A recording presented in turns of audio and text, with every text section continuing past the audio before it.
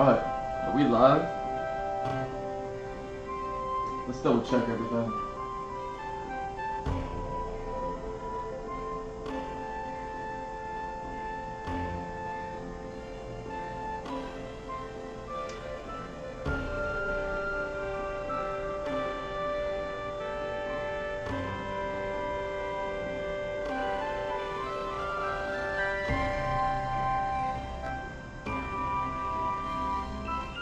Let's double check everything.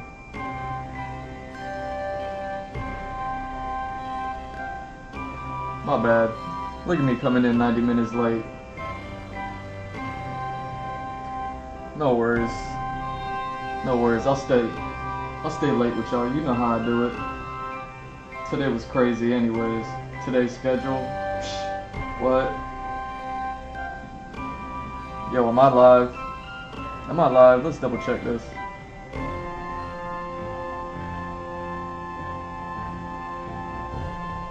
Hey.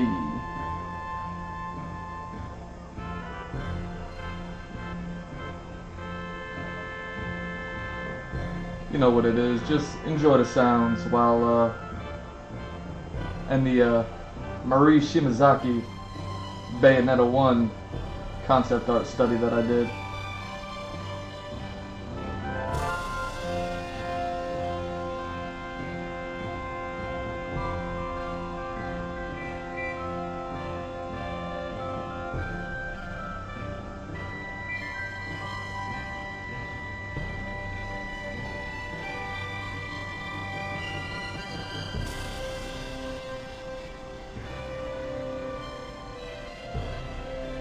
Ah, there we go.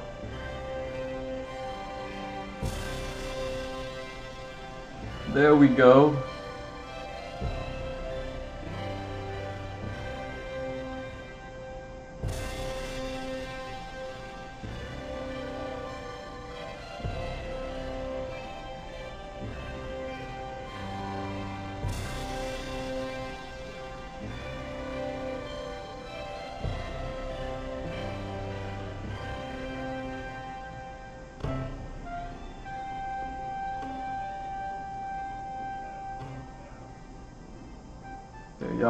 Y'all respond to that notification while you let me blast this out to the world. Man, how my audio is looking.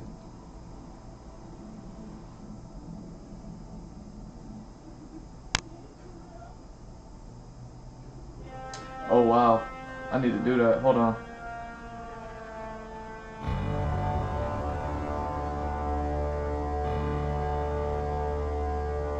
There we go.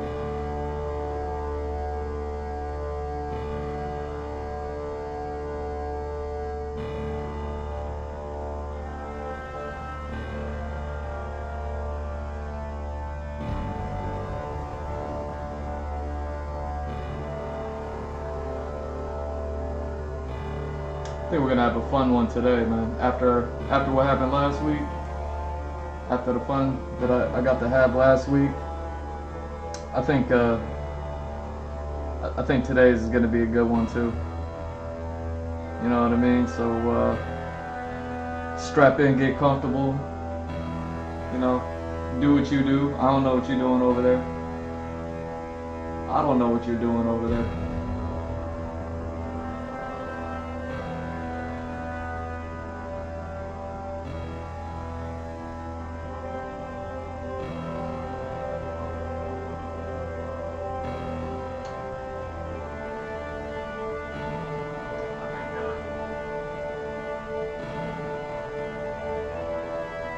Nice.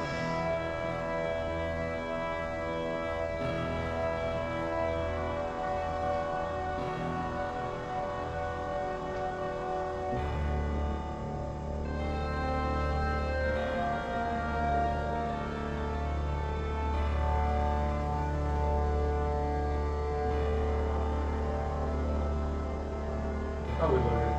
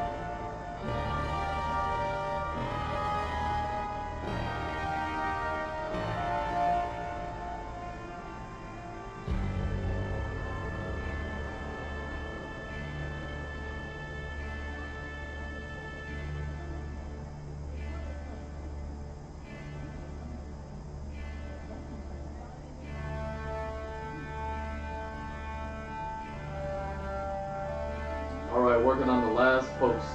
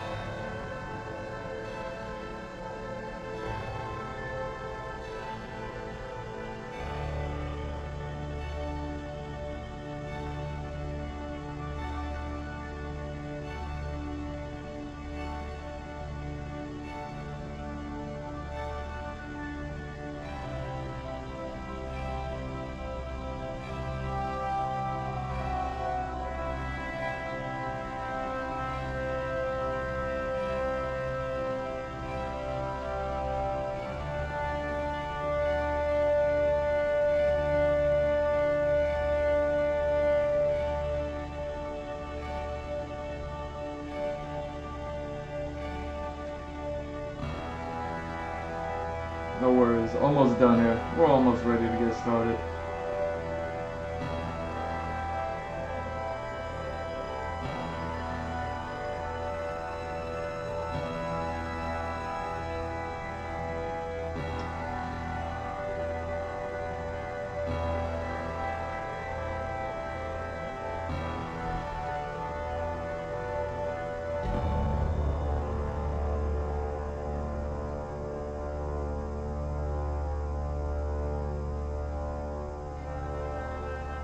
It's actually going to be an interesting one now that I kind of think about it.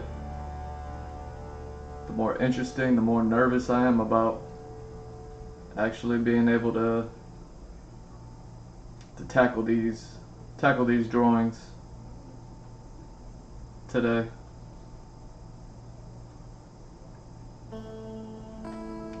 I hope y'all are enjoying the new format, by the way.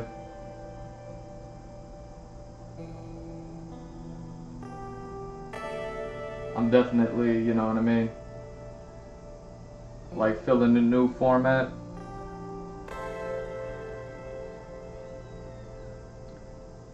I feel like I'm kind of inching towards the goal with as far as like everything goes.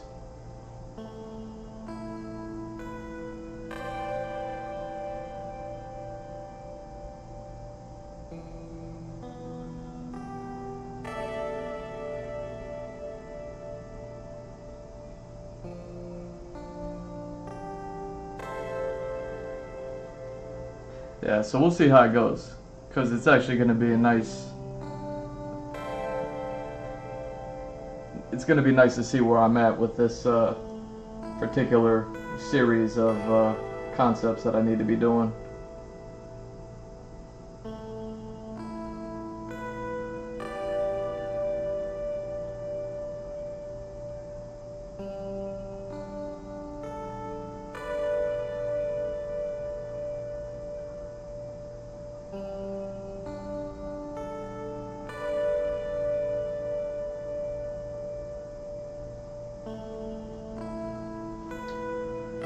Alright, let's do this.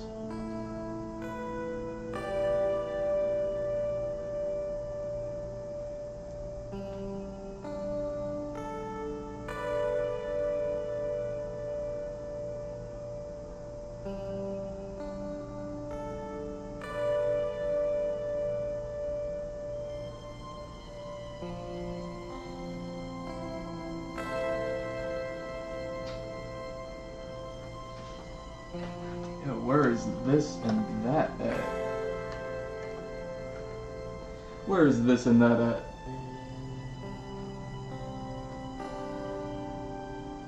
Oh man, I didn't even double check my cameras. Oh no.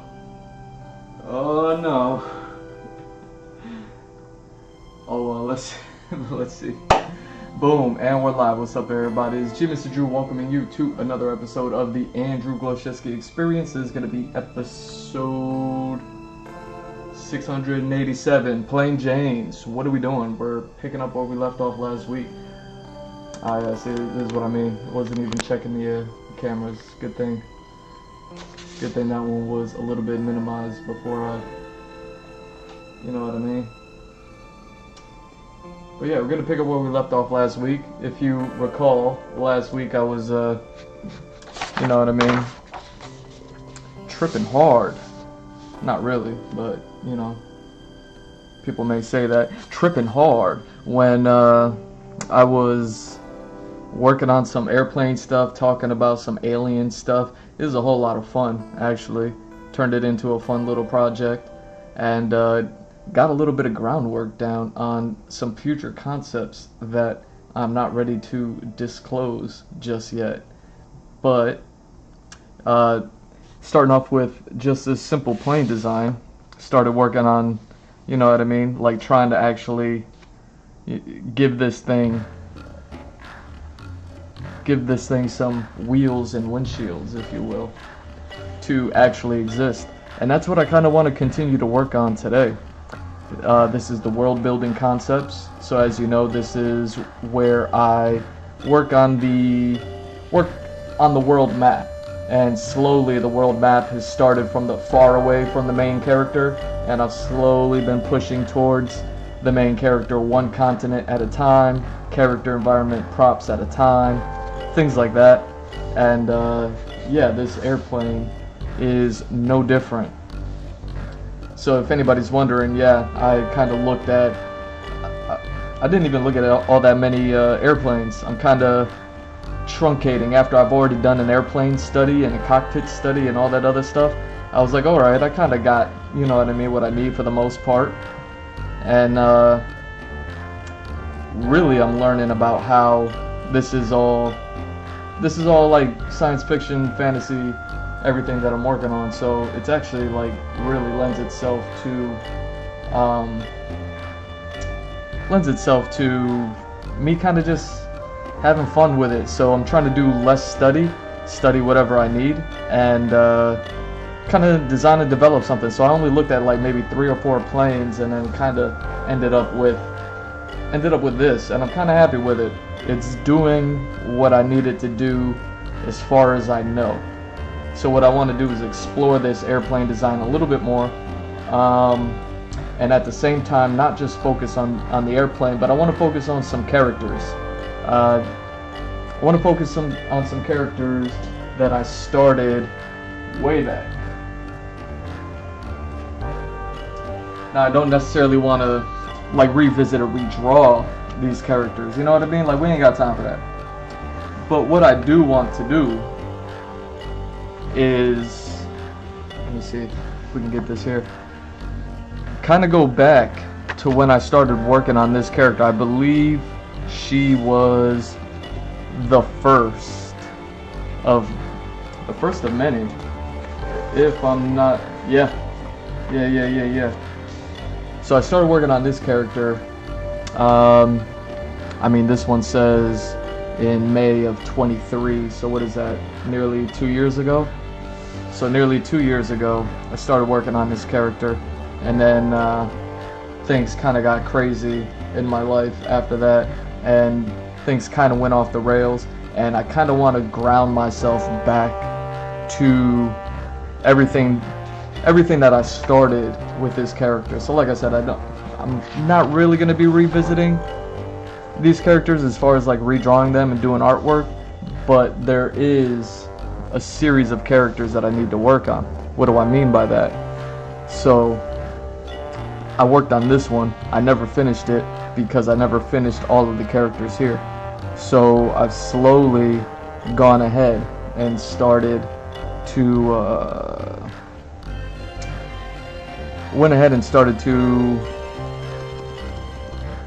work on these characters, and I wonder if I've worked on more since then, now that I think about it. That's kind of like what I need to do today. While I'm working on this airplane, I also want to work on this series of characters simultaneously. And yeah, so for the past couple of years I did 1, 2, and 3. So interesting about this character. I really need to, like, I like this character, I like her design and everything like that, but looking at her here, and this is what I mean about making like a character index that's very, very similar to this here, because looking at what she looks like here and looking at what I have designed there, they're not even all that far off from each other, but they're a little bit off. But I guess that's gonna happen.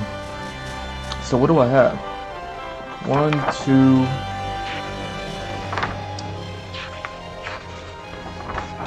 3, and I mean that might be it for the most part. Oh no, 4.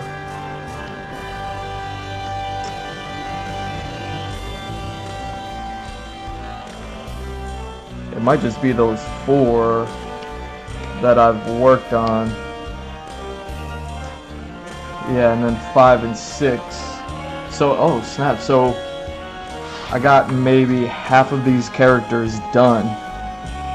Not even done, but I kind of makes sense that we're halfway through them, and at least halfway through kind of something that I started 2 years ago, as far as these characters go. So interesting how this is coming along, because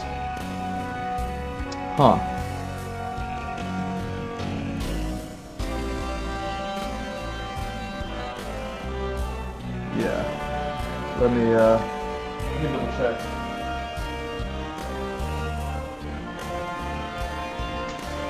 Because now I see the 6 that I have, and then the other 6 that I need to kind of get to.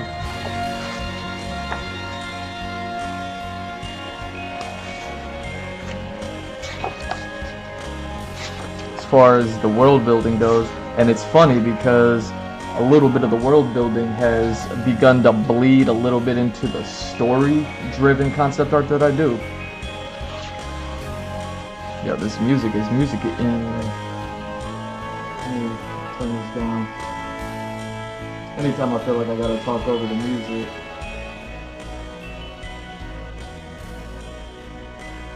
I'll drop it down a little bit.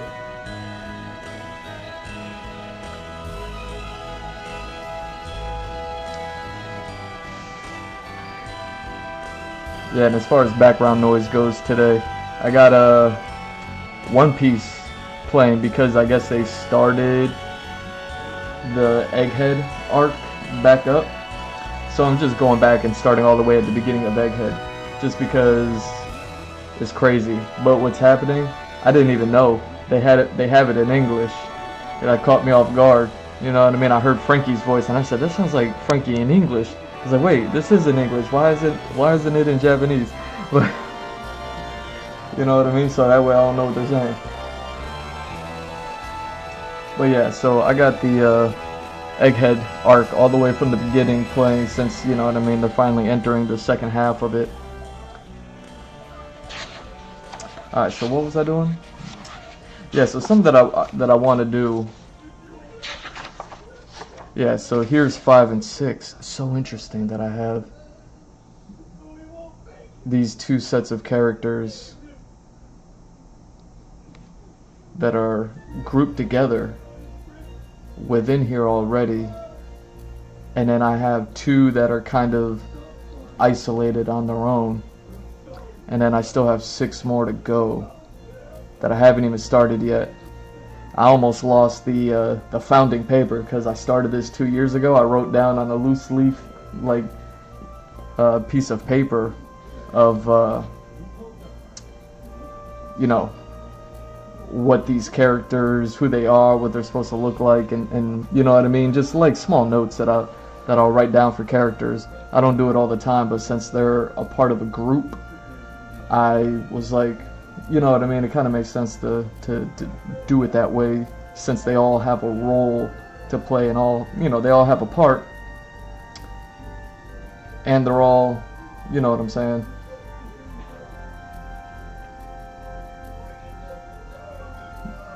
they all have their own individual journeys, supposedly. So yeah, as far as like 5 and 6 go, I think I got enough to at least get started with them. So yeah, we'll work a little bit on the airplane. I want to get some drawings down. We'll work a little bit on these characters. And once I feel like good and ready at some point, I'll just start kind of, you know what I mean, again, not necessarily revisiting those characters, but just trying to formulate who these characters are. You know what I mean? The girl with the cybernetics going on, I haven't even like finished her, since she needs to be done, you know, digitally, like in Photoshop and all that other good stuff. So it's like, that's what I mean by, I don't know how I'm gonna go about doing today. The reason why I was late was, I guess HBO, they dropped the White Lotus the last 2 episodes instead of just the last one, or you know what I mean, just 1 episode and then the last one next week, unless I missed a week, I don't know. But I had like 2 episodes to catch up on, and then that was like 2.5 hours. You know what I mean, which was much more time than I necessarily had. And next thing I knew, I was like, all right, let me go live, and here we are. So yeah, I just got done watching White Lotus. Man, I'm not even gonna talk about it. I'll just say that I watched it for Walton Goggins. I always thought his name was Walter Goggins, but I guess it's Walton Goggins.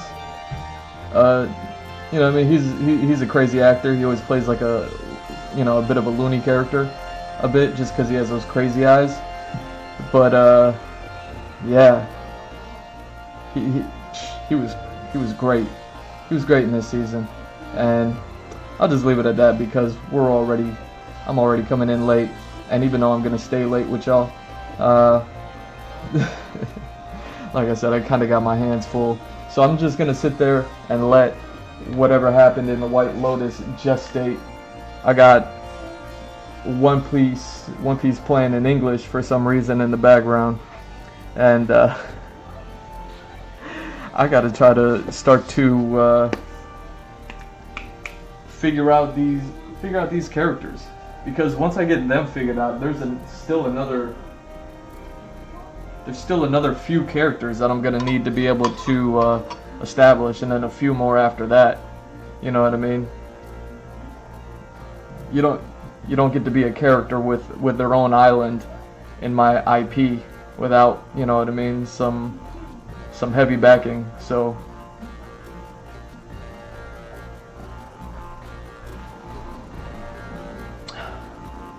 that's what we're doing. Let me crush this tea before it gets too cold.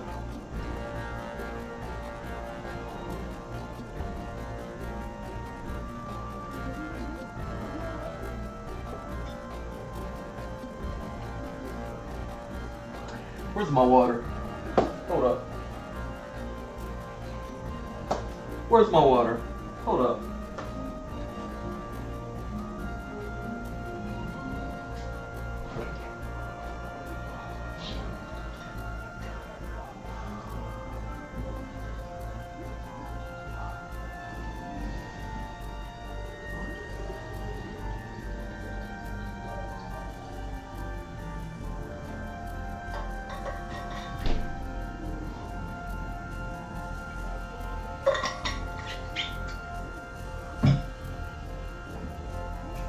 Alright, sorry about that. Usually I already have my water ready and ready. So let's go ahead and do this.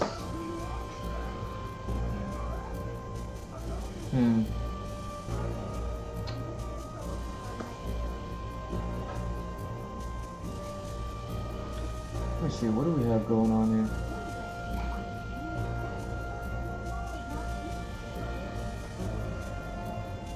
Huh. We'll let that go. I kinda didn't finish having fun with this airplane.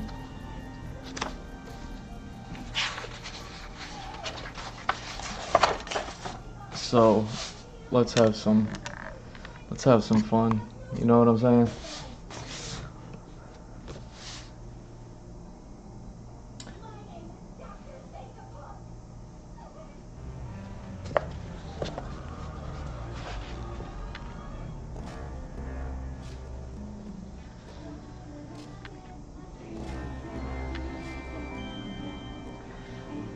Yeah, so One Piece, I guess if you want to say the second half of the Egghead arc, I guess started recently. It looked like they already had like 3 episodes up. Unless they posted 3 episodes to, jumpstart it again. Which is like, yo, HBO drops 2 episodes of White Lotus, and now Crunchyroll is dropping 3 episodes of, or Toei Animation, I suppose, is dropping 3 episodes of One Piece. It's like, yo, what are y'all doing, man? I got stuff to do. You know what I'm saying? Like, I need to be here with y'all, for y'all. You know what I mean?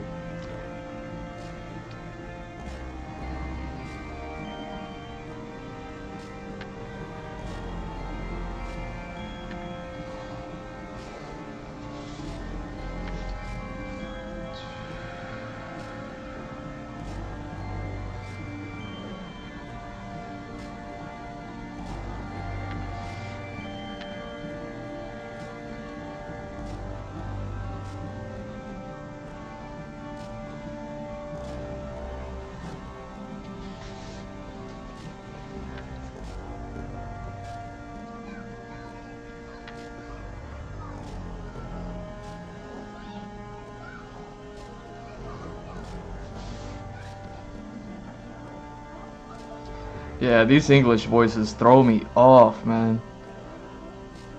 Yeah, I notoriously watched One Piece when it first started airing on Toonami, or maybe it was Toonami, way back in the day. And just like Dragon Ball Z, every time they finished the arc, they didn't purchase like the next season of episodes. So then they would just replay the arcs. So I was like rewatching. I was, always rewatching the anime back then on Cartoon Network. And they got up to, I don't know, the halfway point of Skypiea before they like kind of stopped. So they, you know what I mean? I watched One Piece for years, and then they stopped airing it on Toonami or Cartoon Network, whatever it was. And that's where a lot of people stopped watching. You know what I mean? I don't even know if Crunchyroll was a thing back then. So unless you were like kind of like torrenting it or something like that, not a lot of people were watching it. And even fewer people were like actually watching it like legitimately. You know what I mean? Like actually like in Japan or wherever they were airing it, because they weren't airing it on Cartoon Network anymore. How do I want to do this? How do I want to do this?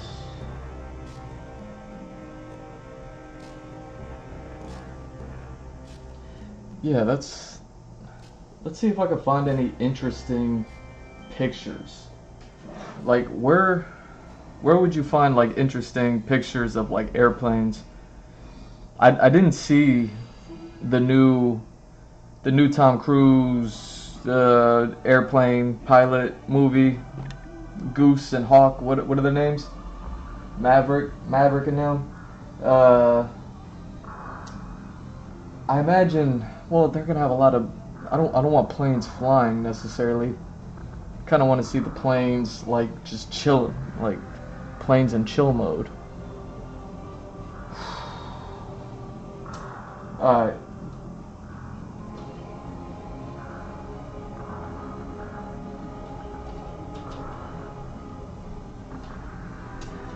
Ooh, military airbase. Can you even like look stuff up like that and actually get like really good pictures? You know what I mean? Like I'm just doing it for research purposes for like the actual like really cool visuals. You know what I mean? Like don't come after me. But yeah, I just kind of want to see like airplanes in their element. You know what I mean? It's a crazy thing too. I've never been in a fighter jet or in like a military plane or anything like that, but I have been every now and then. I took like short plane trips, so it was like, you know what I mean, where you kind of just like puddle hop on an airplane, and I have been on the tarmac of an airport. You know what I mean? So that way you didn't even like take the tunnel to get inside the plane, but you got like to walk on the actual tarmac where they like load the planes up and all that other stuff. Being on there is so different. It's so different being on there and like climbing up into like a smaller plane and stuff like that. But like that's kind of like what I'm talking about. Like I kind of just want to see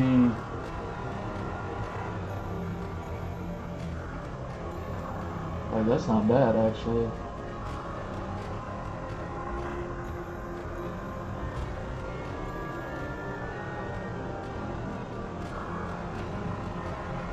Alright.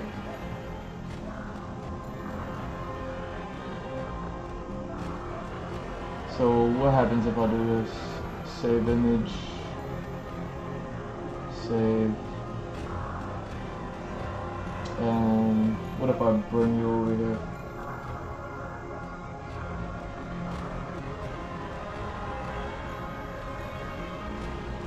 Oh, and please don't be a website image. Please just be like a JPEG or something. Desktop. Was it this one? Yes. Yeah, I don't know where you could like really find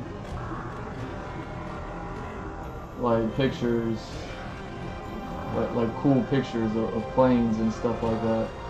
Like there's plenty of them like flying and stuff, but you know, somebody who kind of needs to draw them from any and all angles.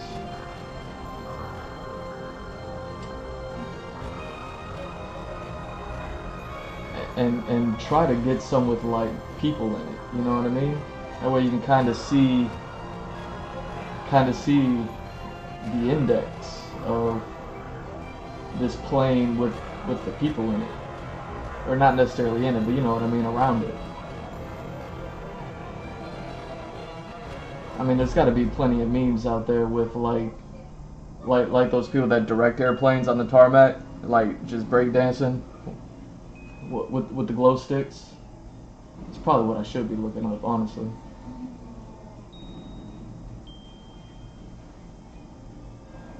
Save. So yeah, let's add that one as well.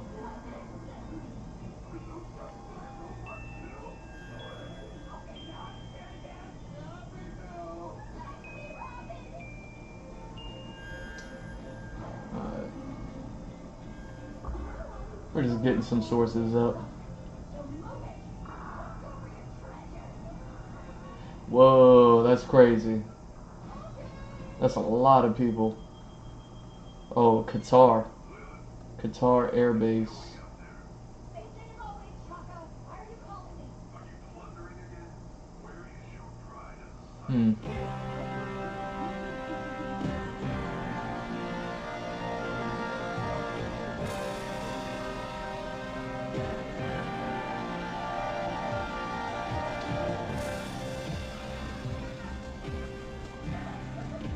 Yeah, sometimes I do this stuff before I go live.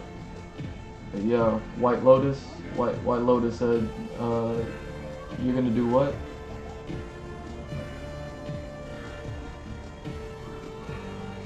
You're gonna do what when? Taha. You know what I'm saying? Don't do that.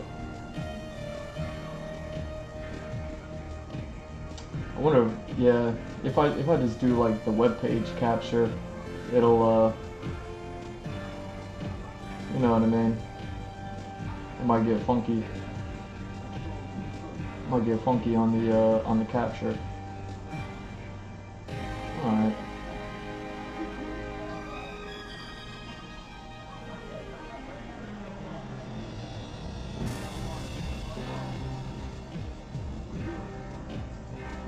Huh. You know what? I'll save this as the last one, and hopefully my imagination will do the rest. You know what I'm saying? Hopefully my imagination will... Pimp, don't fail me now. You know what I'm saying? There we go. So just so y'all can see.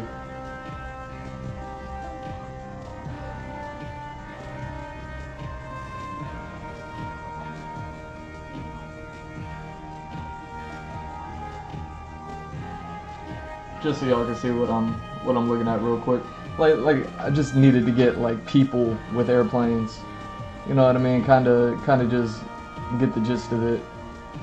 And kinda not necessarily even draw these things, but just get my mind in that place of like, alright, you know what I mean? Except we're over here.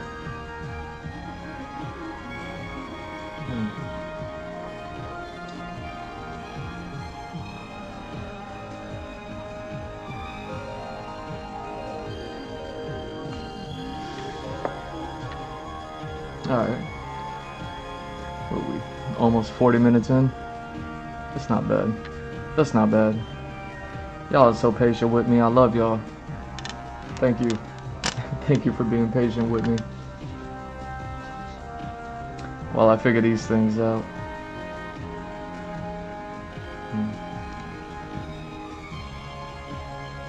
Wonder, should I zoom in a bit?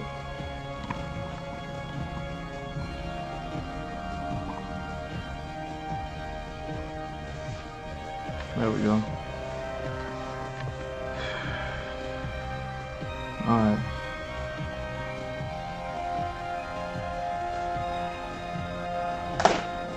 So seeing as I only got 6 characters so far, I'm only going to be able to really draw 6 of them until I figure out the rest of them. Part of me is having a bit of a crises, I think. Part of me is having a bit of a crisis as far as like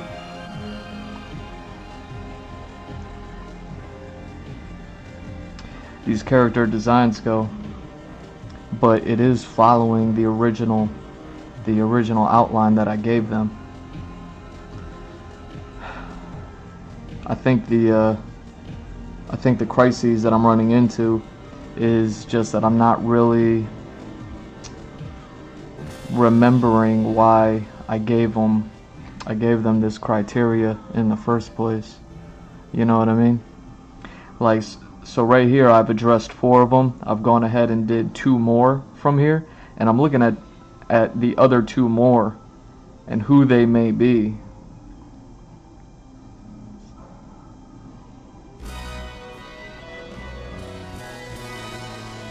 And then it's also like, how have I drawn them and things like that. And do I need, considering these 2 are already in the comic, their designs are pretty much finalized, you know what I mean? At least as far as like their anatomy and their physics and everything like that. I guess it kind of makes sense. I guess it kind of makes sense that it would be these two. You know what I mean?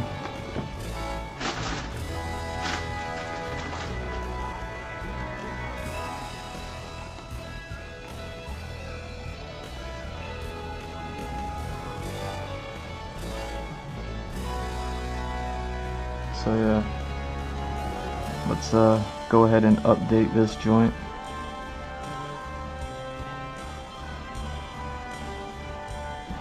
And see, this is the reason why I kind of need to do all this concept art for these characters, is because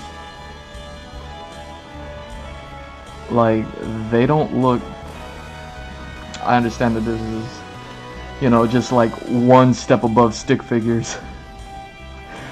But like mentally, like I'm able to put the design to them, and then I do all the concept art to actually kind of like really see it, feel it out, and all that stuff, right? But these characters really don't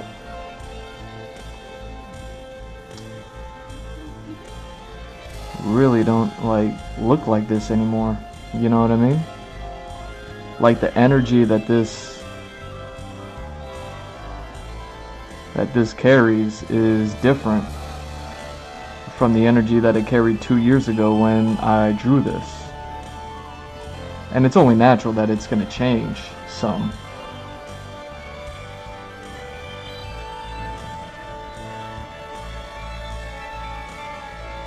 You know what I mean? Like, I anticipated that. But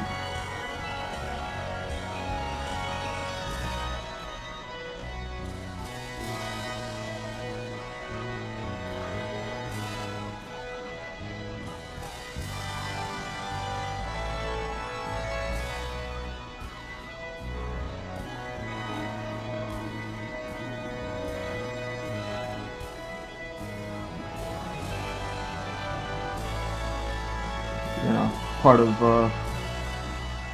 what I'm trying to do here is also like tell a story with everything. Like I said, I got 2 of these characters that are already linked and attached to each other, 2 of them that aren't. You know what I mean? They're a little bit on their own, even though they're a part of this group. And then another 2 that are a bit linked and attached to each other. So I'm naturally already like telling a story with these characters here. But yeah.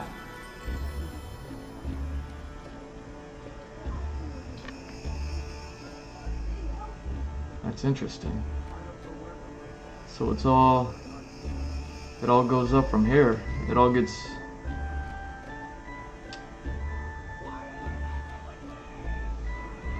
maybe that's what it takes. Maybe that's what it takes. Huh.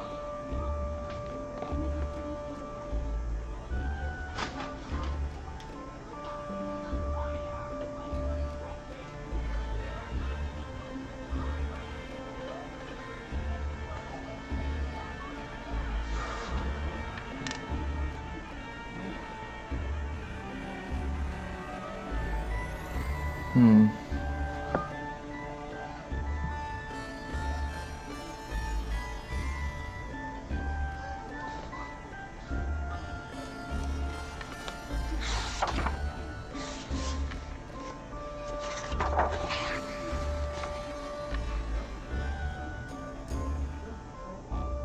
Okay. So that's what's happening.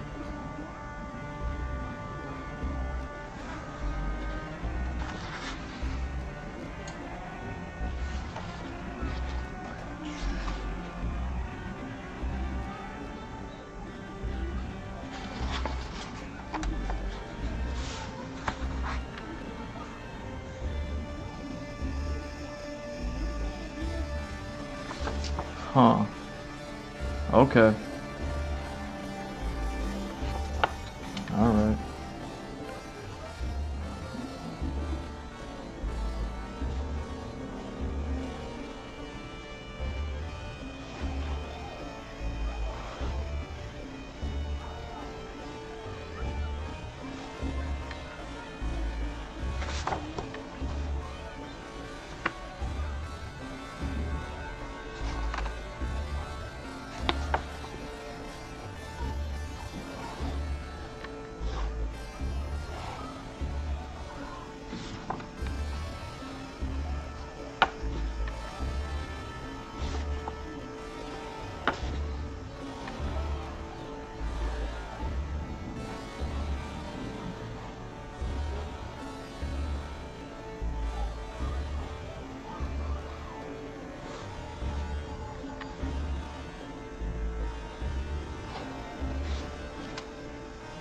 Here we go. What's wrong with these people, man?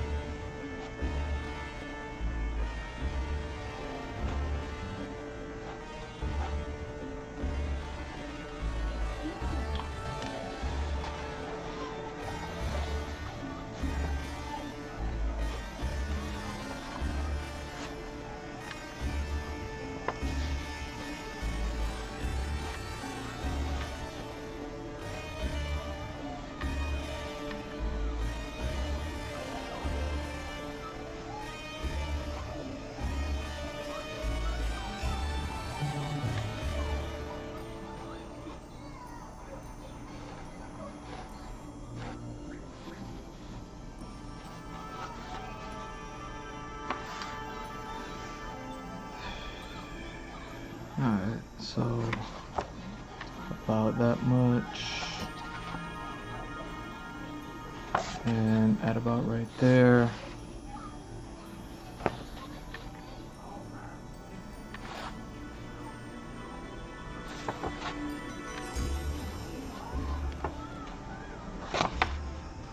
And how do you do? You go.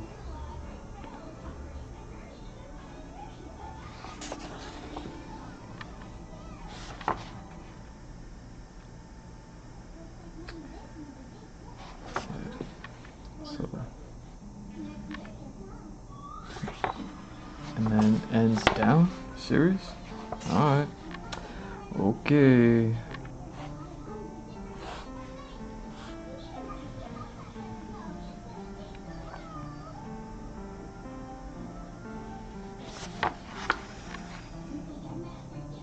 And then yeah, it's quick.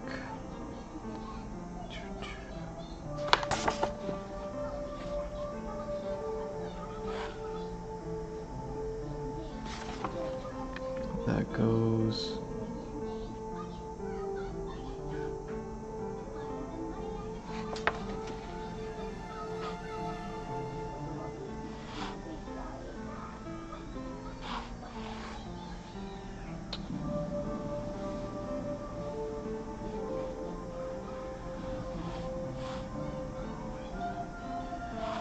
Down. Up. Here to about there.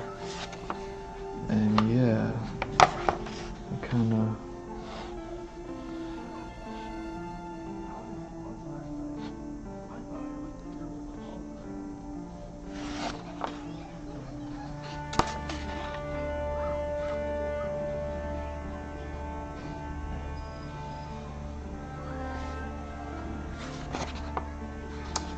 what about you? All the way, and then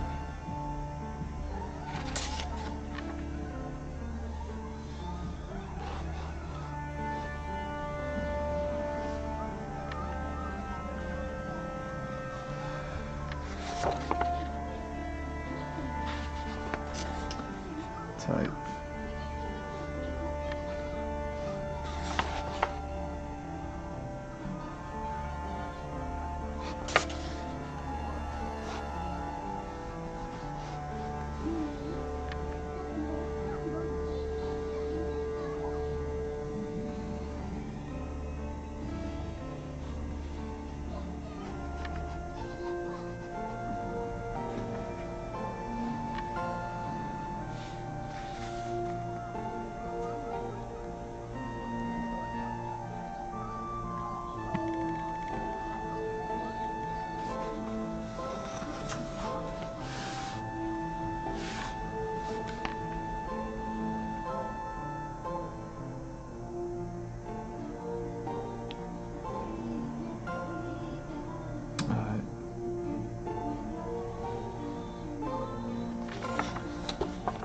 What about that?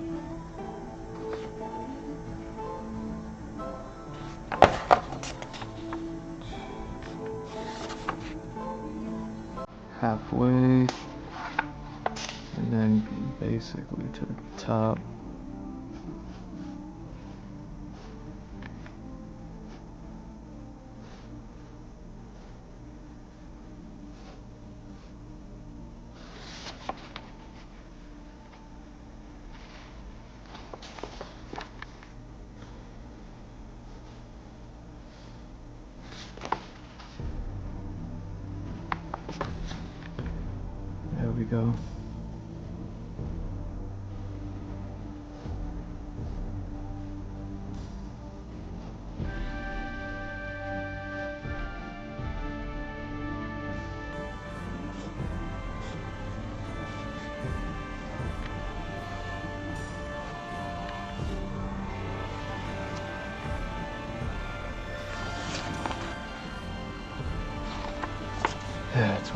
thought. So if you're going out like that, then you gotta be going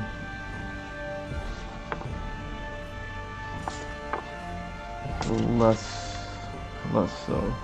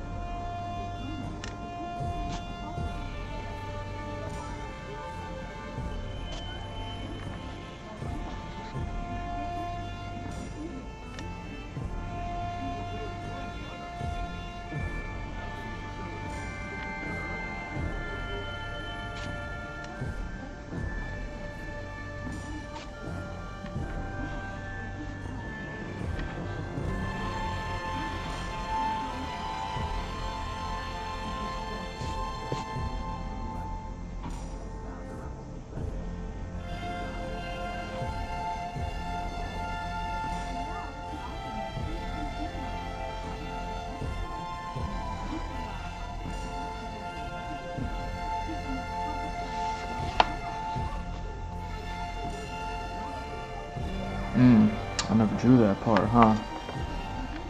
Okay. That's interesting. This is why I draw things from different angles, is because it's like, ooh, I didn't address.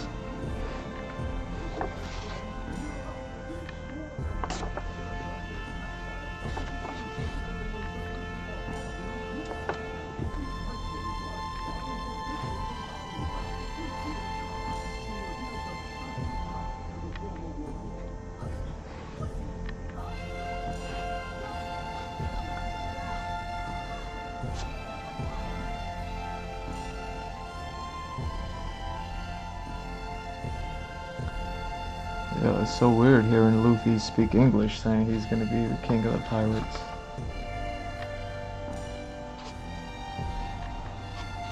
I'm so used to hearing it in Japanese, you know?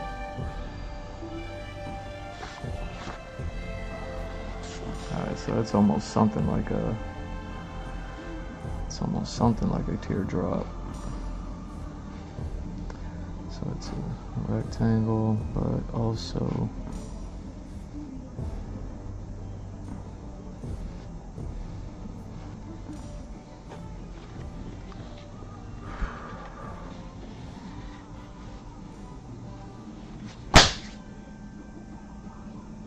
dang. Nope.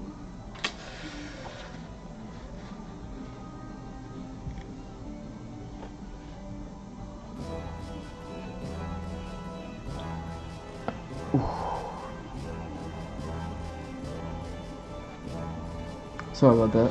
Y'all awake? Y'all awake now?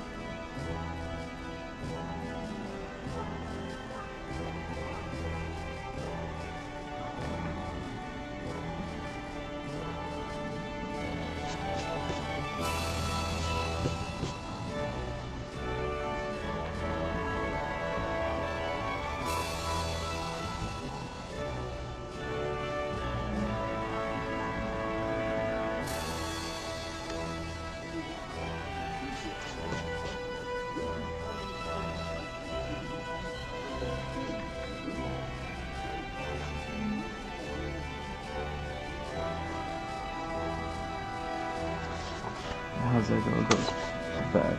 I thought so.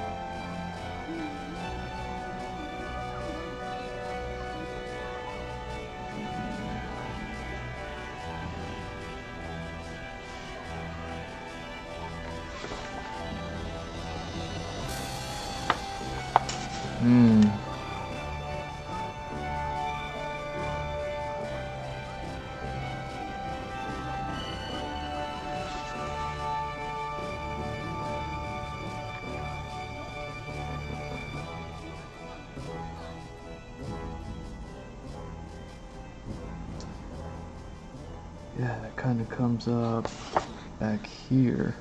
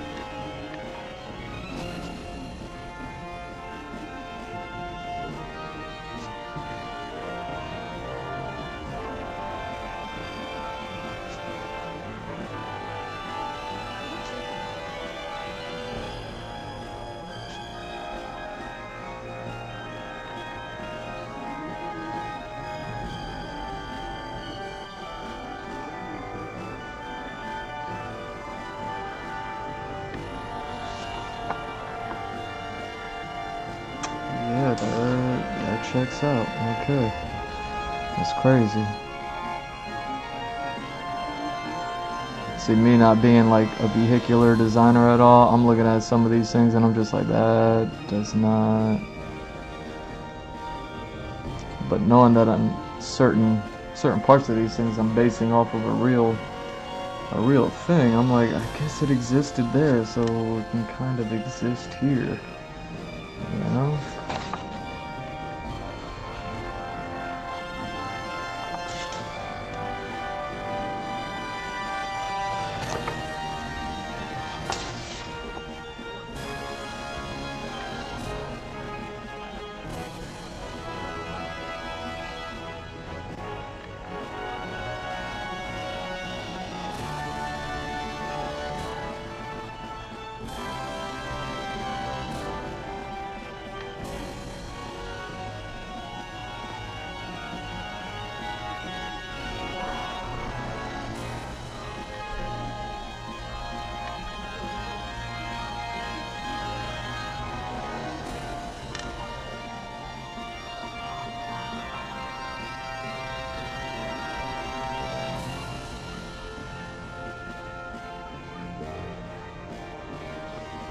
I don't want to do it that way, or do I kind of want to do it my way?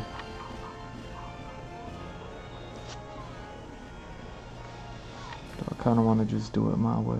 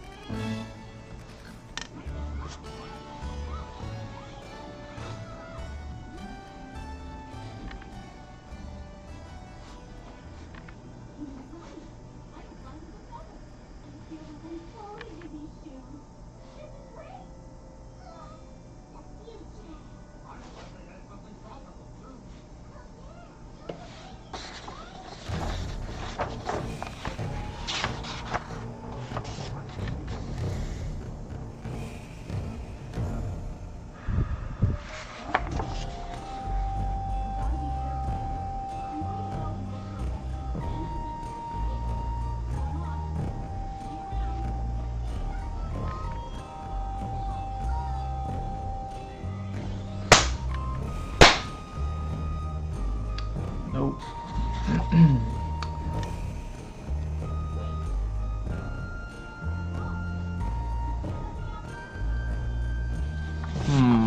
How does that go?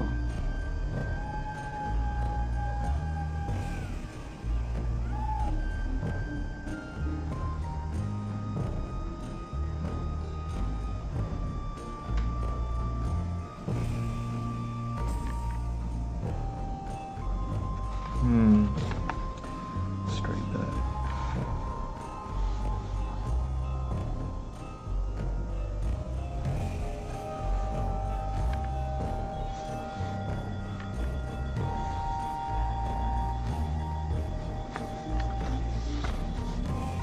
Oh, that's so crazy. So as soon as Bonnie goes, that's when they run into Kuma. Or at least a Kuma clone. Cause that could have went a whole nother way.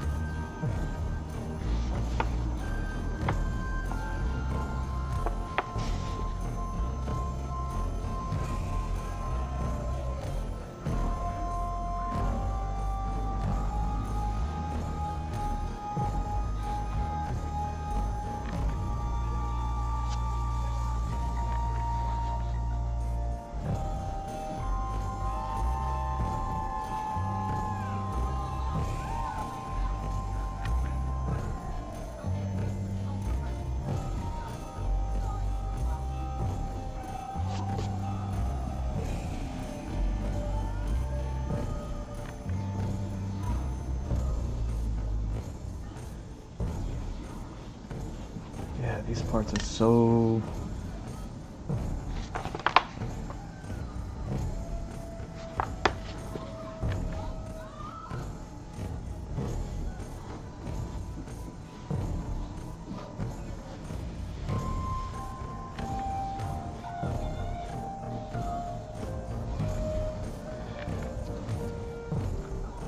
Yeah, these parts are so funky.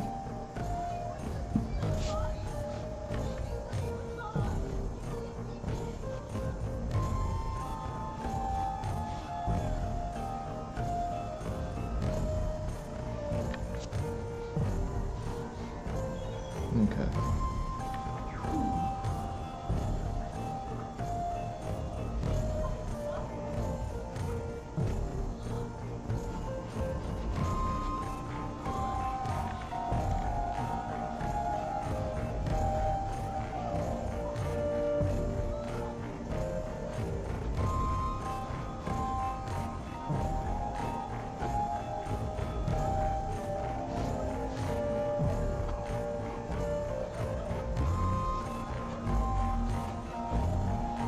Yeah, this show is so much different in English. I think it's just like the tone that people speak with in Japanese.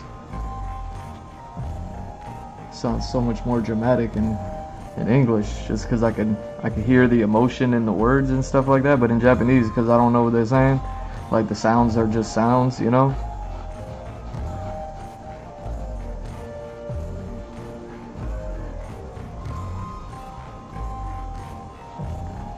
Even if I pick up a word here or there, I don't necessarily pick up on the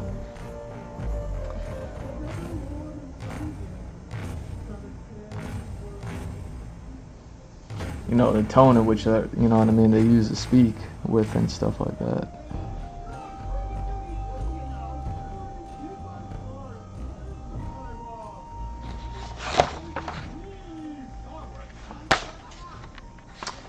Oh wow. So that suggests that this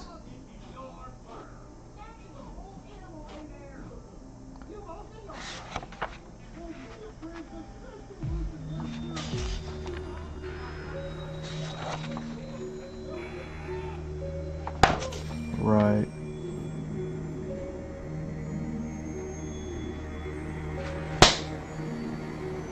Nope. Nope. Come on, man.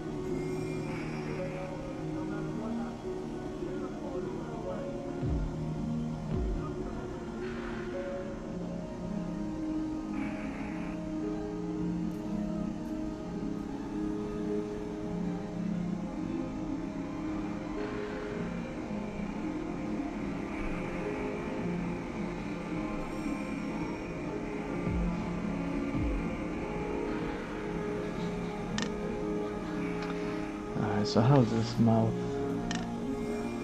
kind of go?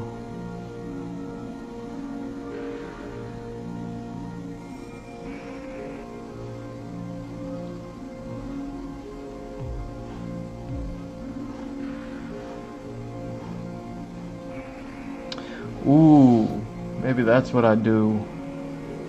Back in the day, I used to work for this company, and we had just started doing, I worked in dye sublimation, and we had just started making this new product.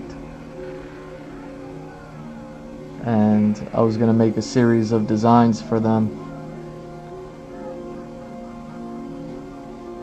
And we never got around to doing it, and now I actually just recently found myself in a position where I can create that product. And I was just thinking about what sort of designs I could do with it, and how much do I even want to do it, you know what I mean? Because we're talking about something that's like years old now at this point. But now I'm like, oh wait, I can just design all those things for myself. You know what I mean? That little project that we never got around to finishing.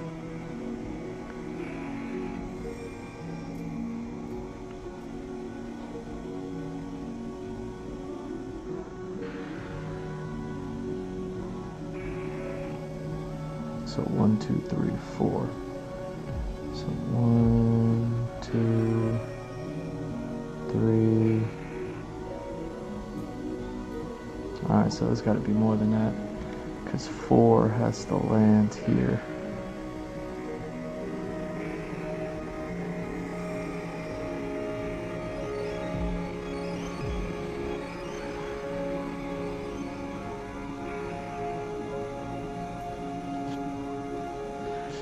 Talking about this company I used to work for years ago. I went back and you know, you ever like kind of go back and look at, I don't know, I guess people often talk about like their ex-girlfriends, whatever, and they'll like see what they're up to, or you know, girls will check on their ex-boyfriends just to see what they're up to. And something that I like to do, because I don't really care about my exes like that, but every now and then I'll check on like old companies that I worked for or that I've done work for or anything like that, and I'll see like what are they doing, what are they up to, are they still doing stuff, you know what I mean? Not even to reach out to them or anything like that, but I'll do it just to you know what I mean, just for myself, just to see what they're up to. Ooh, so that's how that goes. Okay.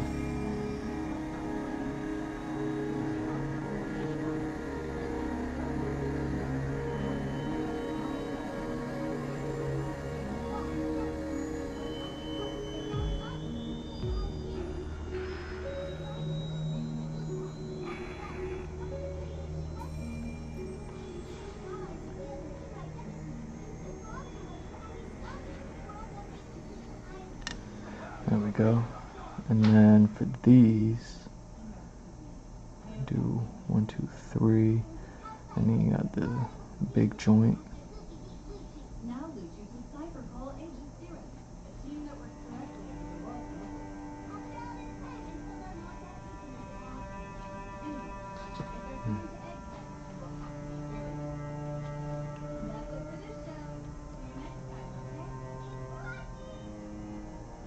Nope.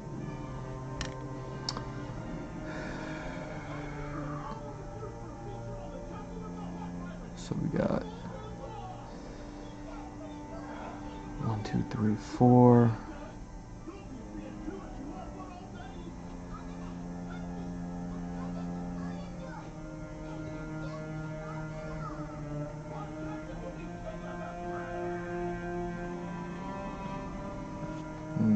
You know what?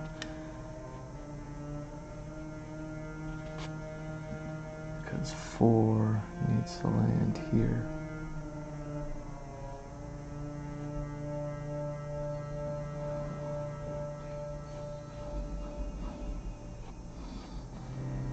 Same thing.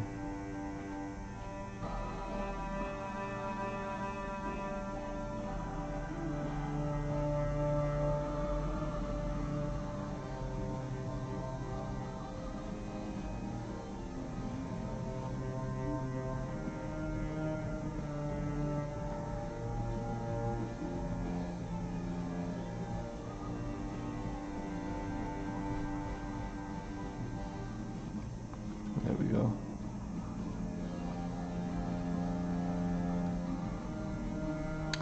And then what? 1, 2, 3.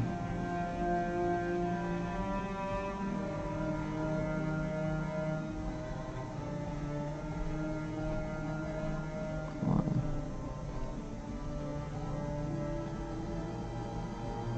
2, and yeah, 3 falls back here.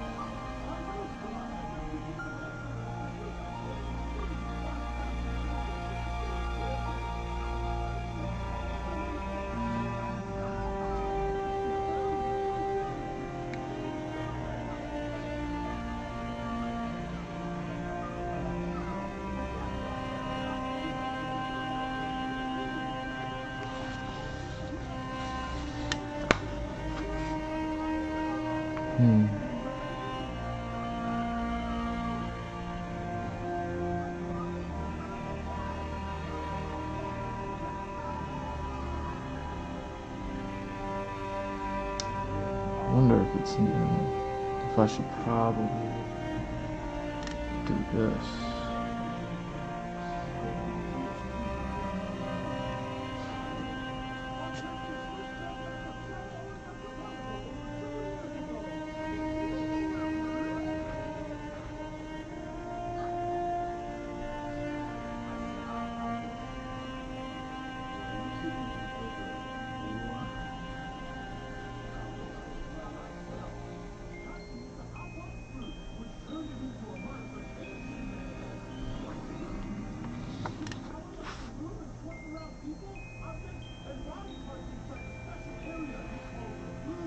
Yo, I've never heard Laws and kids' English voices before.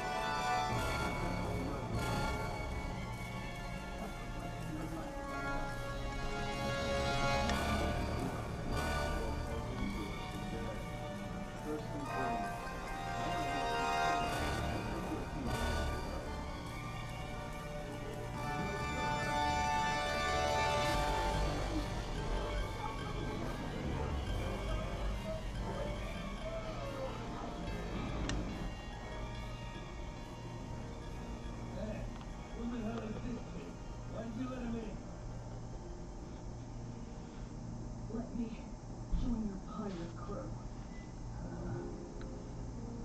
It won't be long before I'm dead.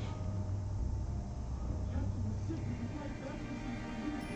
He thought he was gonna die, but Dulciminos on the corner wouldn't give up on him. I got those Captain was dead.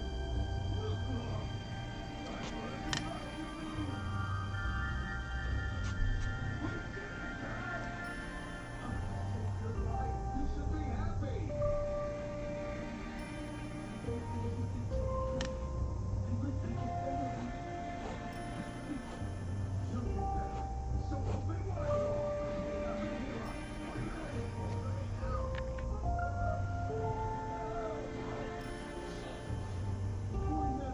Hmm.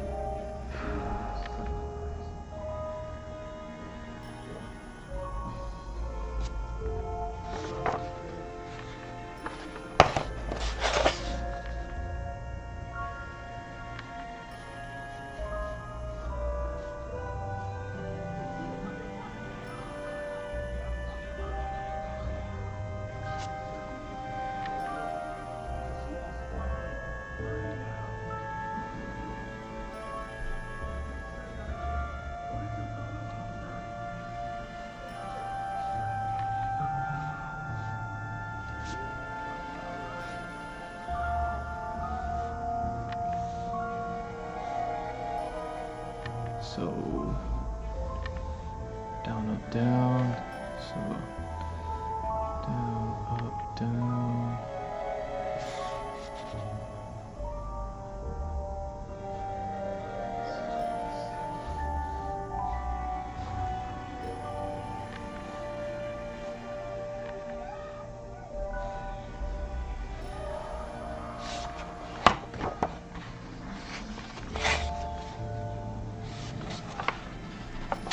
Okay.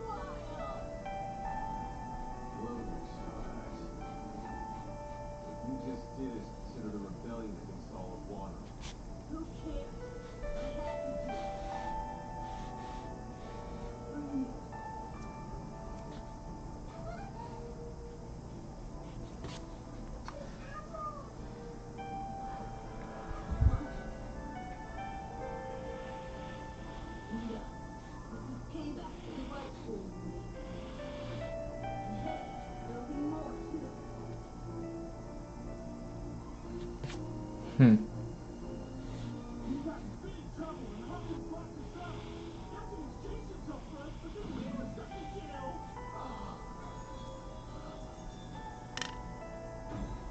Big knew what was up, and when he cut, Captain was able to escape.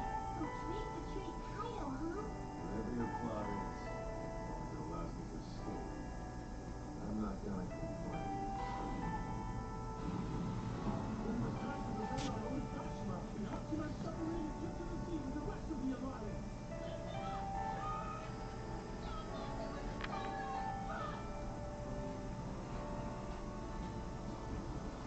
Forgot you were dealing with pirates, didn't you?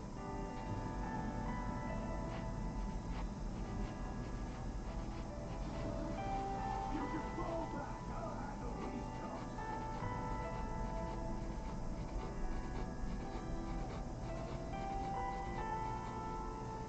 It was made for pirates like us.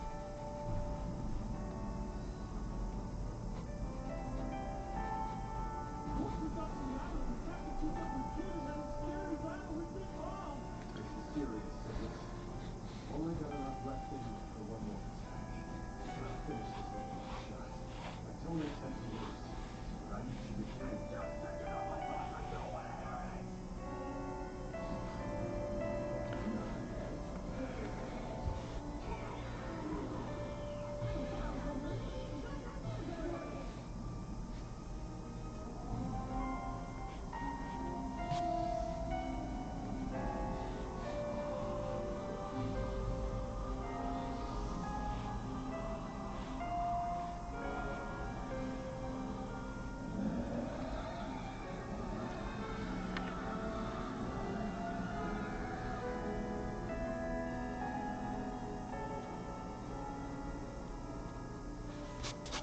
Yeah, why is some music just went low, huh?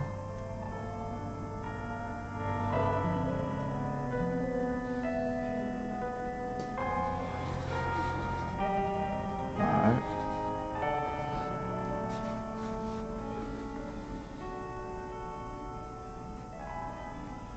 My bad.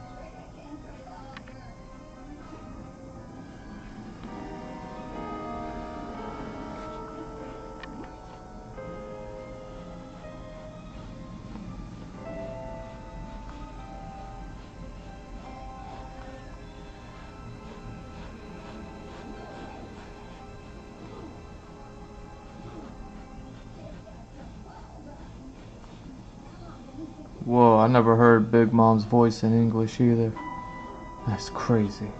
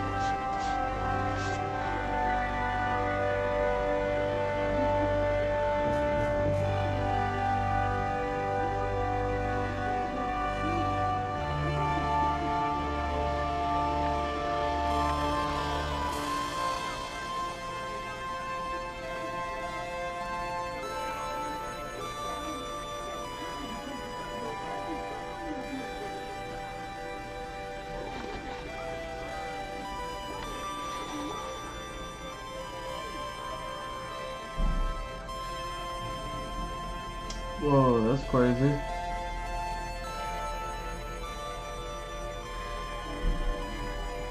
Alright. I'll take it. I'll take it. Thank you. Sorry, I'm checking notifications. Here I am thinking I'm in trouble. I'm like, oh no. I'm like, oh no, I'm in trouble over here. And no, it's good news. Thank you. I don't know how much I'm like actually prepared to talk about it, but I'll just let it be. Let it be and be appreciative. How you doing, chat? It's been a minute since I checked. Nobody ever talks here anyways, so I'm used to it. Welcome to the stream. You know what I mean?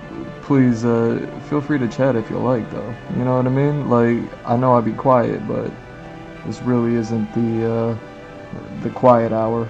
Doesn't have to be, is what I'm saying.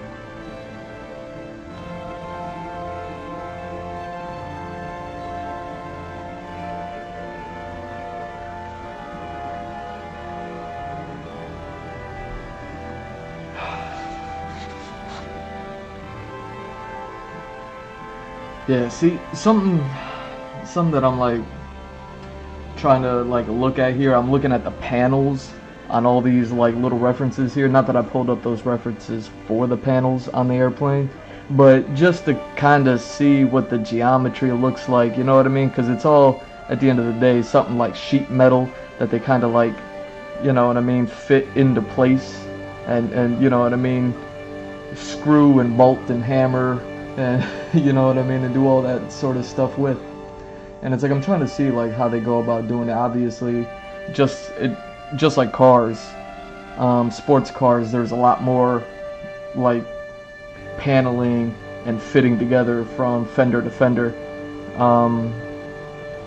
So like on these fighter jets compared to these bigger planes, there's obviously a lot more to it. But the bigger planes, you know what I mean, they kind of just have like a giant sheet of metal that's just like slightly curved, and then they'll have them all like kind of sequentially lined up.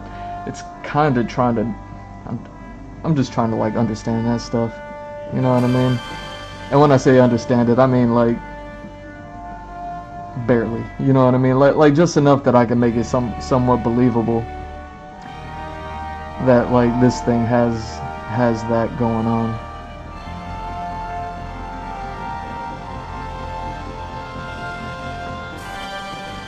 But it's so strange now that I'm drawing this. You know what I mean? Like now that I'm drawing this, it's a little weird that this cuts back. This cuts back to about this point. So you see like this point is aligned with this point, which is aligned with that point. So that's like a triangle right there, essentially. You see what I'm saying? And then, you know what I mean? But drawing it from all these sort of angles is just difficult, naturally.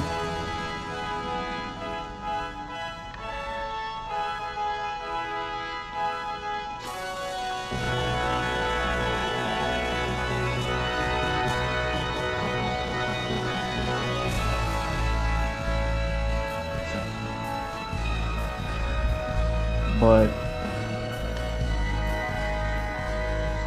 I'm trying to look at the landing gear. What I'm trying to do right now is draw this actual plane as if it's like seated on the ground, much like my references there, you know what I'm saying? And it's so funny, you could draw something and make it make so much sense, and you just draw it slightly some other way, and now all of a sudden it's like, nope.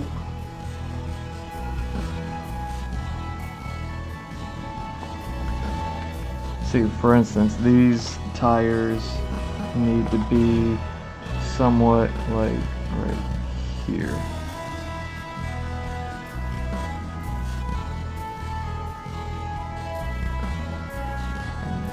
sets of them, and we kind of got the gear, and then the feet kind of kick forward and then up. See what I'm saying?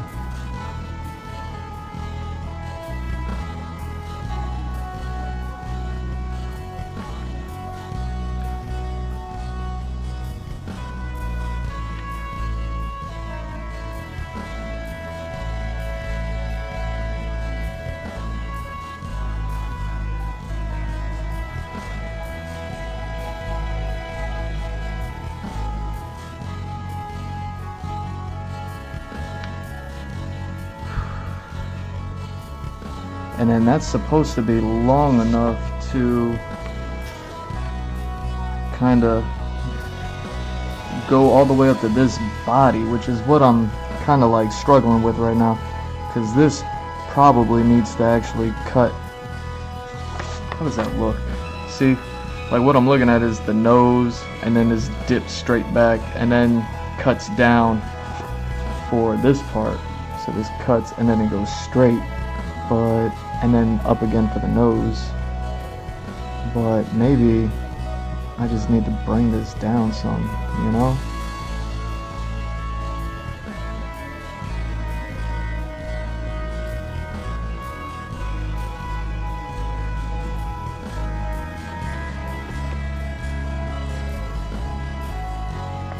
Because then what I've been oh my goshing about is like the feet, the landing gear here,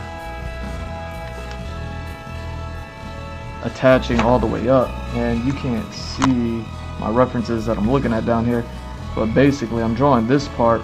Part of what I'm looking at is how wide this body is and how not wide this body appears to be. Not that it's not big enough, spacious enough, it just doesn't appear wide, you know what I mean? It's appearing a little bit more spherical. I need it to be a little bit more cylindrical, you know what I mean? Or ovular, ovalar, oval, more like an oval. More like an oval, which would mean that these would kind of round out a little bit more.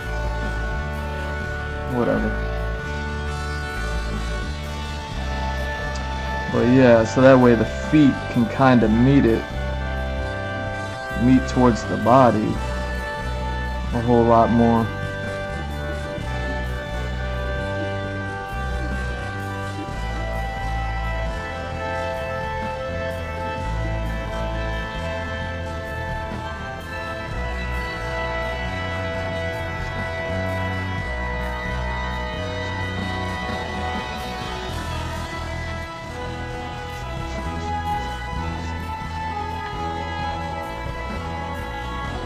And same thing. So we get 1, 2, 3.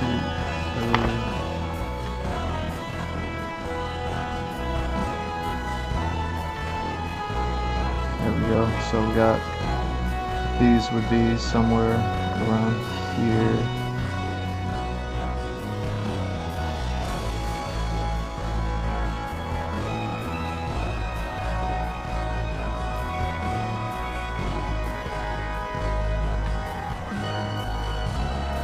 Shoot back, and then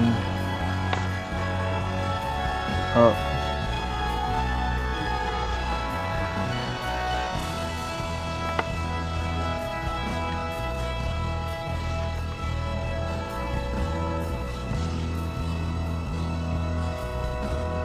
Once we get in there,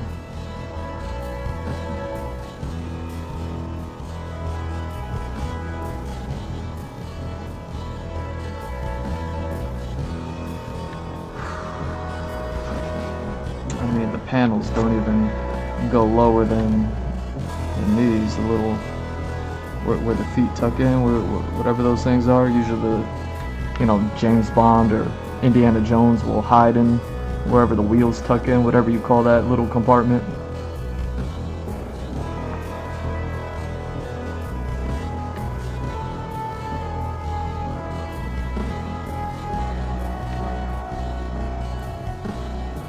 Something like that.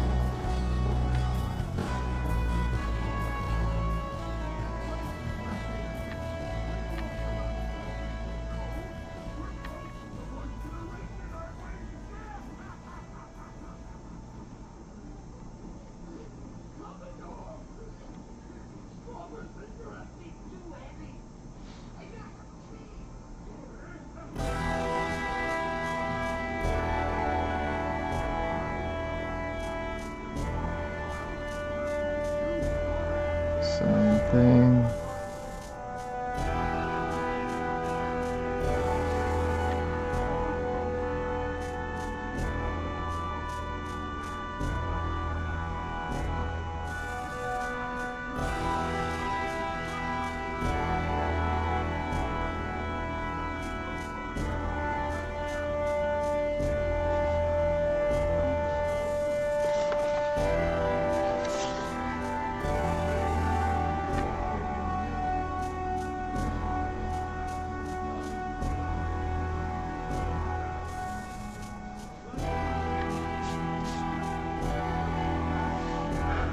Alright, feeling a little bit better. Feeling a little bit better. How about this? And now same thing. We need another compartment, another series of tires back here.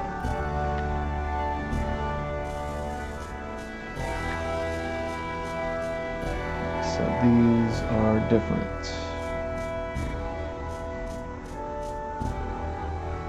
So we have here, back.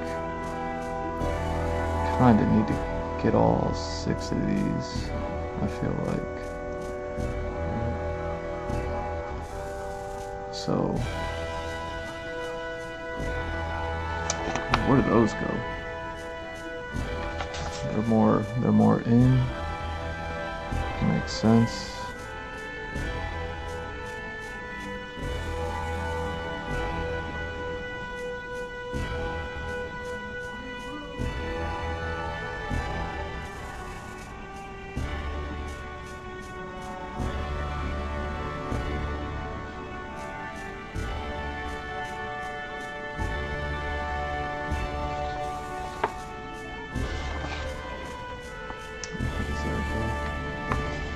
Same.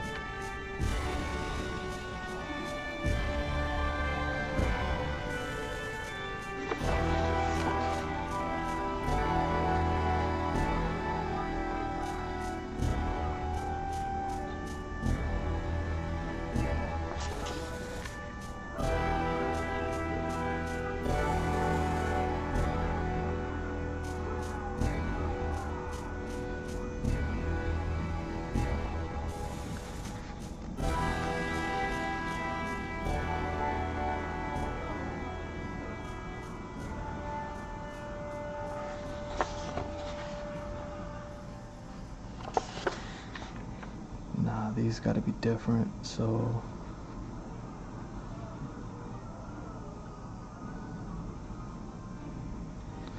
there we go.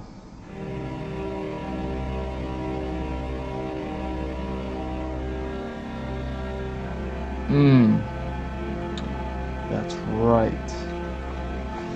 What did I do that for?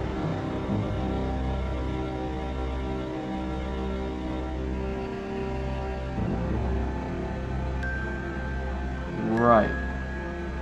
So in, up and back, in, up and back.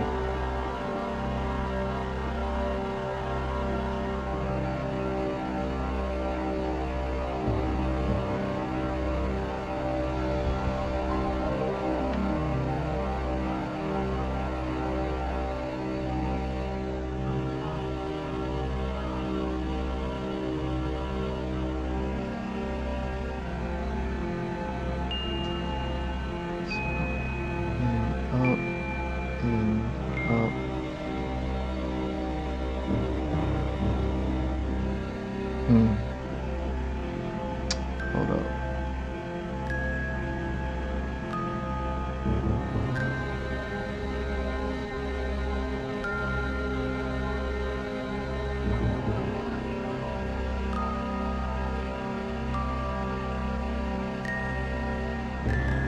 Is that how it is?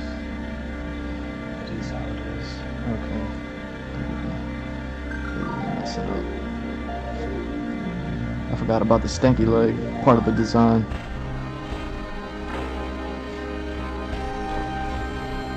So because of that, this goes in and then goes up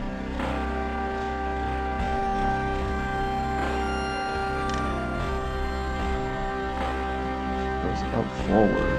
My bad. So that goes in, up forward.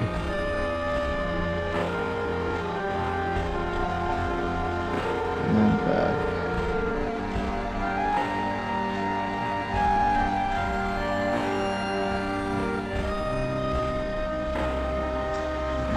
Same thing. So I think you get 2 separate panels.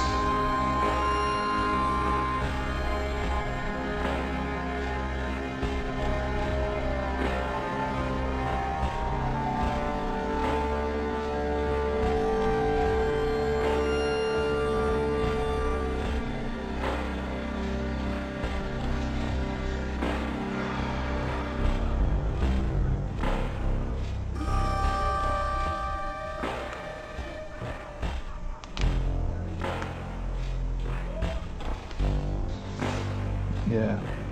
See, I needed this plane to look a little bit beasty, you know what I mean? But man, it's trying to understand the intricacies of all the angles of everything.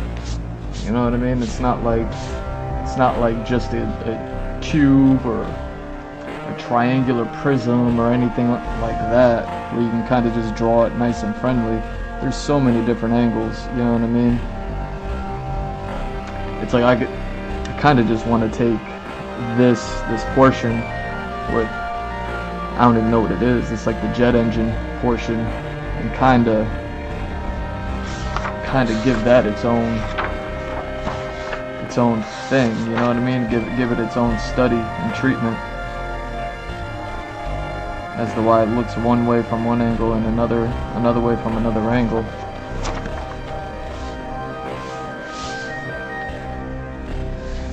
So yeah, let's do this.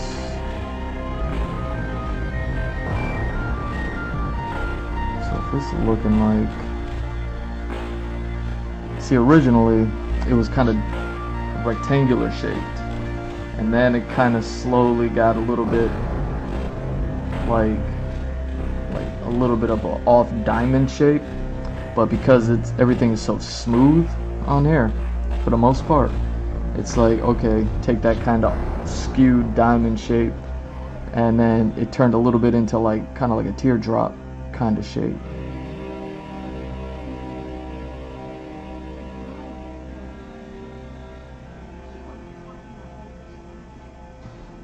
Where, you know, you could still fit like a jet engine in there, something like that. You see what I'm saying?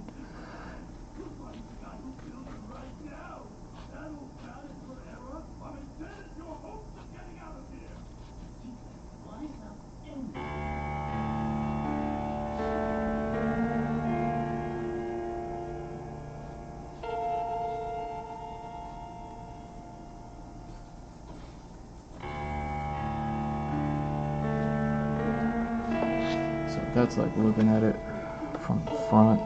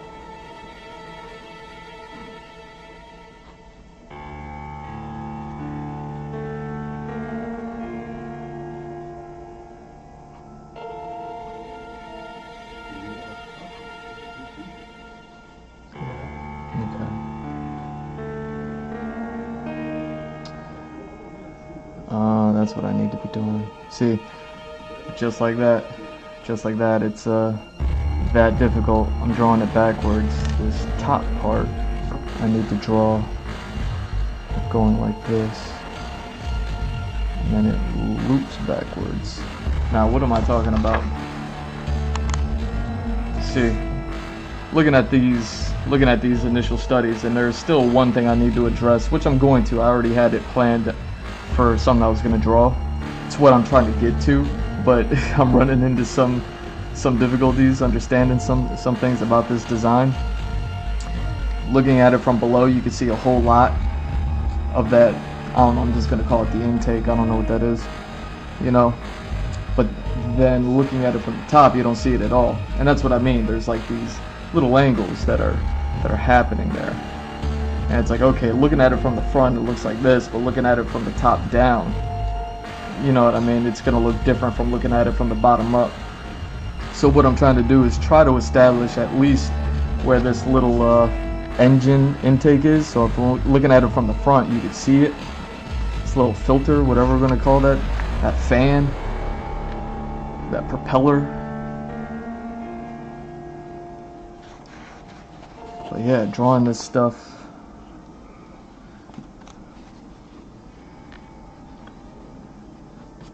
Drawing this stuff is crazy, man. Because technically that piece wouldn't be until about here. So that's a whole lot of overhead. That's a big old hood on that thing, you know what I'm saying? But I guess that makes sense.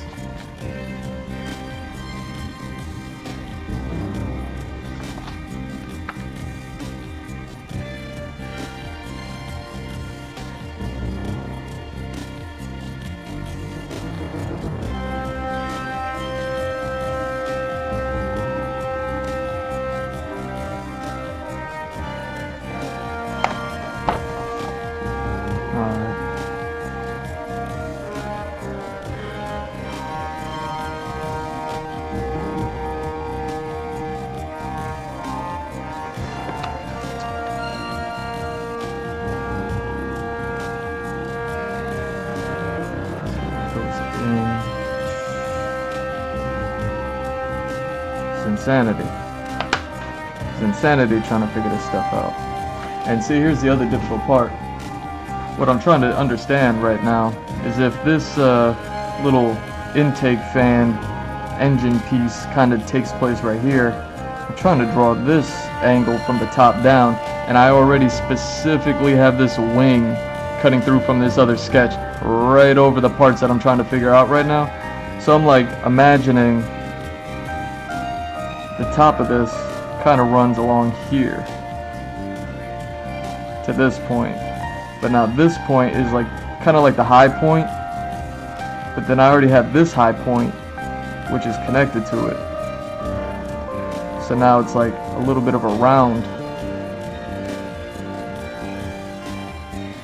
which really isn't depicted here, you know what I mean? And it's all thanks to this wing cutting through. I was able to kind of ignore that spot. And that's what I mean about drawing these things from all sorts of different angles. Is like,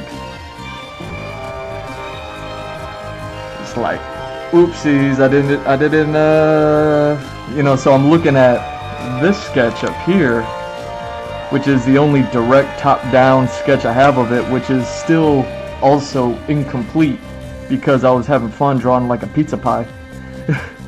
And the parts that are colliding right here are the actual engines. So you have the nose of the plane. That's where all these little pizza slices are meeting, and then the engines are about right here. But that's what's all colliding into each other as far as like this design goes.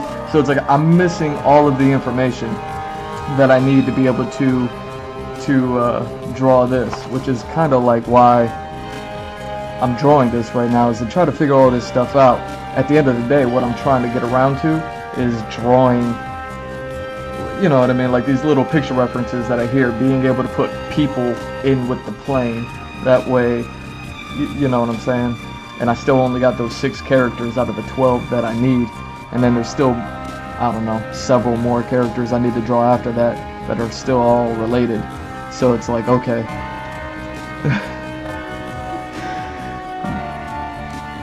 The struggle is real. So this is kind of like looking at this engine from the top. And what's neat is I still have the high point and the low point like directly above each other, even though there's like this straight angle and then it rounds off, and then this one kind of slopes instead of rounds, and then this is almost, and that's that skewed diamond look that I was talking about that kind of turned into a teardrop. But anyways, looking at it from the top down, if the fan is here and the fan at the bottom is here and the top, that's also rounded.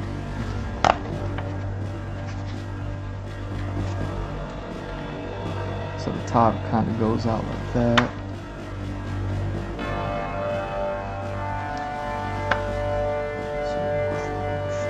So it's about 1.5. So if it's here, 1.5 there, so yeah, that's about right. That's the cut, and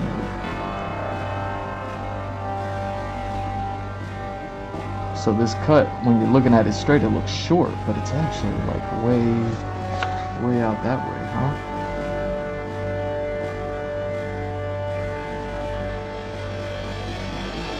Unless it's cutting straight across, in which case the plane itself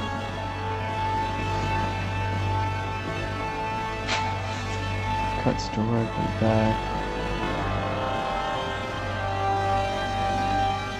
Okay.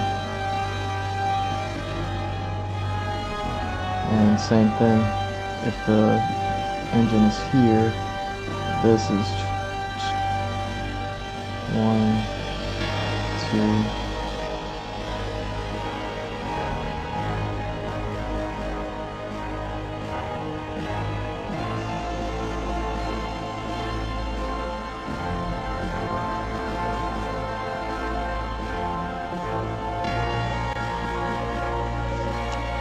Yeah, because then the nose picks up from there.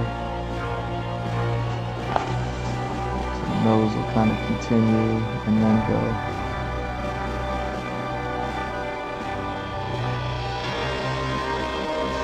And what about the window? The window's about here-ish.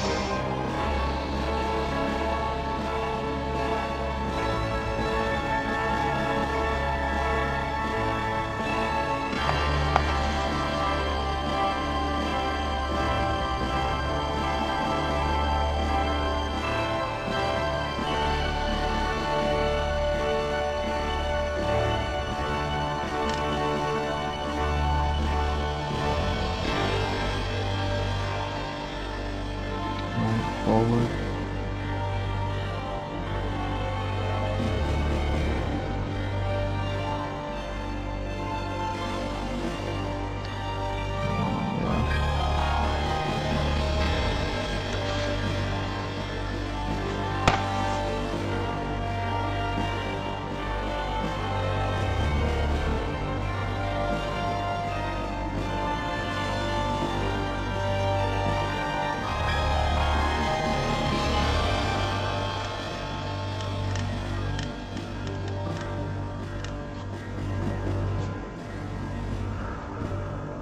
Okay.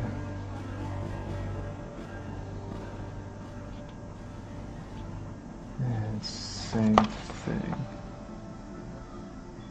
Kind of shoot straight and round off.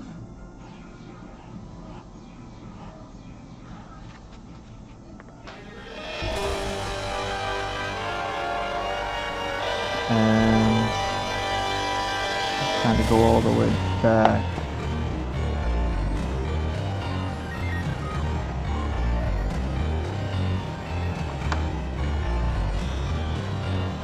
To about halfway down for the wing.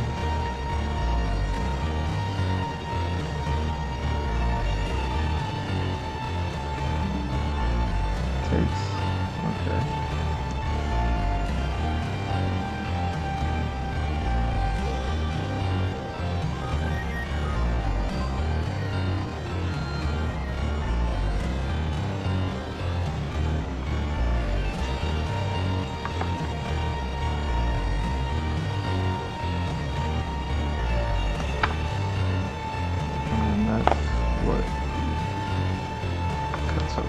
here to this thing, and that cuts back. Okay.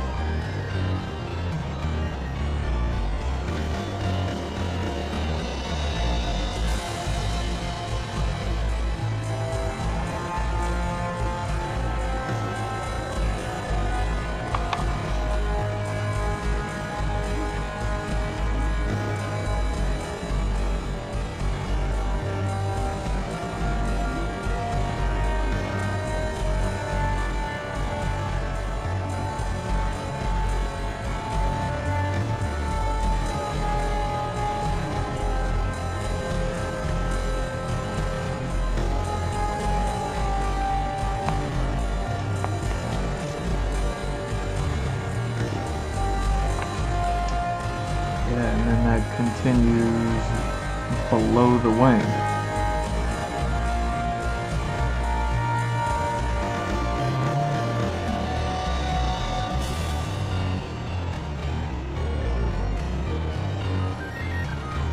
Okay. And yeah, that's still kind of cuts that way. Cool. Now let's draw this same thing from below. Sorry. Yo, I'm not seeing what I'm drawing. This is a good thing. This is a good thing, because this is a nightmare trying to figure this stuff out. Essentially, these are all notes. So that way when I go to draw this thing from any angle, it's like, ah! Figured that part out.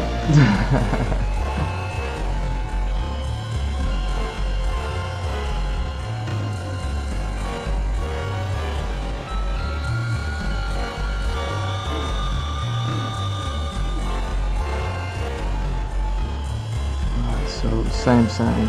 Let's draw this thing from below.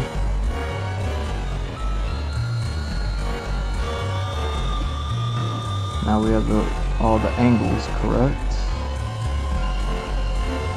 So the angles will be the same. How it looks will be different.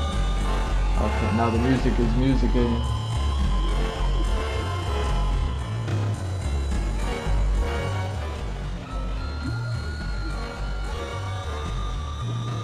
Sorry about that, y'all. You know how I do it, man. I get lost. I get lost in this stuff.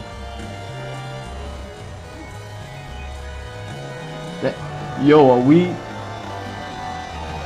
over 2 hours in already? Yo, I thought it's been like a half hour. Well, I knew it was a half hour when I started because I called it out, but I figured it's only been like an hour. How has it been over 2 hours? My bad, y'all. Look at me. Look at me over 2 hours in thinking that I'm only like 1 hour in.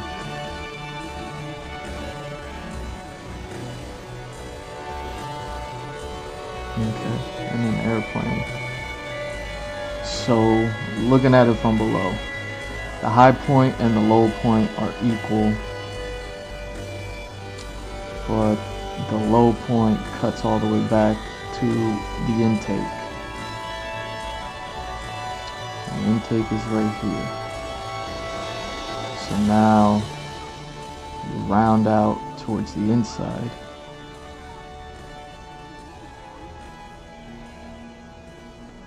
So it's essentially like a big C.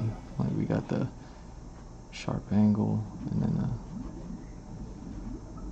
a roundabout. And now you round back up.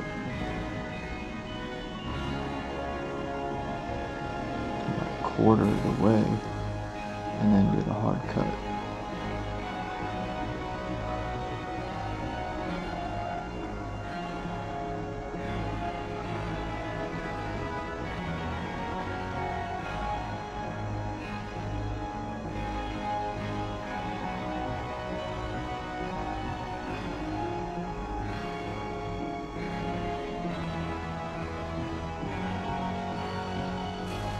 Okay.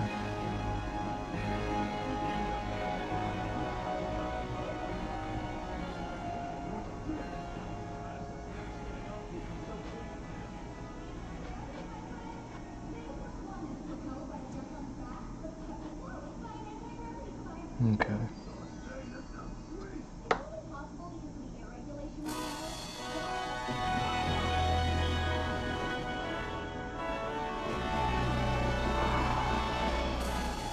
This.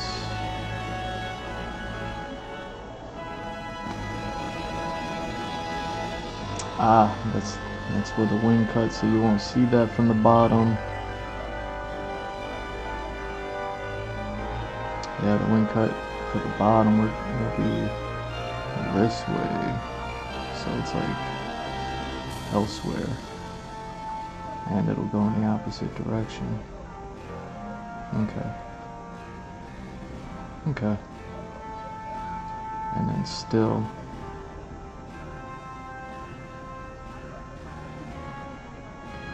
Cut that way. Okay.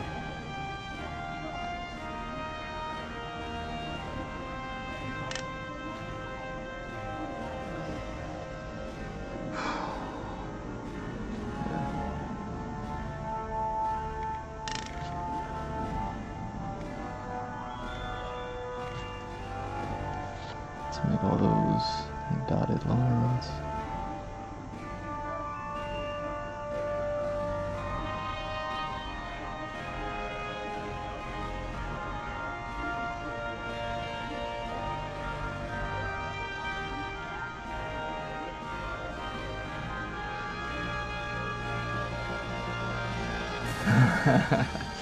Yo, I love that part. Zoro's like, I don't trust that woman.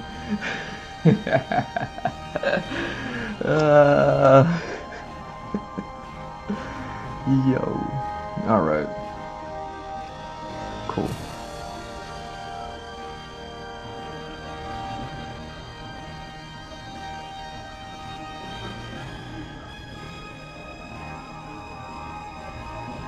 There we go. So that's above, so below, and from, see, that's the other thing, I need to draw from the left and the right side. Alright. And we're still just focusing on the one, so this is what? Passenger side? So passenger side.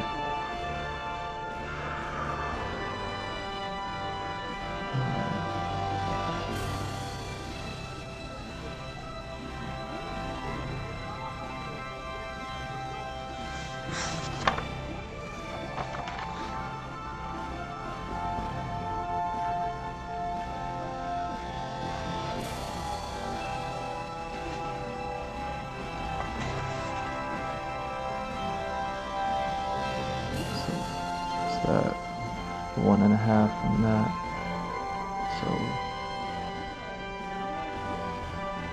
that's the intake.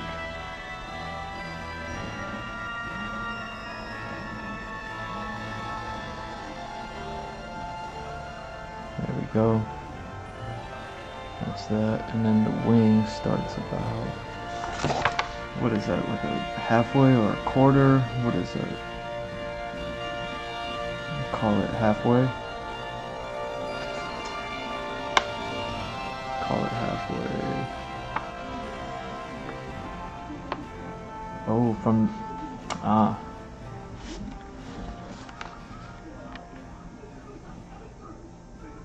ooh, halfway.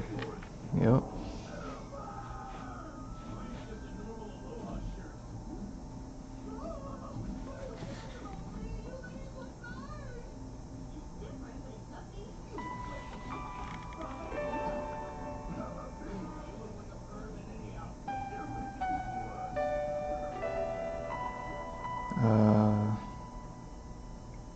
Same thing.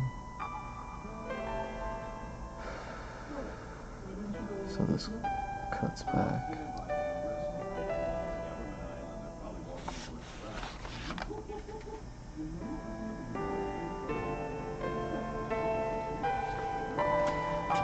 Yeah, I really should, huh? This cuts back just a little bit and then it rounds off.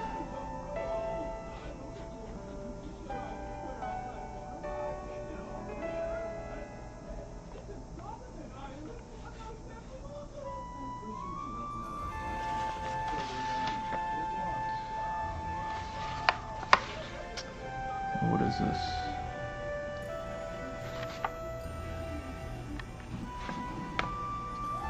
Here. Okay, so now it's a 1.5 of these.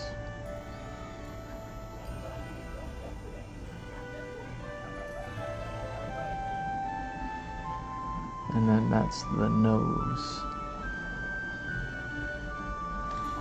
And the nose. See, that's what I'm talking about, see? That's the part that I'm missing. That's the part that I'm missing. Dang.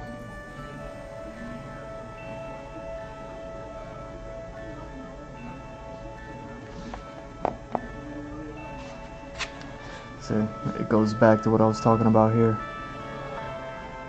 Where this nose, I needed to lower it. I probably need to lower it some more, to be honest with you. Now that I'm looking at this thing, it does make sense.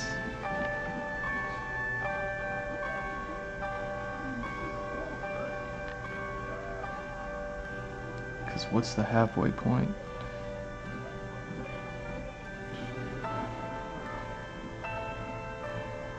It's the body. And the body is here, there.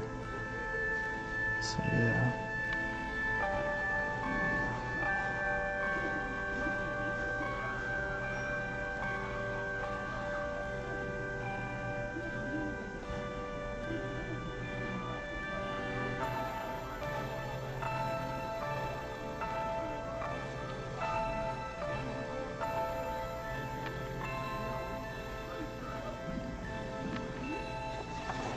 And that cuts lower.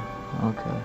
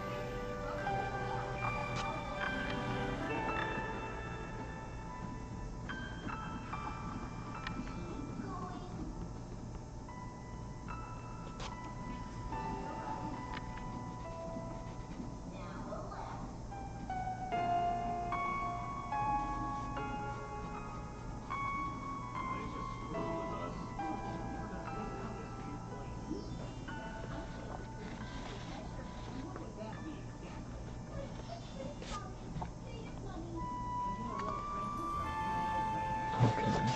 So yeah. The body doesn't cut as low, but it almost does.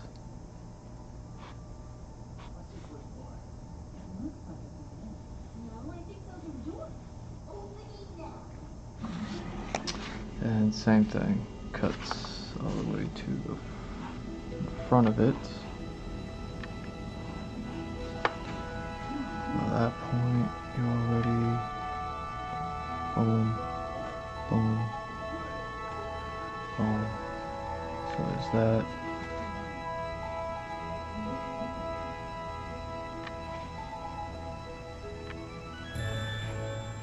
There's that.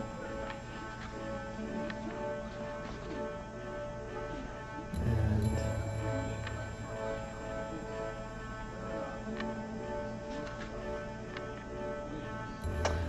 above, aligned.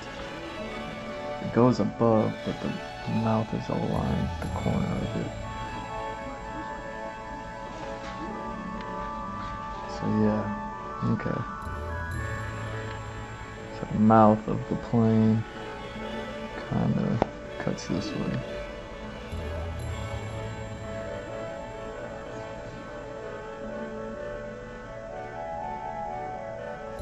There we go.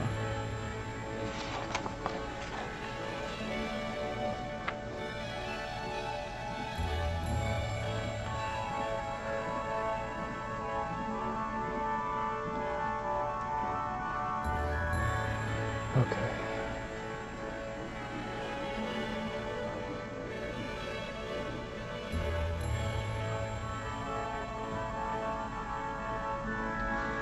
Yeah, so it's crazy. Looking at this from the front looks like this, but then looking at it from the side it looks like that. Like, it's pretty wild. And what do? You dip down and then go back up. So yeah, this begins to dip down from there. And this shoots up, right? Yeah. There we go. And then the wing extends somewhere from there. And it immediately aims upwards. And when does it start going down? Well behind it. Alright, so it basically goes up from here.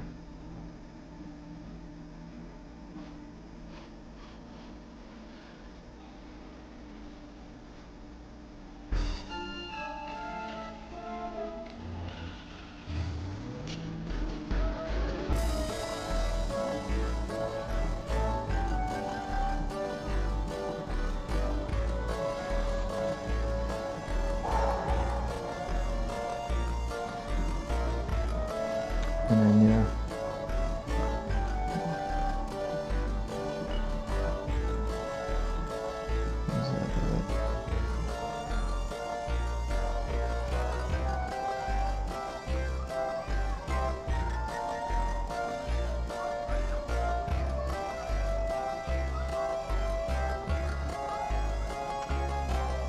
Okay, and same thing.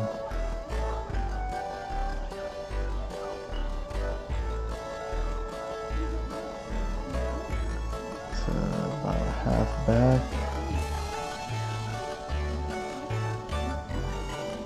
Wow.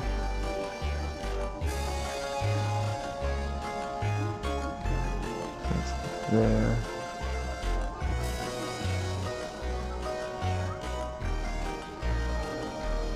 And that kind of goes back that way. Tight. It's so interesting.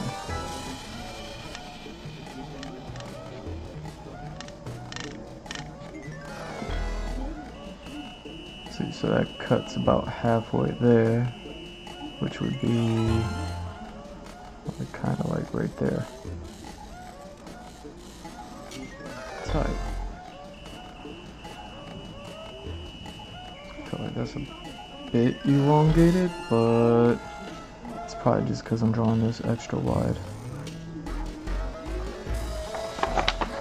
I gotta remember this plane is wider than it is tall. Like, I feel like that's also throwing me off, is I'm thinking about this thing kind of like, I don't know, cigar shaped, when really it's more, I don't know, more shaped like a slipper, more than a cigar.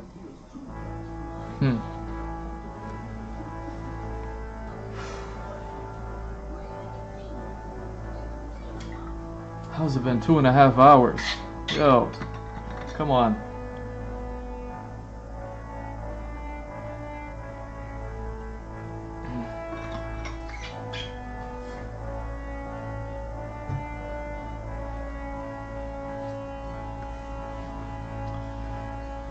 Okay, and now I still...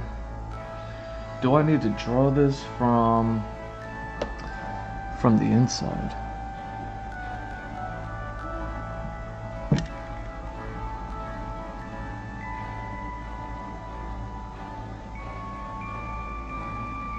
Front.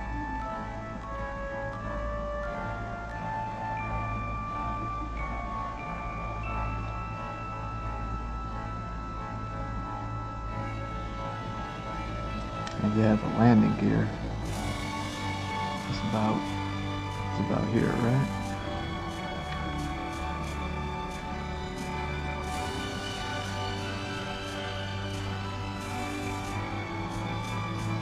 So yeah, the landing gear is about there, and it goes nearly as low, just below these.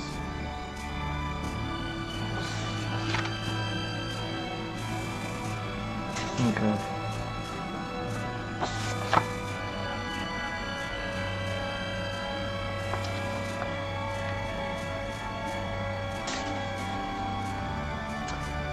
gets the double treatment. These get their own.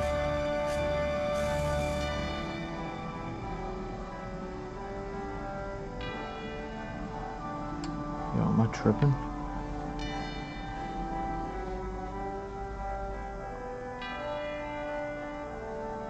These get their own.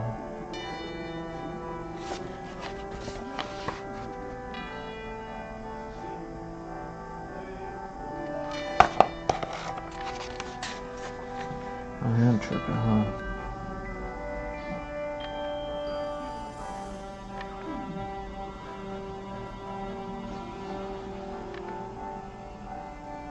Because even with that, it's far enough in where it wouldn't cut below. It wouldn't cut below the engine like that.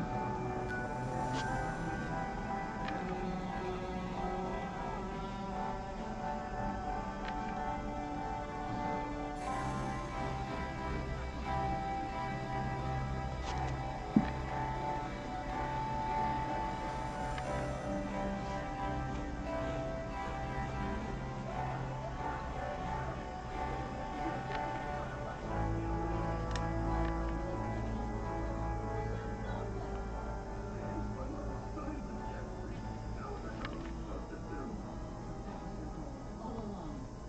Shut up. You got your combo cheese. No, for a genius, I got my straight stick in the head.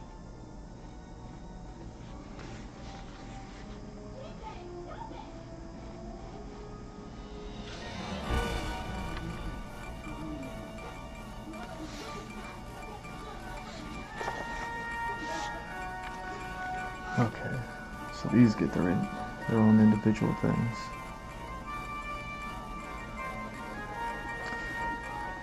Okay, yeah, see, these things are starting to make a little bit of sense now.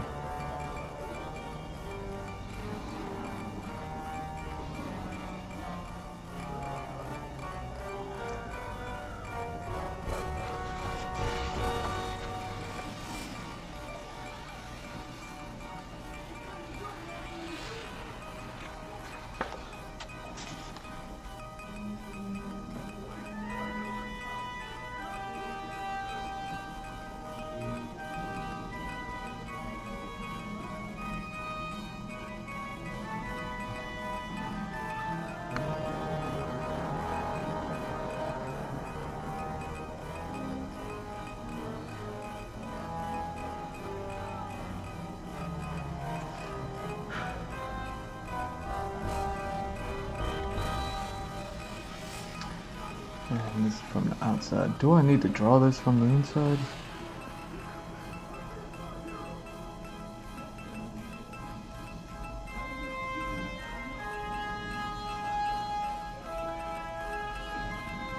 I don't think so.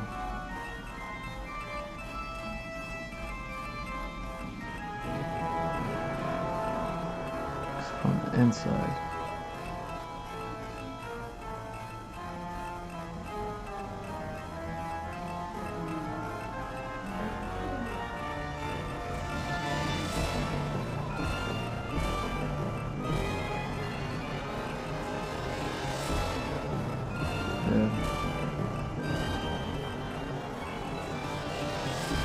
Yeah, no need.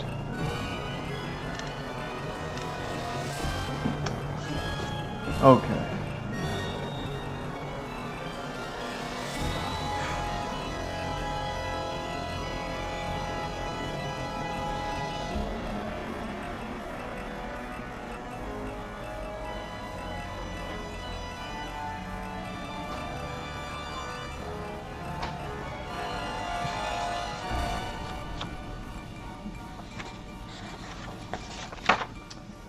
Sweet.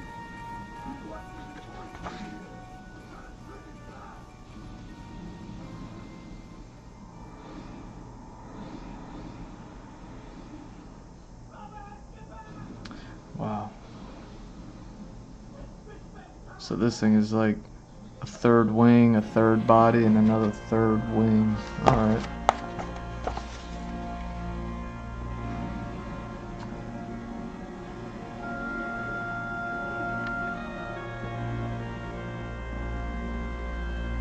Yeah, so essentially the measurement from here to here, just horizontally, just cutting straight across, is equal to about here to the tip of the wing, which kind of makes sense. Alright.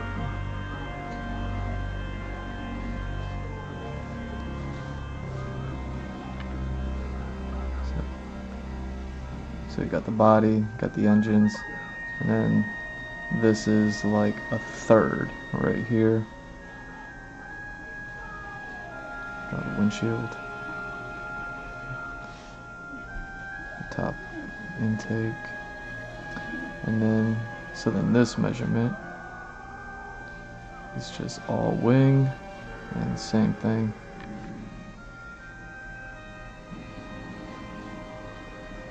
All wing.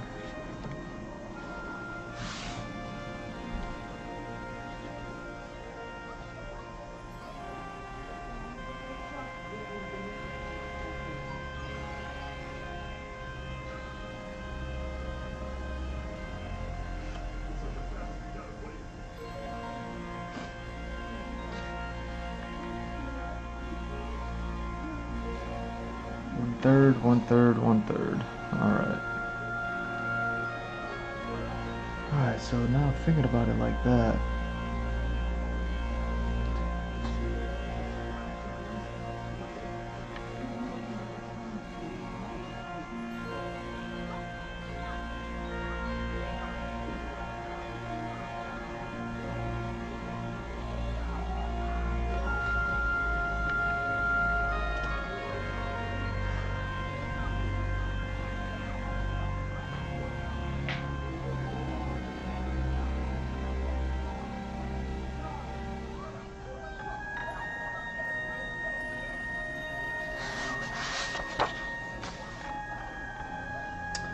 How about the side measurement?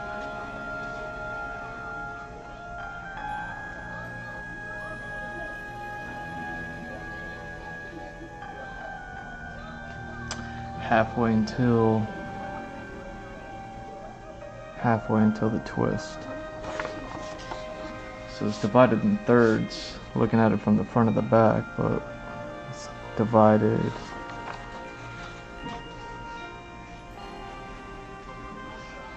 And it's way longer than it is wide, huh? I guess so.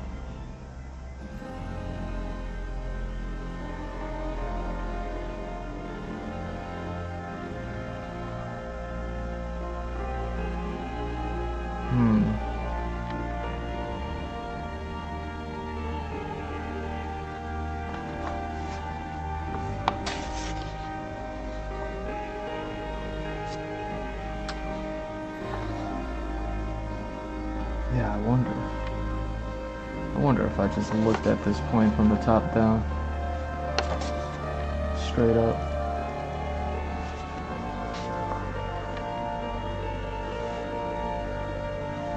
If I made it just as long as it is wide.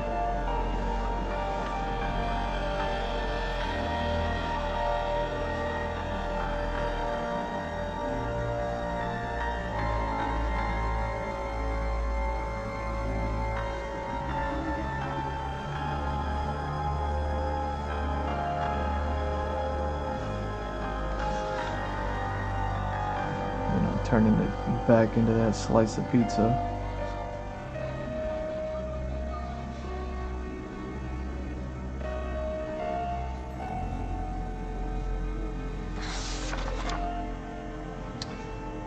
What does that look like? That goes all the way back, huh?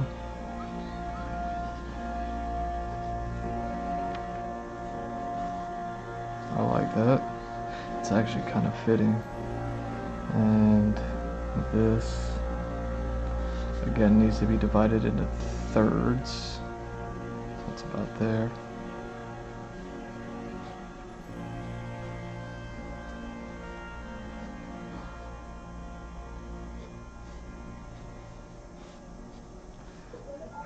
And then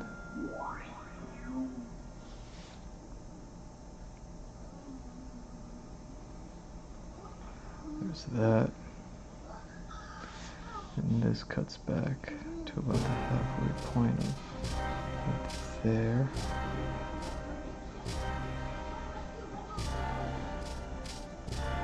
And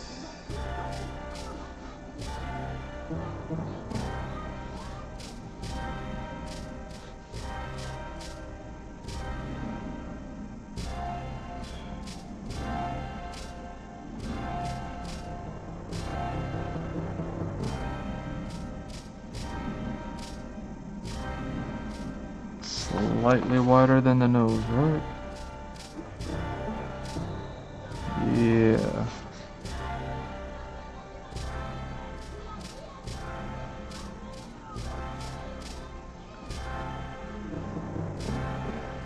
This shoots all the way angular, angular, right here.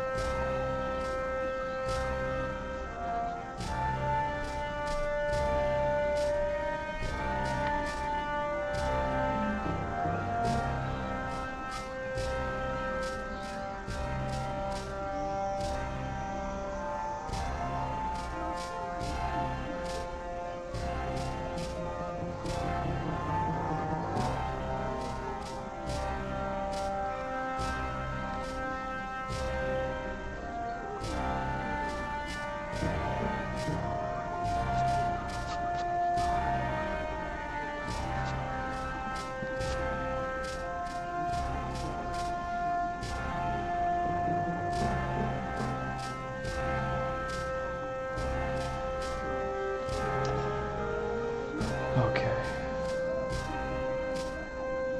So looking at the top back, and the wing starts at about halfway. What are we doing? Yeah.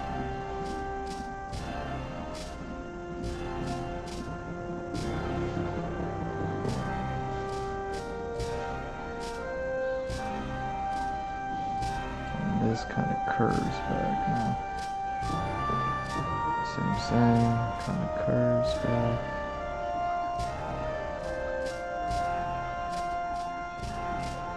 And the wing pops up.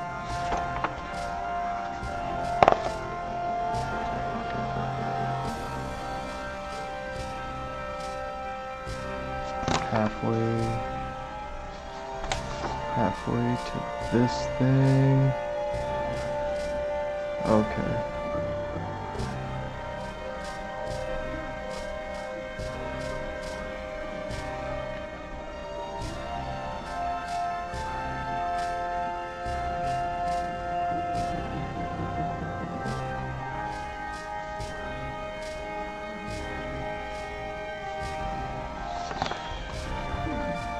How does that go? It's gotta...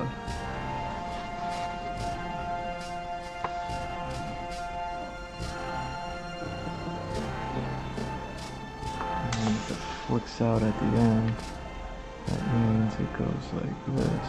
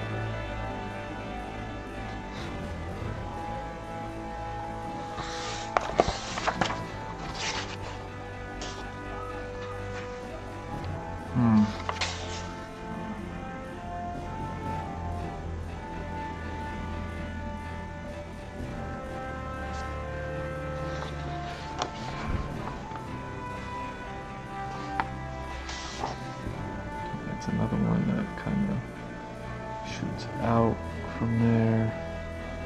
shoots in from here and make that the round. Make that the round. There we go. So yeah, if I was gonna make all of these third measurements, half measurements, makes sense. I feel like this plane would need to be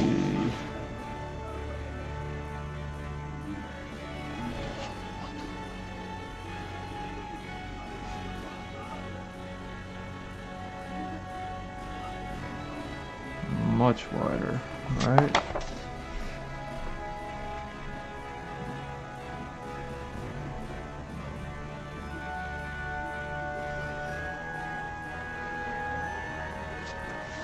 See, 'cause looking at some of these things, the wings just appear really, really oblong. So they would need to be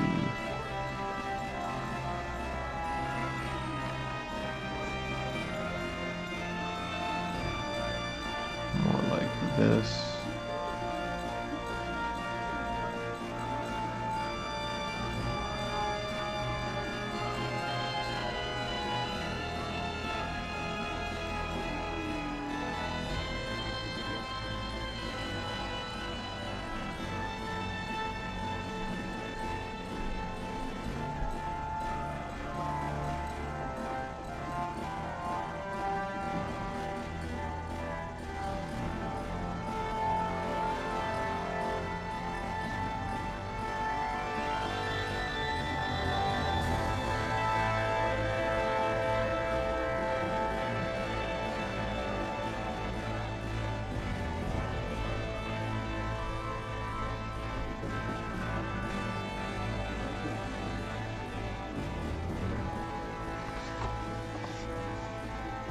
Appear to be more like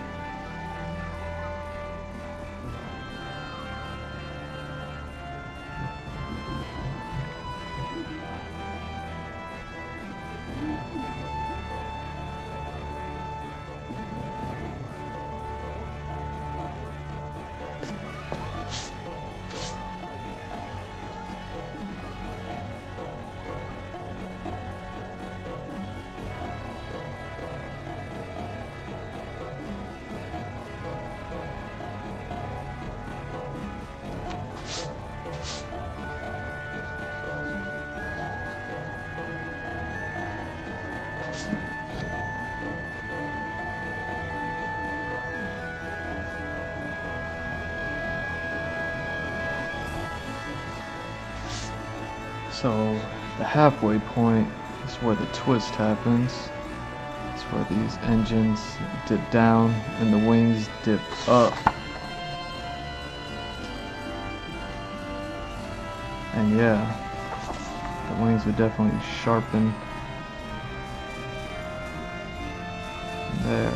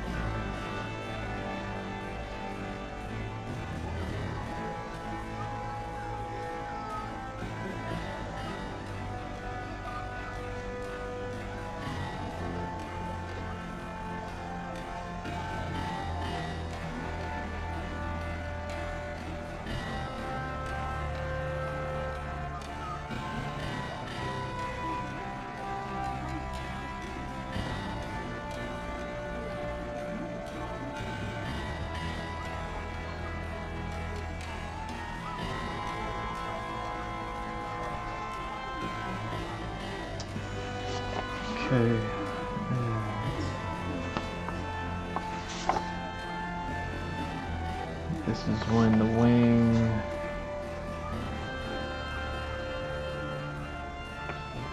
down, flat, up, flat,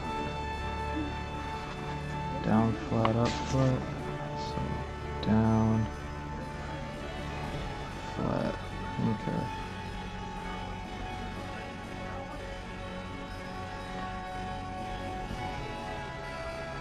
Oh, and that flat cuts to about the halfway point, which is here. So, yeah.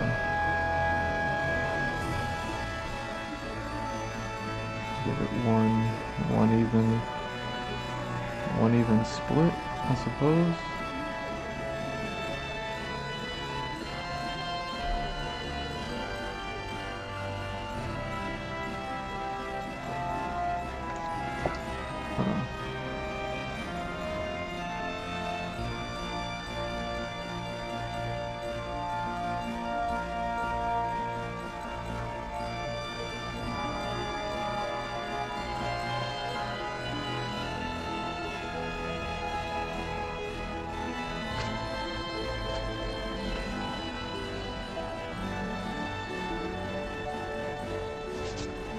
So this is the flat.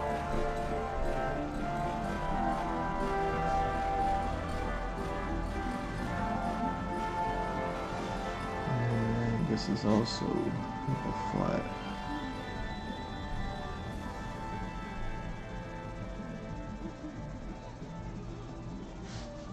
Same thing.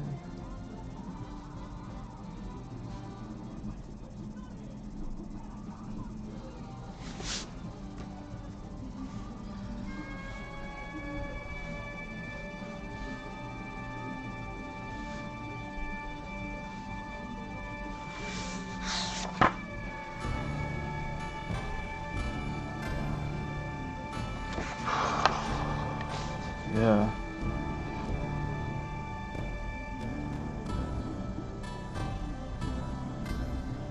Alright.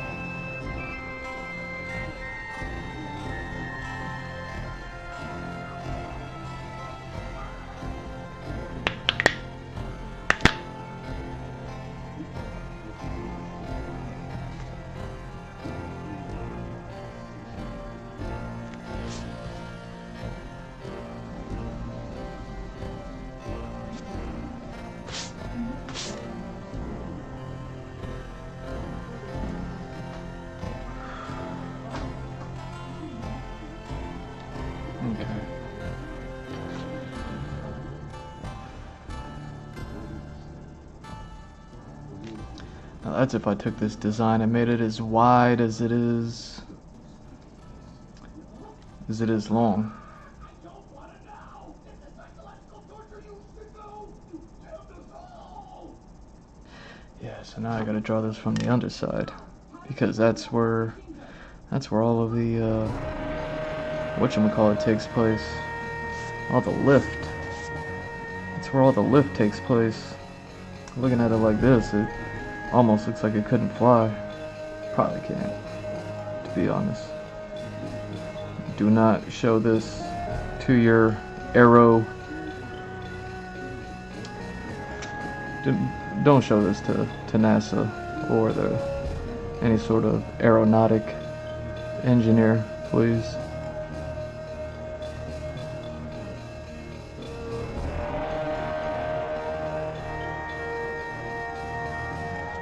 Like I said, half or a third.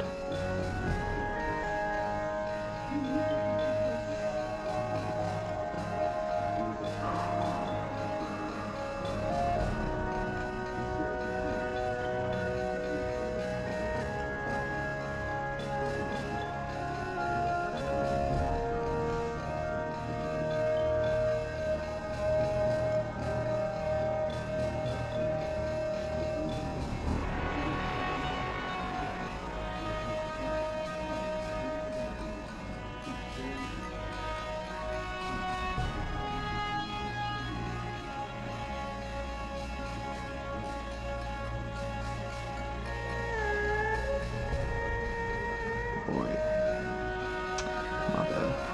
That wouldn't be there.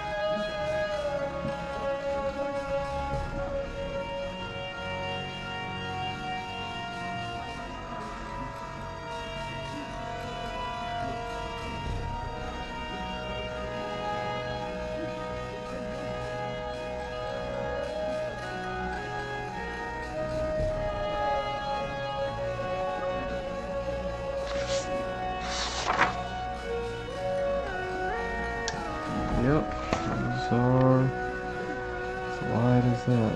Okay.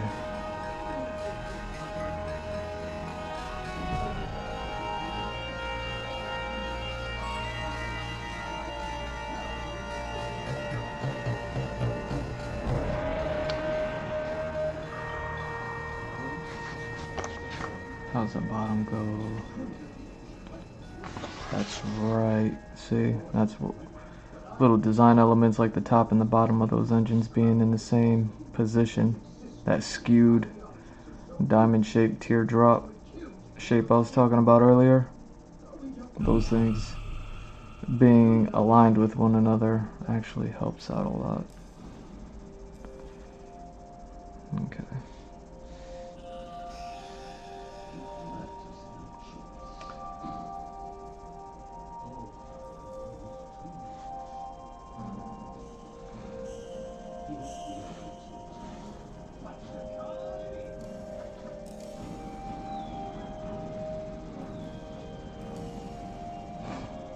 But the bottom cuts in all the way to the wing, past the wing,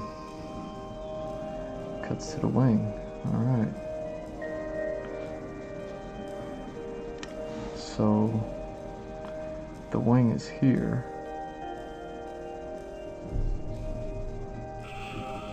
And it's round on the outside and sharp on the outside, round on the inside. Okay. That means if it goes like this.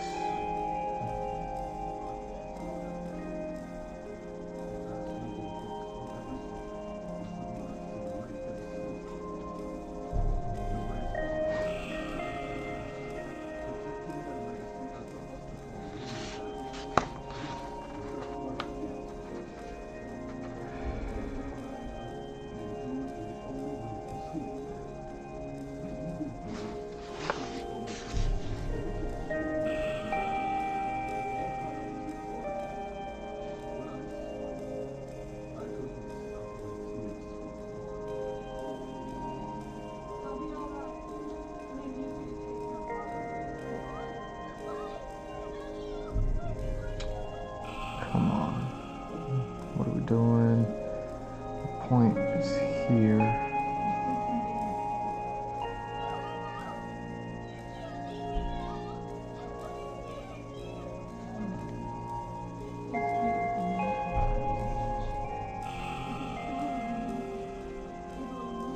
Okay, so equal parts, and then this is the cut. Equal parts, and then this is the cut. Seriously. Yeah, that's that, huh?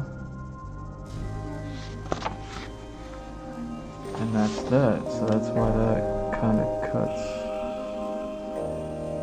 low into the wing, and then it starts to cut back. Dang.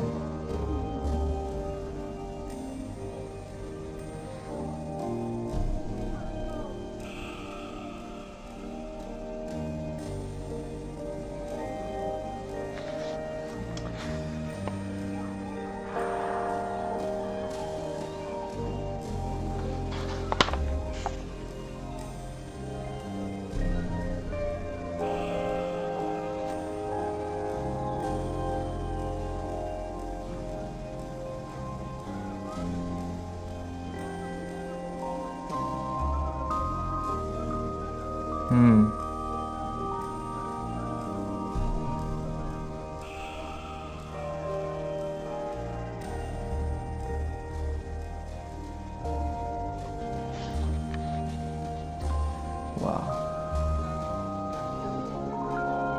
Okay.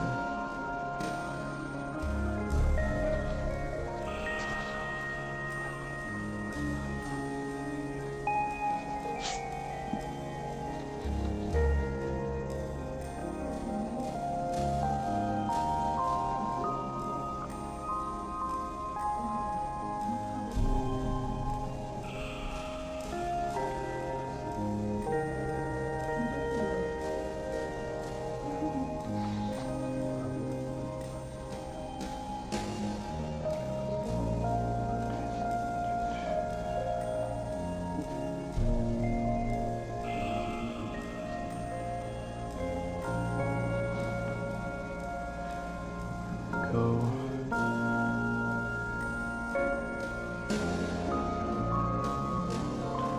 And same thing.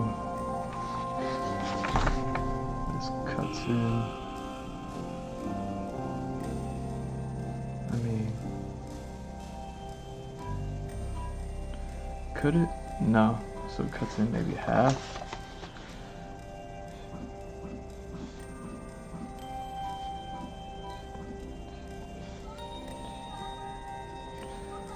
Just inside.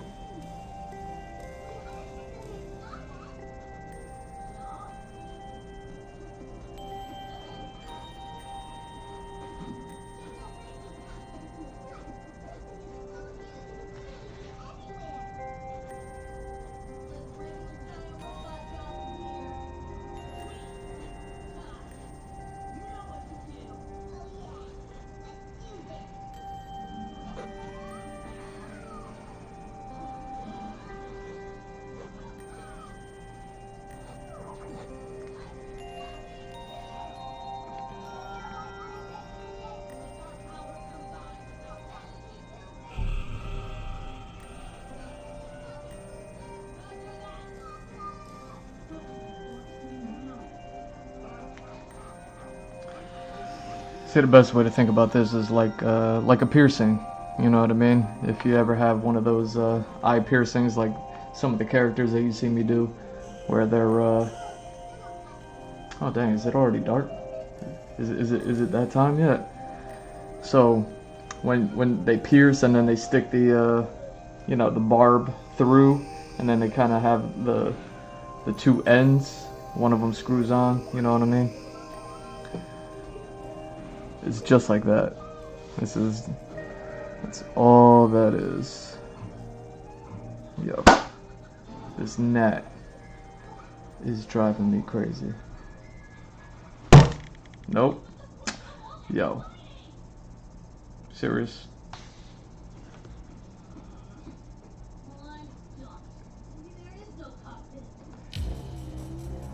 this is to kind of be like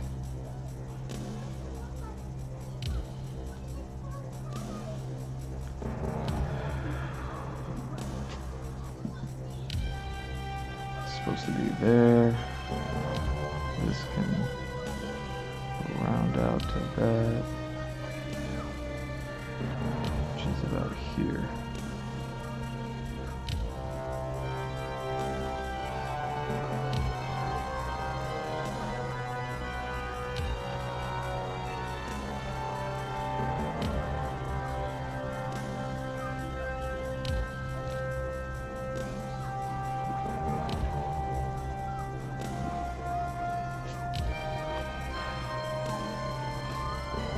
Alright, so with that update, then this needs to update.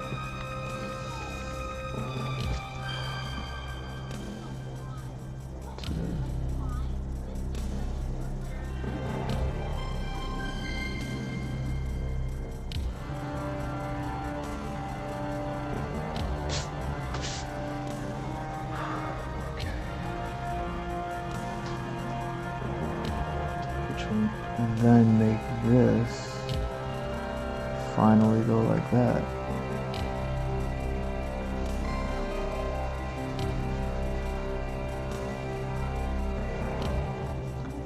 And same here.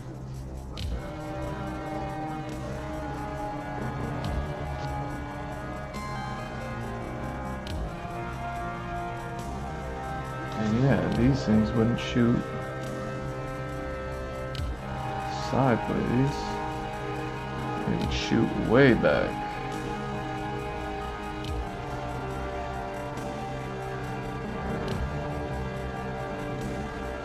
Yeah, so they would shoot all the way back to here.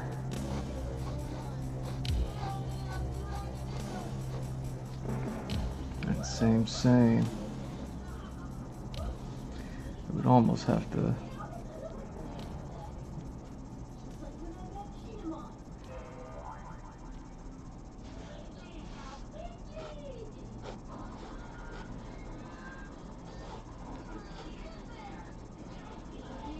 going to the outside, equal parts, and then a sharp cut. Wow. Okay.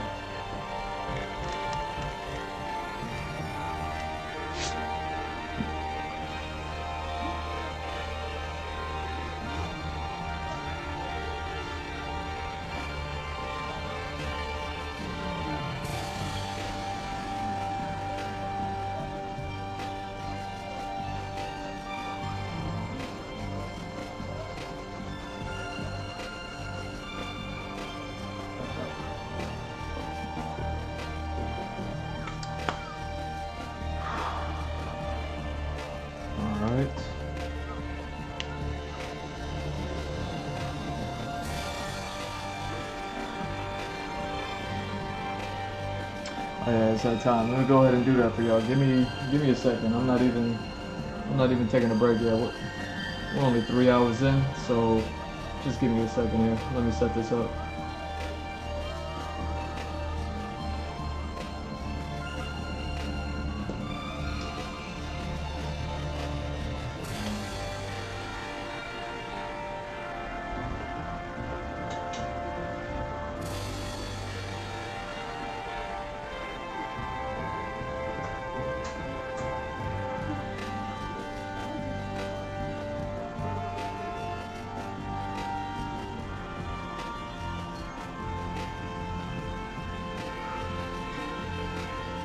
Alright. Man, look at all those.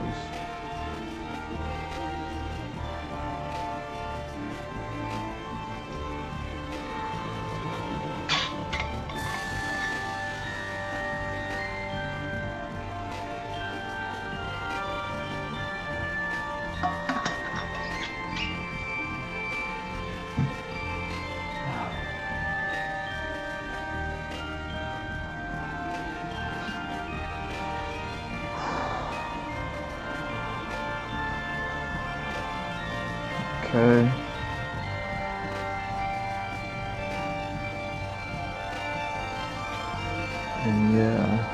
landing gear.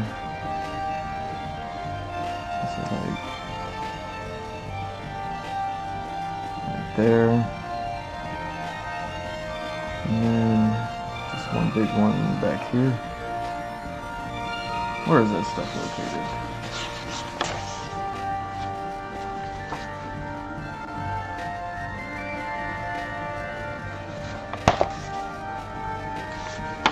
I feel like that goes even further back, honestly, but I'm just tripping.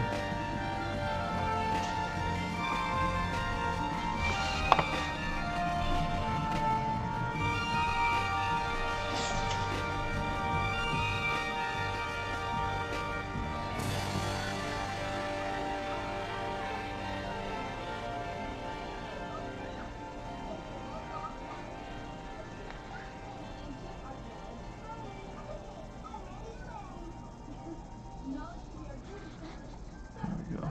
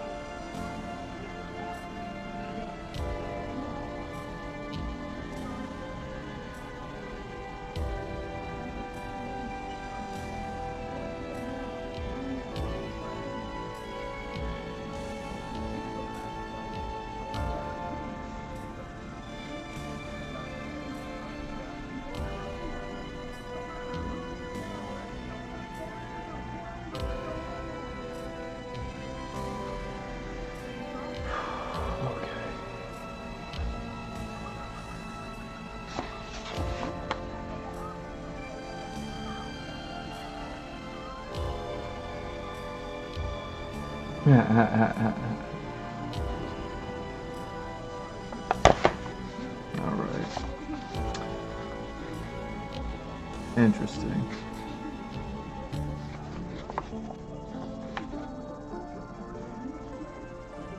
So I kind of cut this straight instead, huh?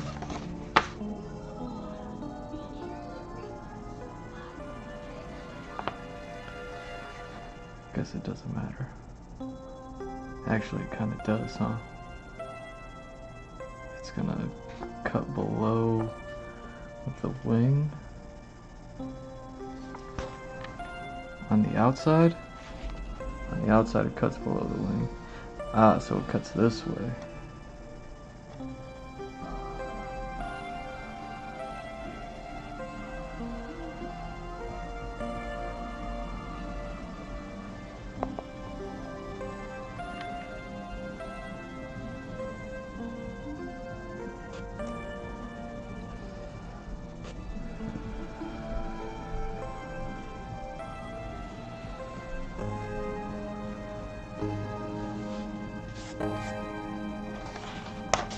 Okay.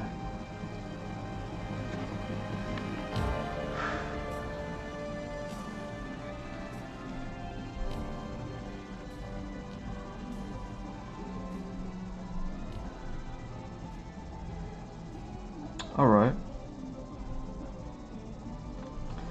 And then we can go ahead and set this up at the same time.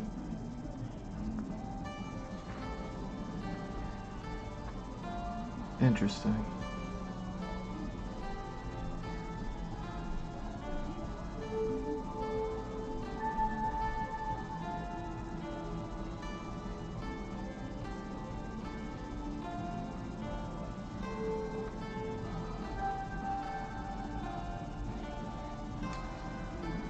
All right.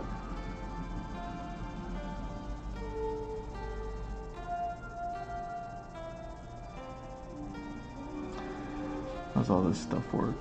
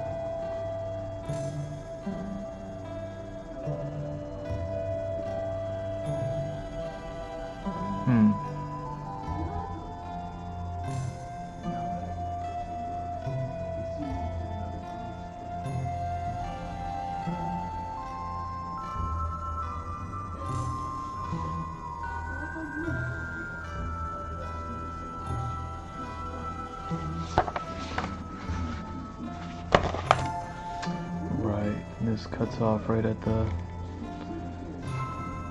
front of these things. Wow. Okay.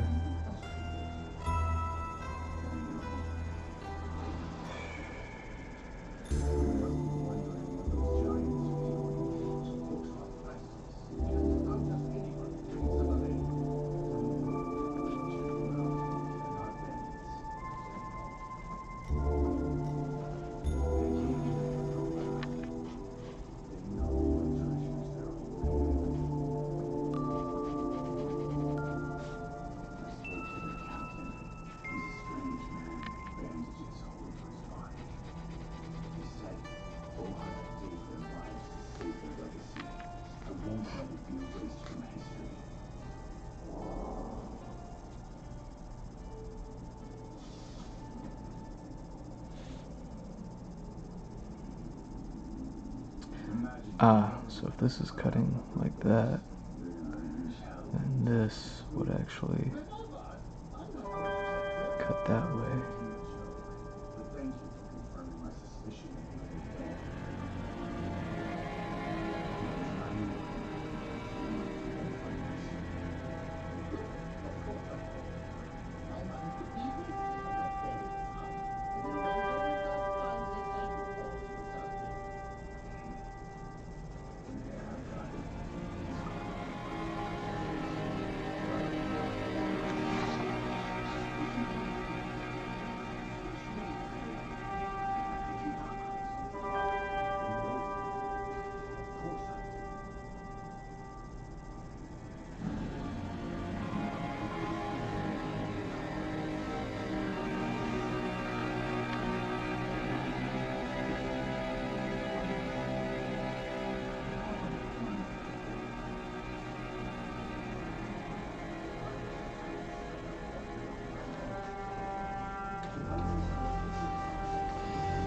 There we go.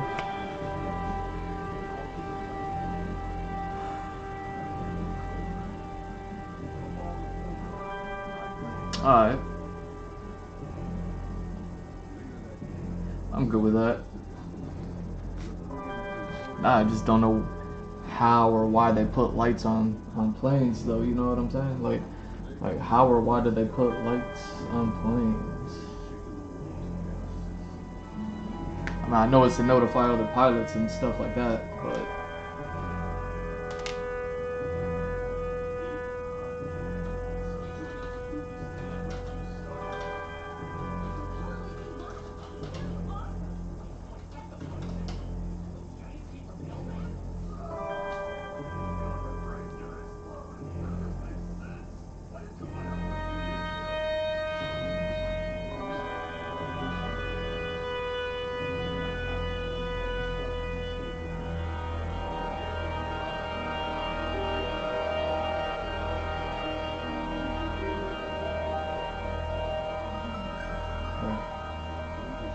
let's pull it up. You know what I'm saying? Let's go ahead.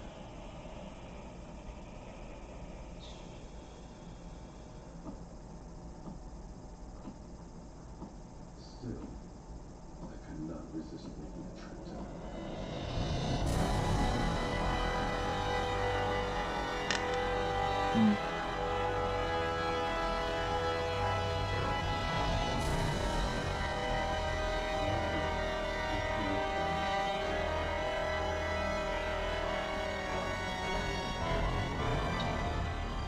You're gonna make me open it myself, huh?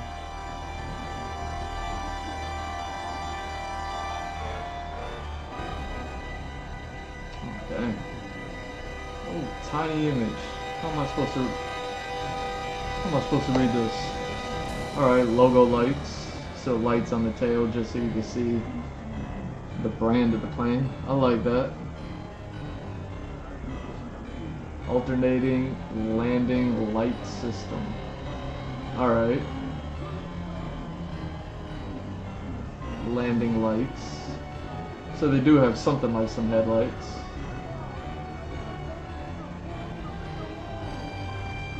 Huh.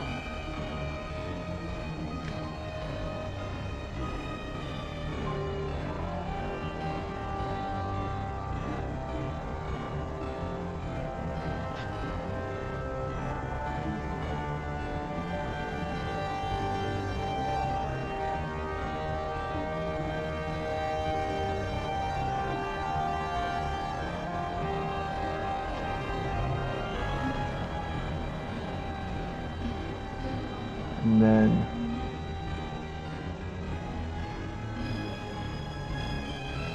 alternating landing lights that are here. Dang, so they got lights all over the front of the plane. Makes sense, right? Anti-collision lights, those are the ones that I know about.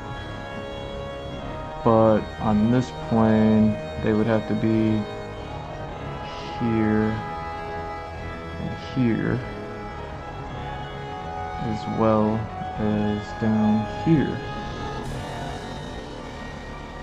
Makes sense.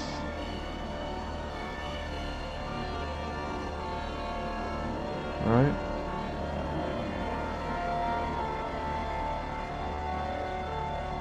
Yeah, let's just put them in the same spot.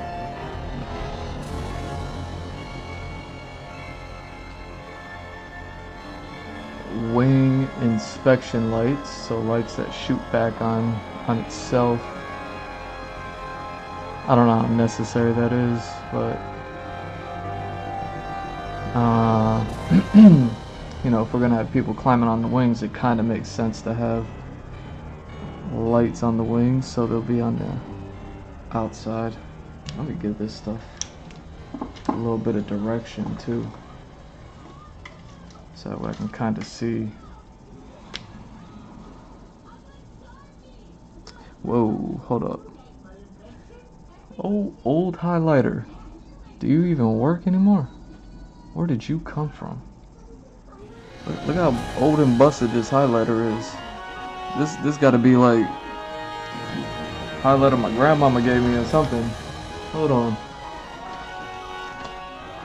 Why do I even have you?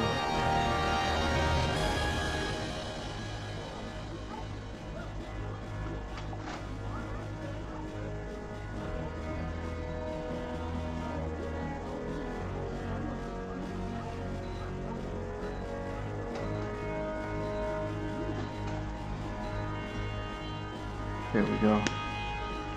What about you? I can use you, right? Yeah, you're like a highlighter. So we can shoot this way. These all go this way.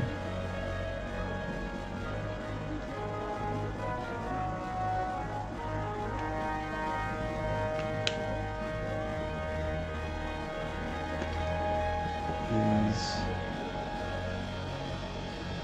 are meant to be seen all over.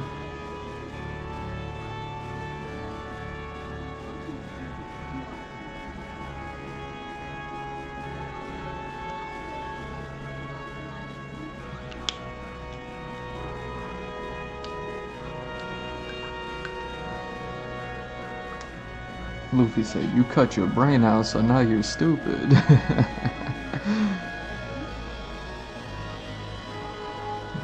One, two, three. One, two, three.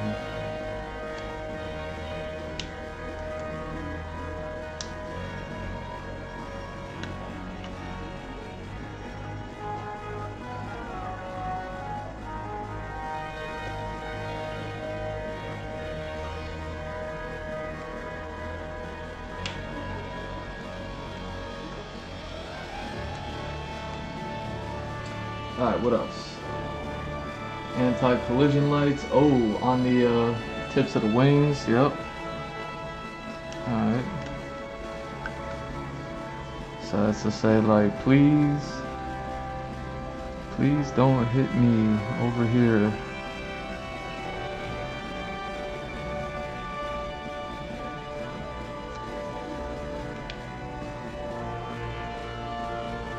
Shame.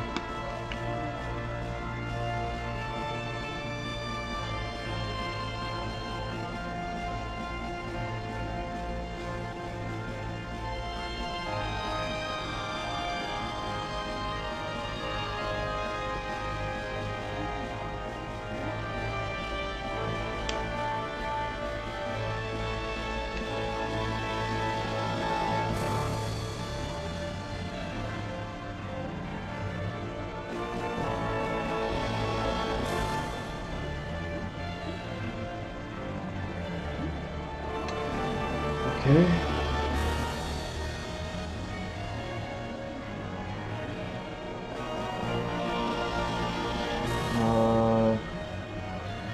anti-collision, position lights. Ah, is that why they have like red and green is for left and right? Yo, that's crazy. Navigation lights. I guess it's kind of like when boats have like starboard and the other one. You know what I mean? Instead of saying like the left side of the boat or the right side of the boat, they have like starboard and then whatever the other one is. Ah, that's crazy. So then those are on like kind of like the fronts and the backs. Let me go ahead and hit those.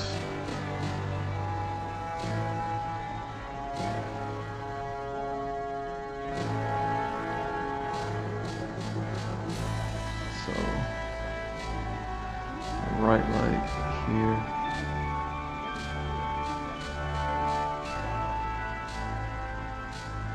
And yeah, it'll be on this side.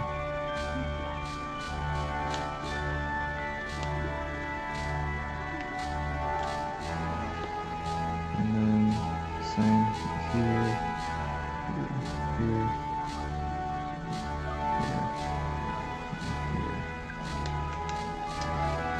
But for you,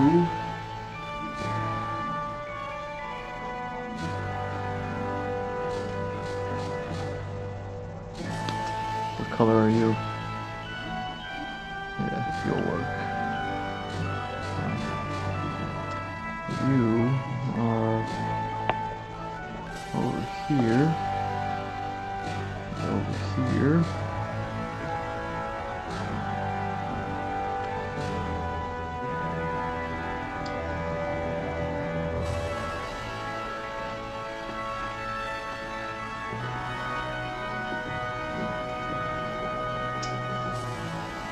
You, what color are you? You should be good. Oh, you're a little dark.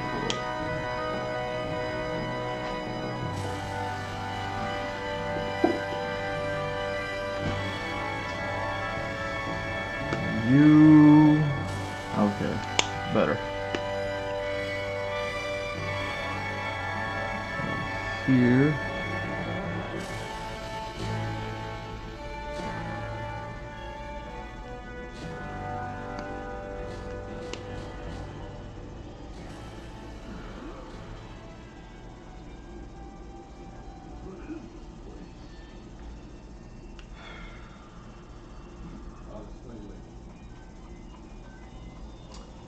And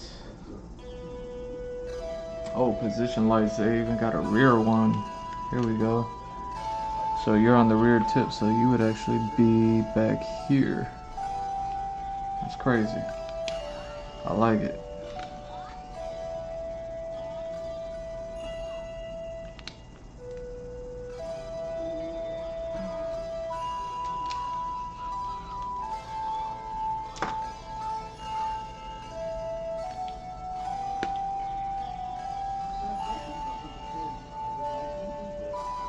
So you kind of shoot out, huh? So position lights and anti-collision lights. Now the anti-collision lights are actually red. I wonder if I should kind of put some respect on those.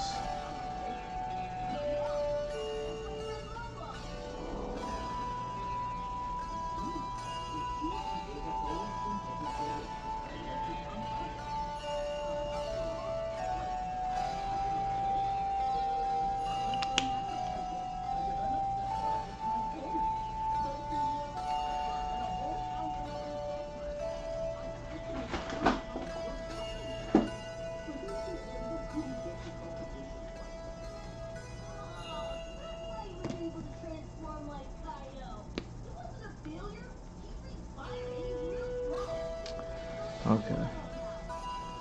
So yeah, these actually need to be like this. No worries, I'll switch back and you'll see you know, I figured it was a nice moment for y'all to learn along with me while I keep those up. I'll switch back. Y'all can see the positioning of these lights on this craft. And then it's even cooler because one of the pictures that I want to kind of get to tonight is a picture of the back hatch opening up, whatever we're calling that. You know what I mean? The little garage in the back with the platform and everything like that. So then the hangar, that's what we call it, the hangar. So that way the hangar itself is gonna have like all the lights and all that other stuff that's in it. And yeah, I like it.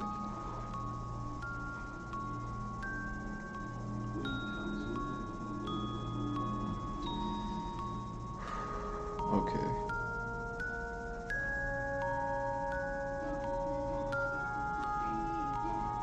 Dude, so cool. I didn't know any of this stuff before. Position lights, runway turn off, and taxi lights. Now how landing lights, runway turn off, and taxi lights. So I guess that's just while they're on the runway. Landing lights is they're coming in to land, so it helps the pilots. And then the runway turn off and taxi lights are when they're already on the ground. They're on the tarmac, but they're driving around, I suppose. Huh. It looks like it's the same lights as the landing lights, like they're just directed differently. You know what I mean? So I wonder if it's like the same lights or not, because they seem to be in the same position. So all of these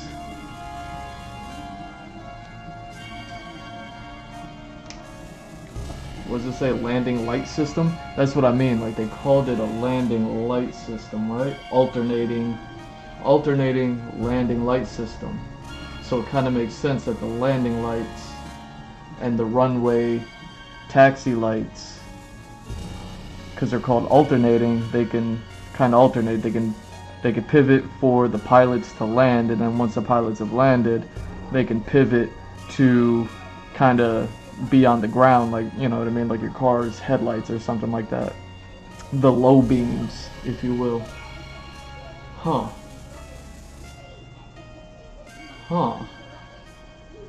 Okay. So if that's the case, then what these things need to be doing is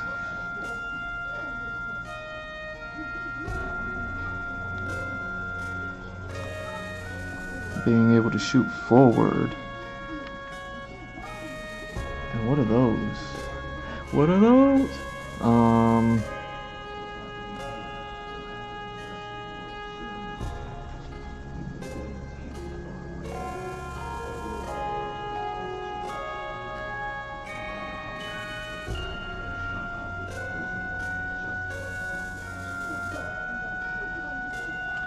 Okay.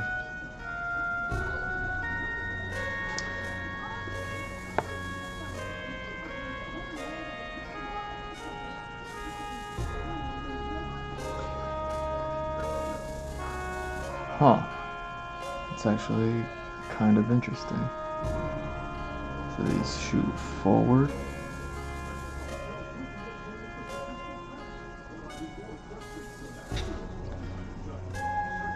And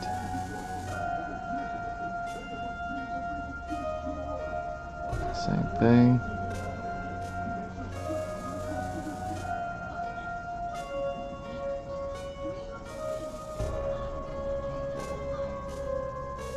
And then they also shoot outwards when they're driving instead of piloting.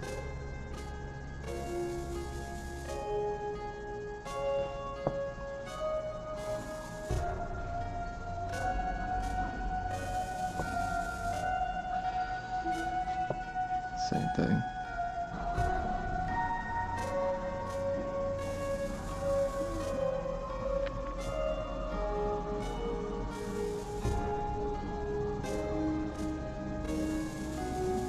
think I threw a couple extra lights in here, but I don't care. It's kind of a big plane anyways, right?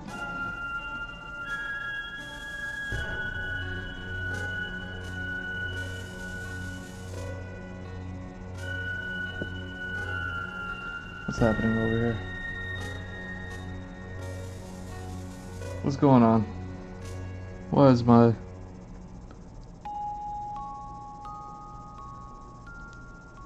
Why is my background noise not background noising? Hold on. Let me double check that.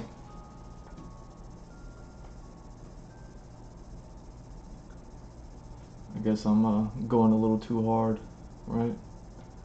Y'all appreciate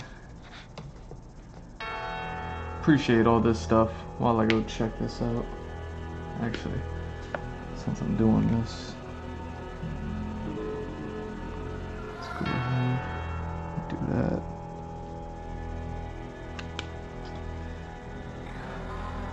That's dope. That's dope. Yeah, see? It's done at a random time like this.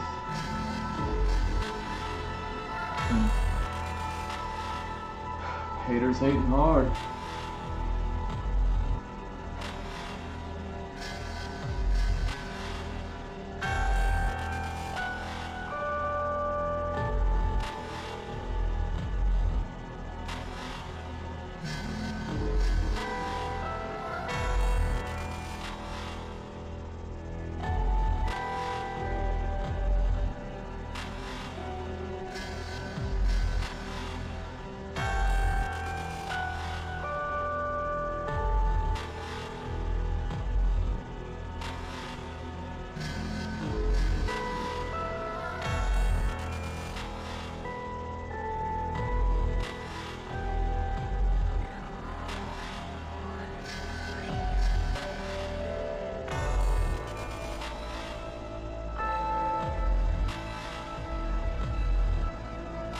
There we go. Sorry about that, y'all.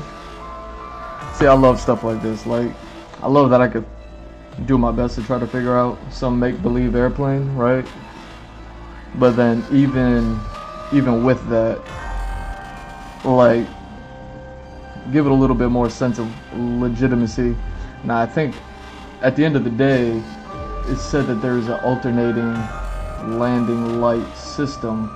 So I'm guessing it's those lights in the front, like the headlights, I guess. They can kind of turn out, you know what I mean? So they aim forward so the pilot can sit there and land, hit the landing strip, land correctly, and then once they've landed correctly, you know what I mean, they hit that full stop. I'm guessing those lights kind of like aim downwards, outwards, so that way now they're kind of like scoping out the whole field of vision. They no longer need to just kind of look straight anymore. Now they just kind of gotta like make sure, observe the surroundings and things like that. Make sure they're not like hitting those guys that are dancing with the glow sticks and stuff like that. I think I added a couple of lights there just because I was like, oh, okay, so they got a light here, a light there, but I don't know, maybe not. You know what I mean? Can you really have too many lights? Especially, you know, at an airport where things are landing one at a time.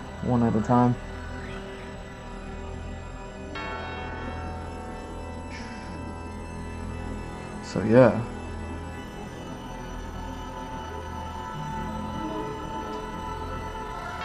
Safety lights, directional lights.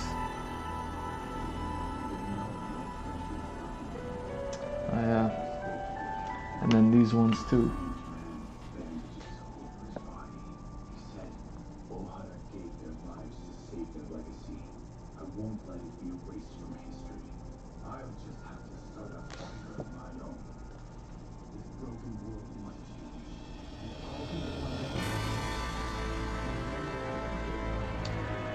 Whoa, are they saying that Dragon met Saul?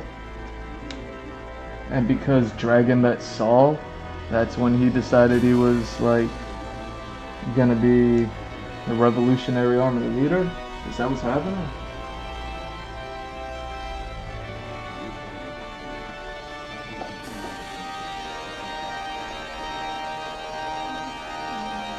Yo, if that's the case, that's crazy.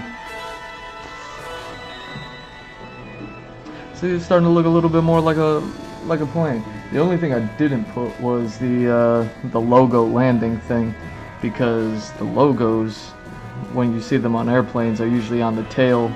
You know what I mean? On the fins, on the tail. And this plane really ain't got no tail fins for the most part. Like it does.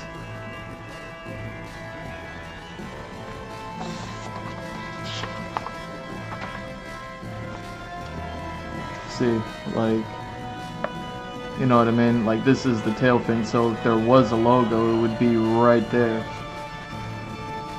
See what I'm saying?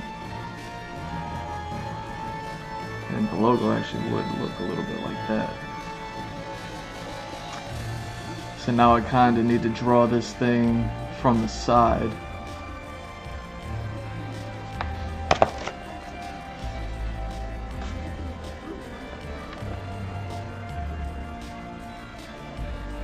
Huh.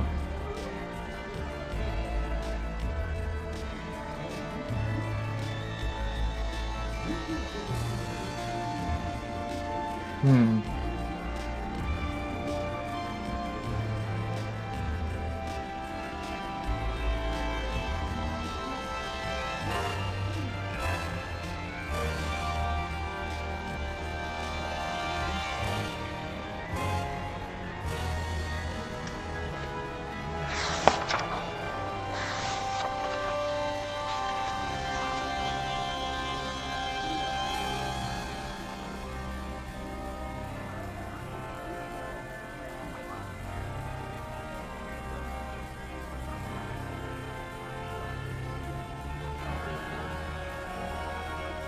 Hmm.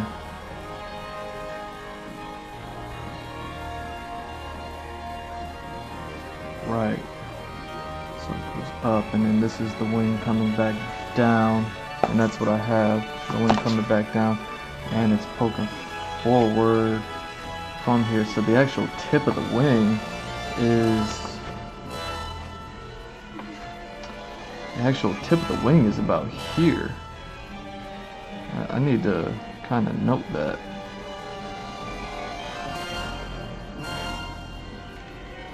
Crazy. So that's the tip of the wing, and that's what, yeah, so it shoots out from there. Wow, so this actually shoots up right here. So this will come down, and then that'll go up, and it'll align with that.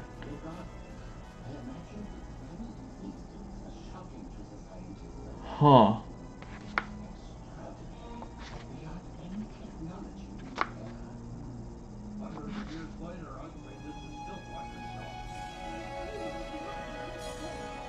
Alright, let's get this right. Get it right, get it tight, right? So can I cover this in quarters? Can I cover this in quarters? Let me see. It's a 3-inch.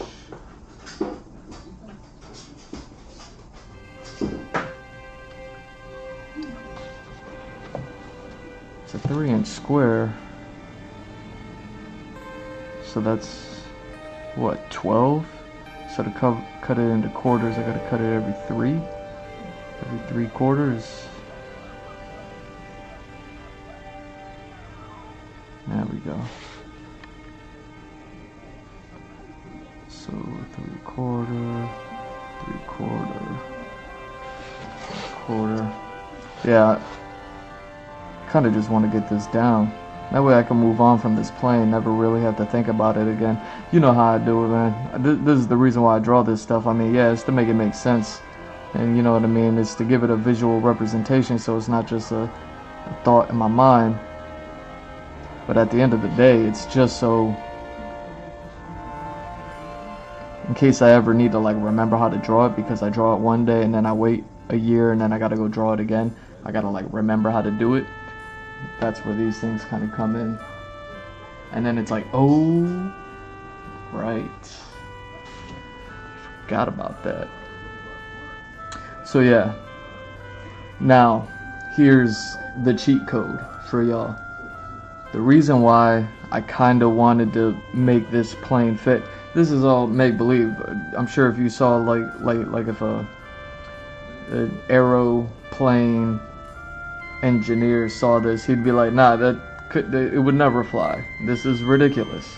You know how much an engine like that would. Okay. But still, the reason why I wanted to make this plane as wide as it is long is specifically for this, so that way when I draw it from the side, this is an issue that I ran into when I was working on the car. You know what I mean? When I was drawing the car, it was like, oh, I could fit it like differently, and I probably should have fitted across two.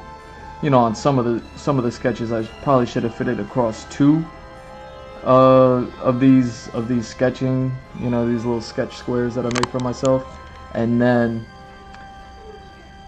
So I ran into that issue with the vehicle. So now with this other vehicle, I was like, you know what? Mathematically, I can make it a little bit more convenient for me if I can kind of like be prepared for that. So that way, technically, let's say I was drawing the car and I needed to fit it across two of those squares, I could just fit it across like, you know, this half, and then draw two of them, size it out correctly, all that stuff. But I wasn't even doing that back then because I was so fresh and new to drawing vehicles, where I was like, I didn't even start developing those techniques yet. But it was through making those mistakes and learning from them and all that other stuff that is like, oh, okay, I can start to make things a little bit more doper now. They might not be realistic, but I don't need them to be. You know what I mean? As far as I'm concerned, this plane flies. This plane.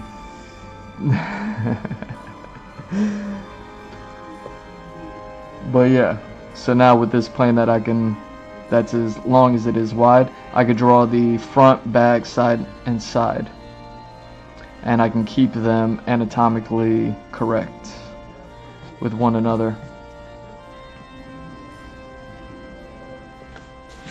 You see, because here's what's happening. Even though this is still what I'm basing it off of, this is still kind of has the fighter pilot or the fighter jet type of structure to it, because of the nose, how the nose goes into the scoop here, and the windshield, the size of the windshield and everything like that. So there's adjustments that need to be made. You know what I mean? Adjustments to kind of make up for everything that's going on here.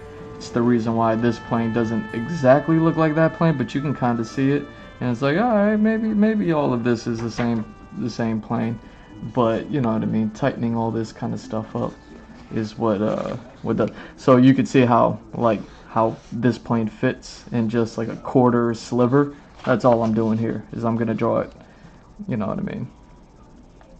I don't even know if I need to draw left and right.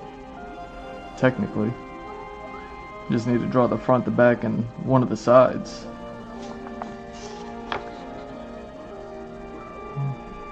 So yeah. Now it's interesting because now I have at least the third marker, and I have a half marker.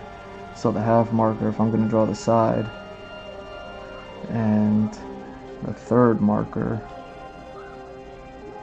which is about there, you know, more or less. You know what? I could actually use the ruler and draw exactly a third, but you know me, man. I don't be drawing with the ruler. I don't be drawing with the ruler. But yeah, this plane is actually starting to look a little bit more legit since last week. See how the creativity takes shape, takes form, becomes something. That's all I needed it to do. Alright, so halfway through this design, is when this plane kind of has a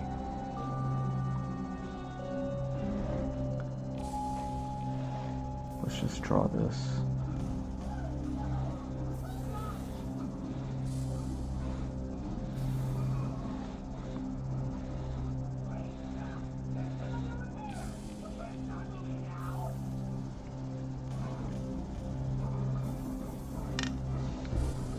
So if this is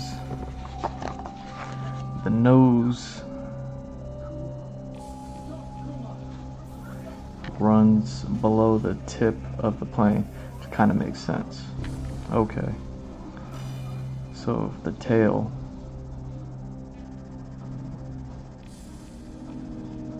is about the halfway point, so the tail would be about here, and it kind of shoots straight, and it goes for maybe half the length. I mean, I guess it goes even like 3/4 of the length. All right, so yeah, then the quarters would be about right here. So yeah, this runs straight. Let's call it 2/3, and then it kind of comes out for the scoop, and then the nose falls below the tail, so we'll just make it like up to here. Here's the scoop.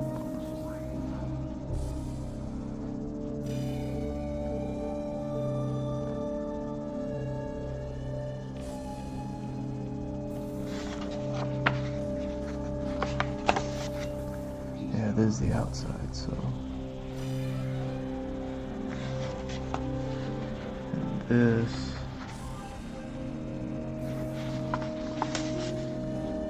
kind of like, we'll call that a, where is this located at? Just above half is where the wing meets that engine.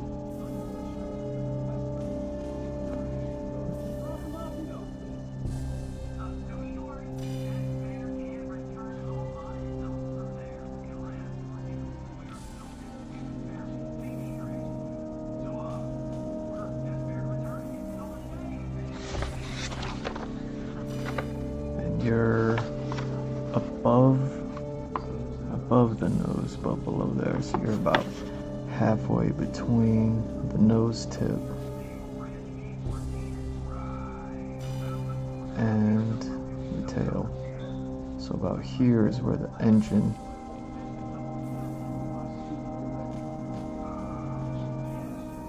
goes. Alright, so the nose cuts back, the engine cuts back, and the engine cuts back just above the halfway mark. See what I mean? Like, that is a funky shape, but I like it. I like it, and I like it, and I like it.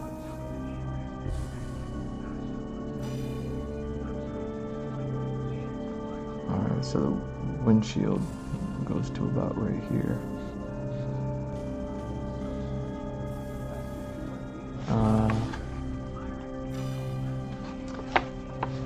Engine.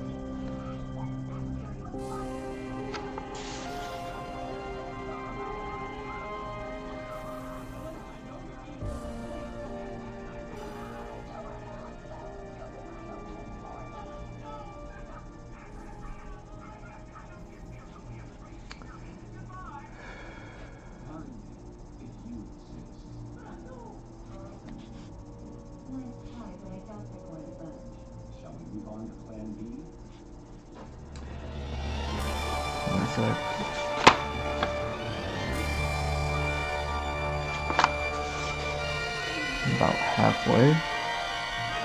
Okay.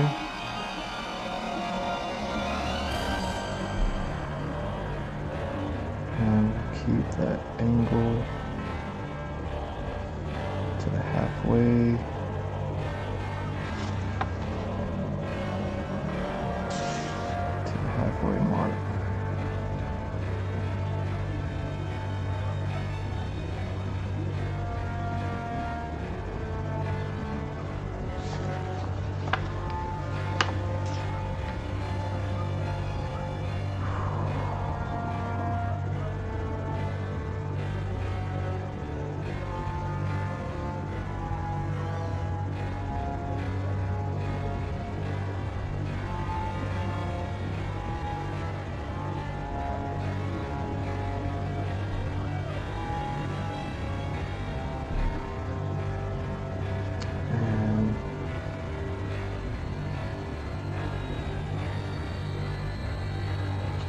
right.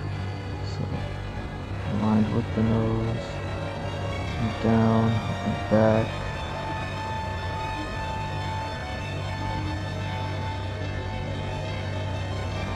Two in front.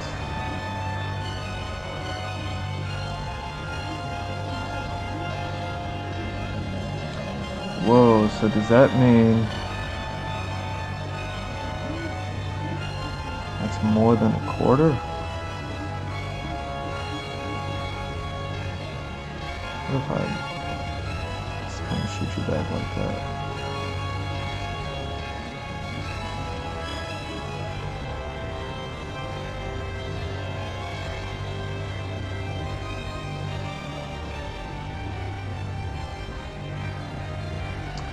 Making you come back.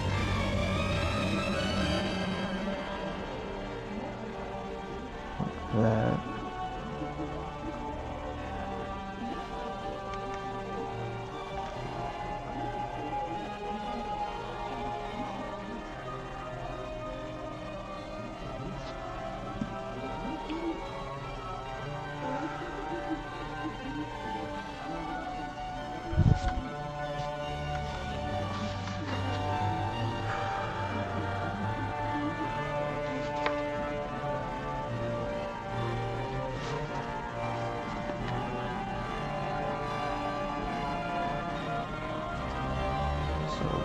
Half. So you cut back to what? Here. And then cut the tail.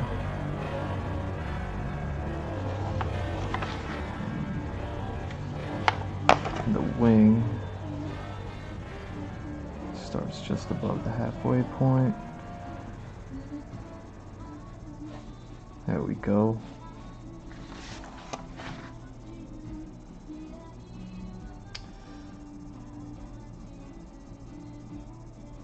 And the halfway.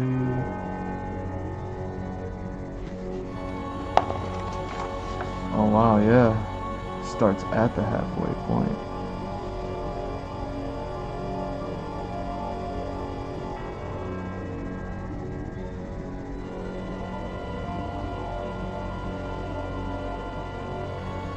Okay. This actually works out.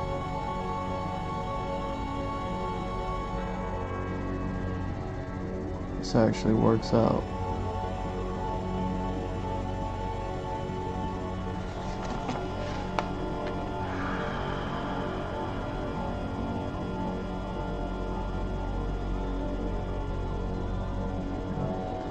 Yeah, the tip of the wing is like 1/8 of the way. So here's the tip of the wing.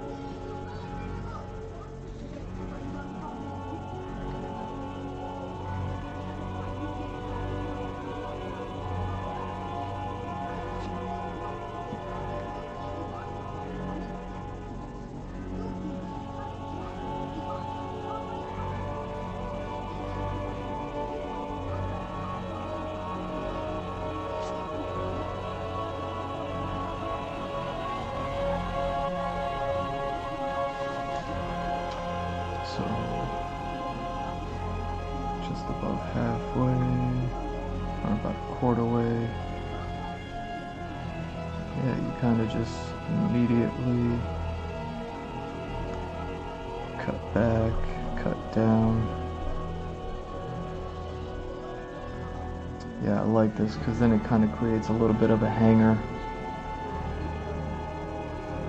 which is perfect.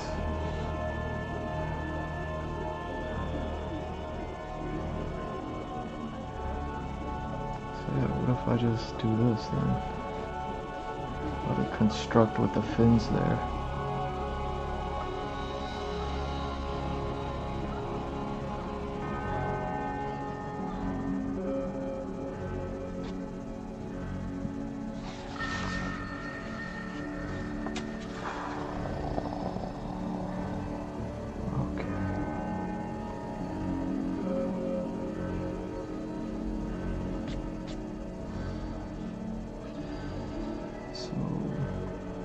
Down, up, down.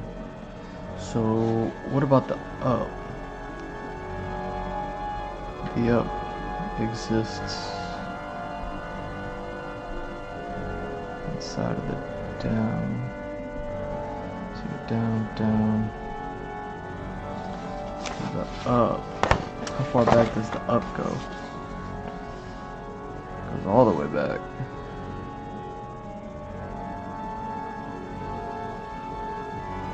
And the up doesn't go above, right? Nah. So up goes about halfway.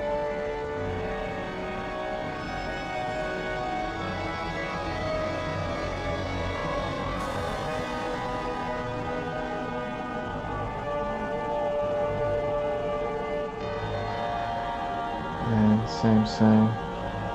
Kind of cut into an eighth. Right about where the light is. Yeah. Okay. See, we there.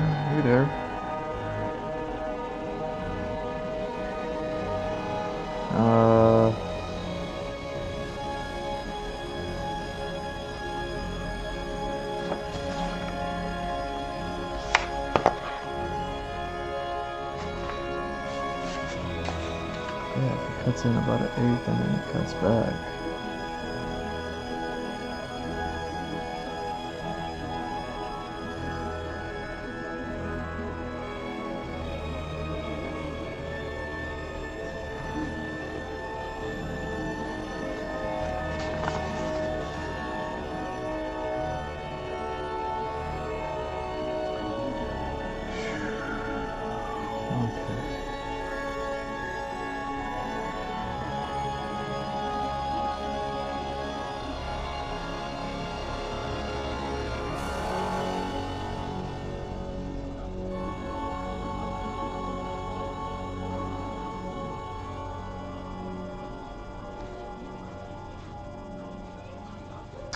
Oh wow, so this actually needs to cut down then.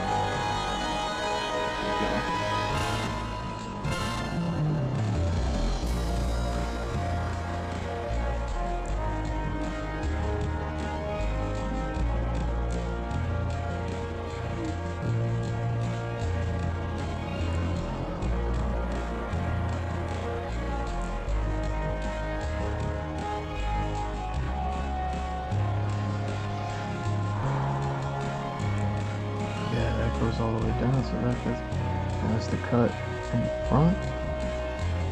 It's crazy.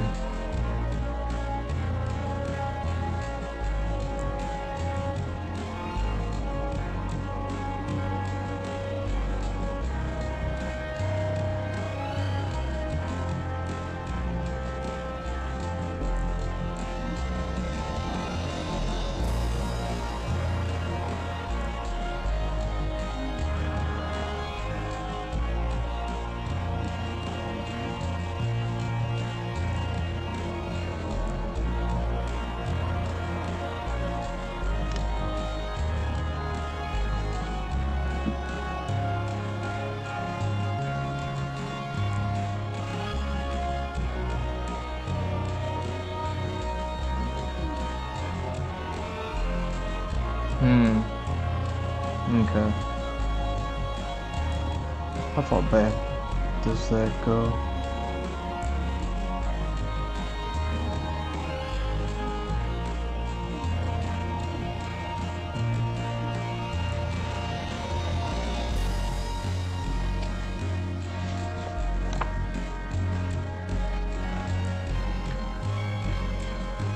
Yeah, and you connected that, huh? Look at me tripping.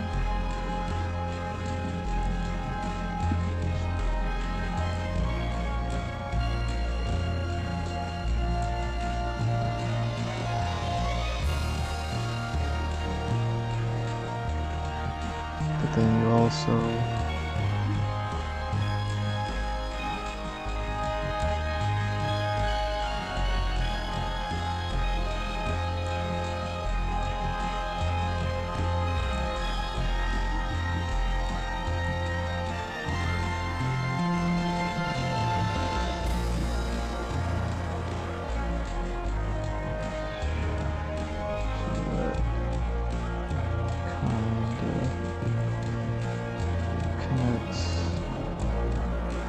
ooh, where does that connect?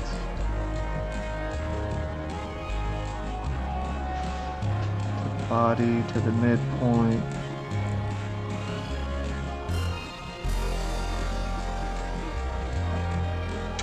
Whoa, that's crazy. Okay. So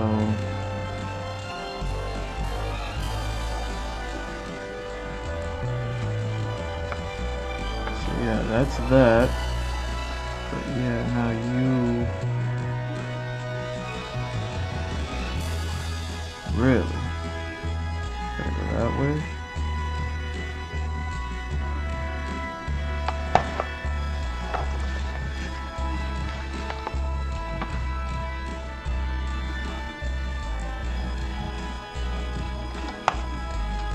Right, because this actually shoots in all the way here.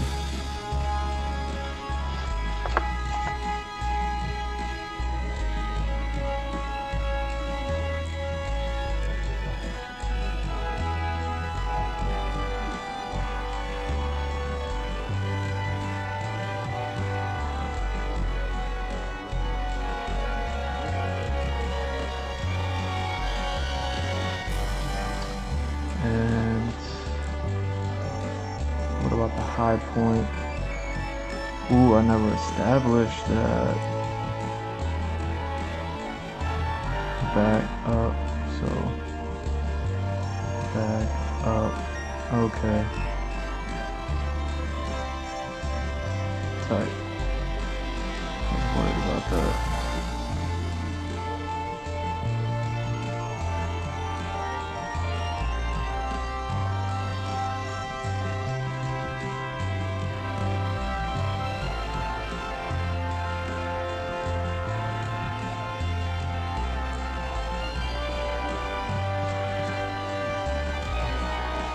So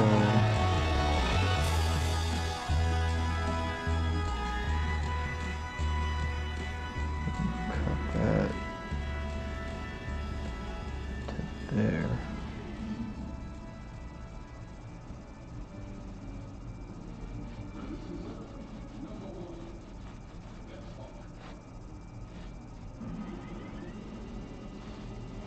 Wow.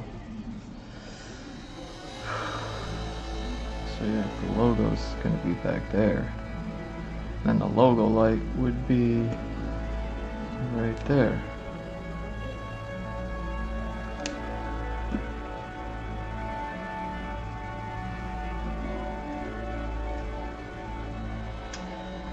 I hope this is the same marker. And then it kinda goes there.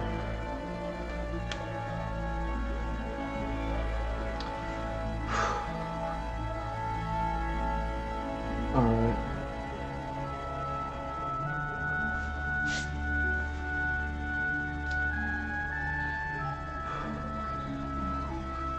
So much geometry. Jeez.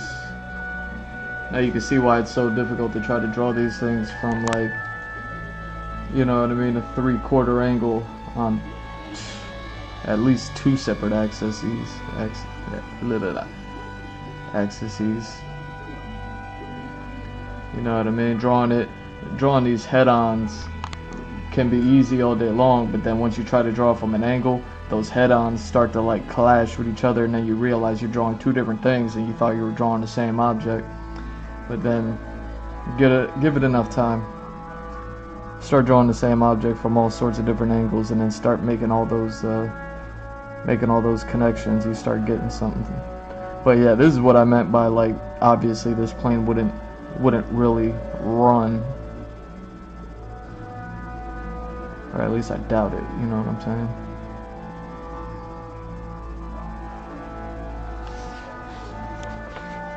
But I do like the scoop. I like the hangar concept. The hangar concept that I'm talking about is this plane is so big, it's something similar to the Bebop from Cowboy Bebop, how Jet's giant Bebop ship had a hangar in it and a landing pad, so that the Swordfish and Faye's, I don't even know what her ship was called, and the Hammerhead, one, they had a garage that they were able to park those things into, but 2, they also had the landing pad. If you recall, whatever episode it was where Faye was suntanning and Spike took off, like they had that runway to take off from. Same thing. Like, I'm kind of feeling that there's like a hangar space and a runway space on this plane. Like, that's how big this plane is. You know what I mean? So now getting an idea of how big this plane is.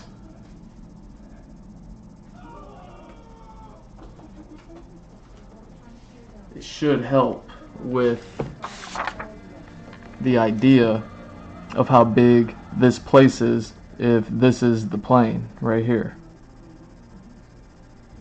So it's like, okay, I got the plane, I got all this stuff going on, right, with this location that I worked on that I like.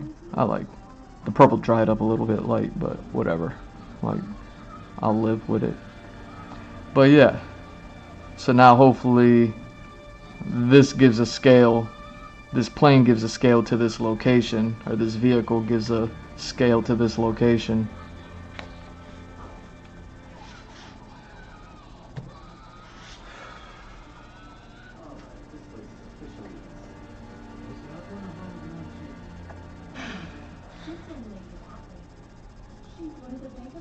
But yeah, I like it. So now the thing that I'm thinking about is this scoop, how it comes back like this. If I'm gonna be giving a place for vehicles to take off and land from, like smaller miniature vehicles, then I need to give more space for like a parking garage, so to speak. So if I like extend it to about half, like let's say to where these what are they called? The non-collision lights? Yeah, anti-collision lights. Give it a parking garage to about that point. You know what I'm saying? And now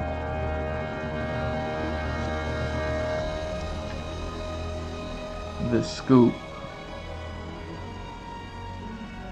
can kind of extend a bit.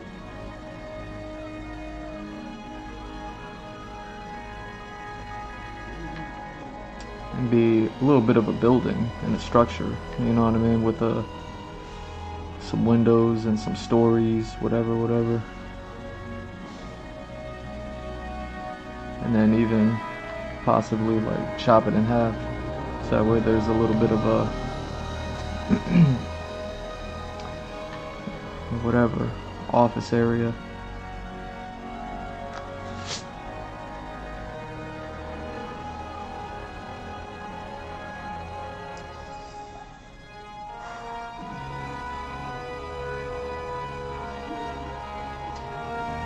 I like it.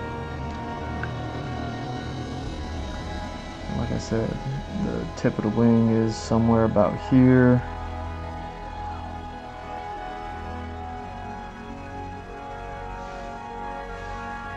And then there's a light on the front, on the back. There's a light on the tip over here.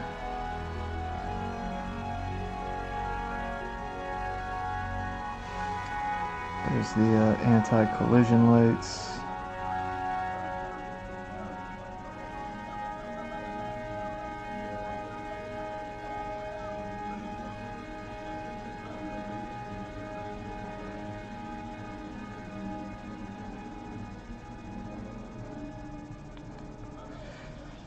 They're about what?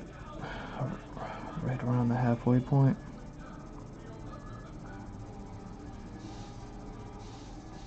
She's still alive.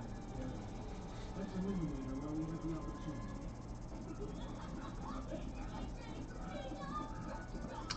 And we're up. Oh yeah, you got the wing lights that are kind of coming off from.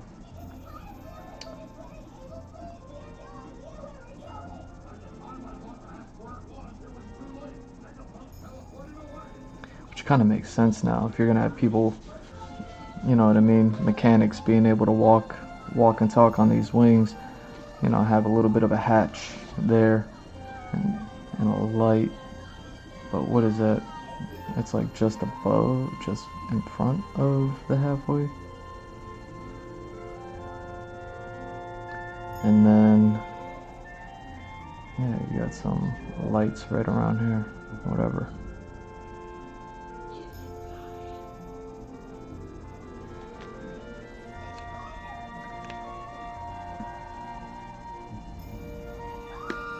Same. So this kind of cuts backwards. This one shine. Well, those are red lights, so. And that's a red light as well, so it's only these two. This is the government island.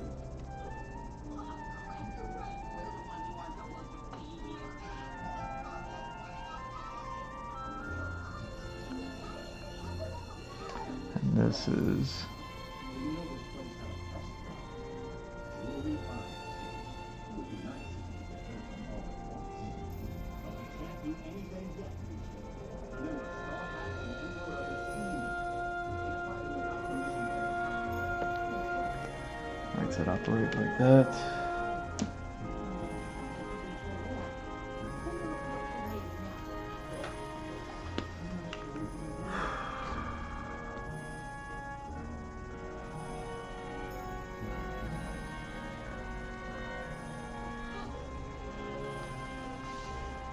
And see, the only reason why I'm kind of starting to feel this a little bit more now is, well, as far as like this whole vehicle thing, hangar bay, you know, the Bebop, and it, well, do I even need to say how much I love Cowboy Bebop, you know what I'm saying? So this kind of goes up to here.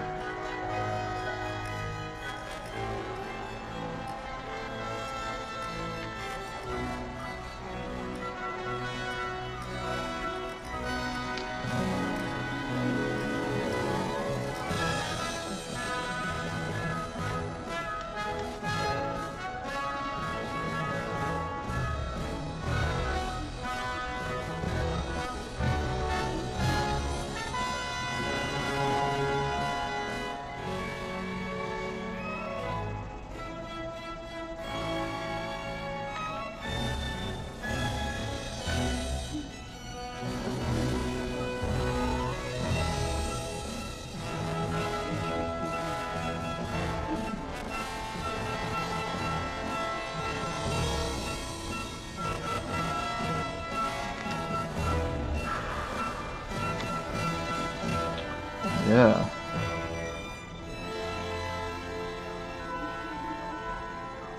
And then, yeah, it kind of just continues down there behind the fin.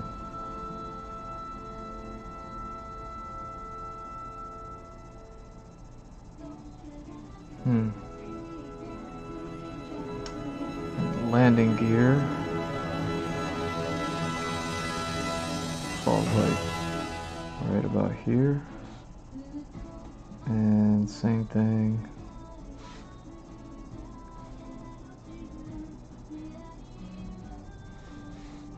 In front of this light.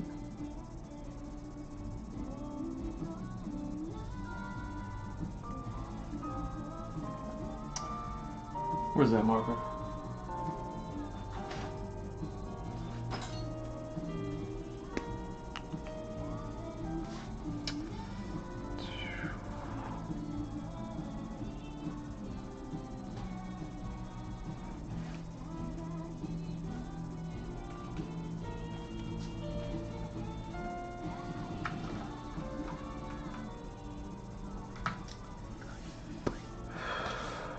Okay.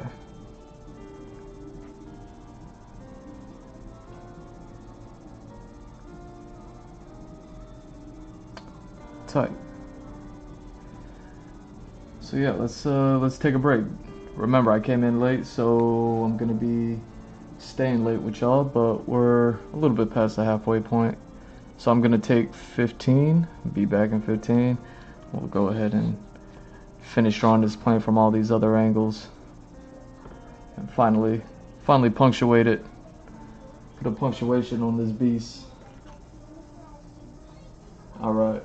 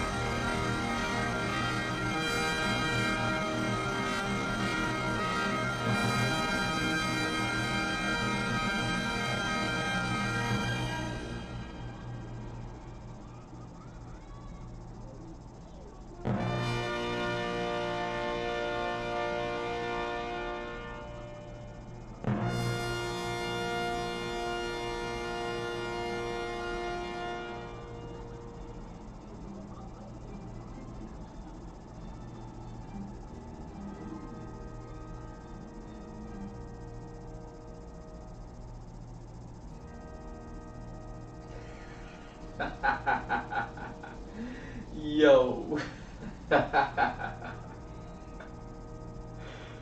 Yo.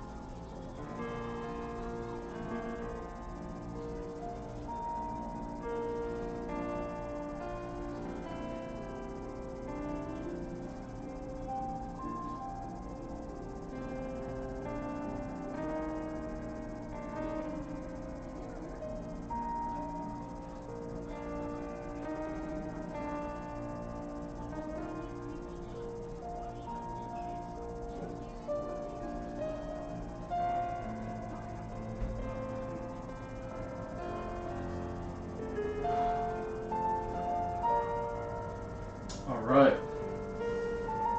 Where's my water? Let me refill this water.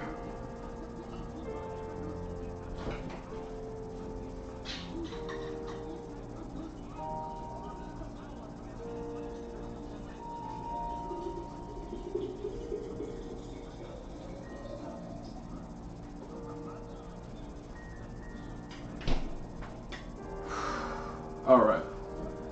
Sorry about that. Took an extra minute, I think.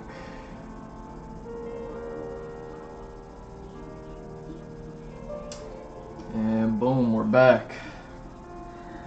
Yo, I stopped at the perfect moment. I didn't even mean to.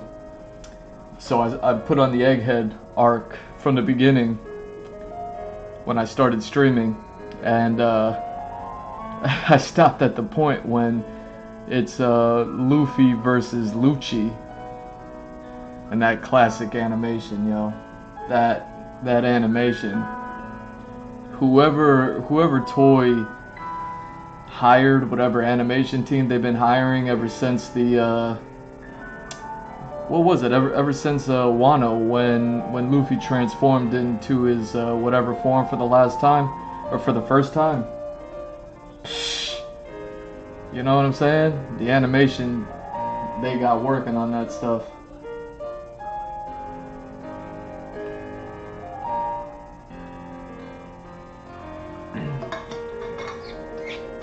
So I like took my little break. I sat down, and next thing I know, they were like facing off.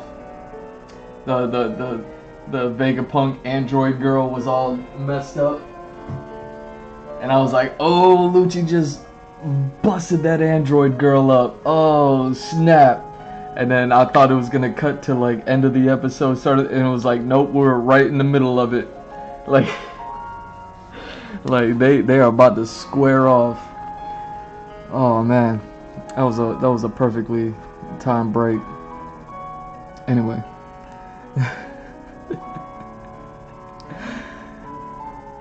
Yo, that animation, man. I hope those animators got paid well. You know what I'm saying? Because what they have to do. Oof. Wonder if y'all heard that. You know, I said it before, so I don't need to like really go in depth about it.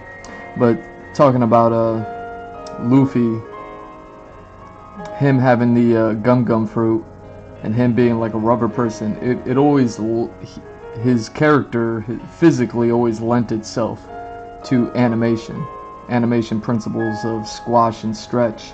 And Luffy being a rubber man, I was just like, all the way back in the 90s, you know what I mean? I knew that because I was like a fan of like Warner Brothers, Animaniacs, Tom and Jerry, you know what I mean?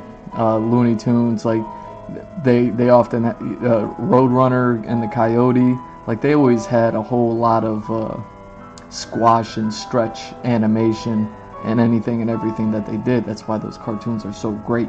Like, sure, the characters are awesome and the stories are great and all that other stuff, but when you're looking at something like Tom and Jerry, Roadrunner, Coyote, you're not dealing with too much dialogue, but you're still entertained. And you're entertained because it's not just like some placid animation, you know what I mean? Just a bunch of lip flaps and still images of people standing around. Like there's, you know what I mean? A majority of full body shots and full body animations, and those full bodies have to be entertaining because they're not talking, and they talk with their body, and they push the limits of anatomy with the squash and stretch. And then that's where the whole cartoonization comes from, as far as like, you know what I mean, entertainment goes. Like the Coyote has an anvil, and then his arms drop, and then his arms begin to stretch all the way down the cliffside, and then he's like looks at the camera like, oh no, and then he ping, you know what I mean, snaps back like a rubber band all the way to the weight that's making him drop off the side of the cliff, things like that. You know what I mean? Or Jerry nailing, I don't know, Tom's clothes to the floor and then having him chase him around the room until the clothes stretch out to the point where Tom can't run no more, and then he like has to zip and whip around back the way he came because the clothes snap him back. Like all the squash and stretch principles. Animaniacs, same thing, you know what I mean? Except they had dialogue. When Luffy transforms, man, it's something that I didn't anticipate until like way later, because we didn't really know about it until what, Doflamingo arc? I forget what that arc is called. I've been trying to remember it for the longest time. But whatever arc Doflamingo's in, I think that's the one where we learn about like awakenings, and you know what I mean, where the devil fruit user is able to manipulate the land around them. Maybe it was in Punk Hazard or just after Punk Hazard, when you learned that Kizaru and what was Buddy's name? The Iceman and the Magma Man fight each other, and they leave the Punk Hazard split in half of its ice, half of its lava. You know what I mean? Like right around then, Dressrosa, right around Punk Hazard, Dressrosa is kind of, I guess, when we learned about like Devil Fruit awakenings in this cartoon in One Piece. And it's crazy. It's crazy, the notion that it was like, oh yeah, you know, Devil Fruit awakenings is a thing now. So then you start going over your mind about what does this Devil Fruit awakening look like? What is it?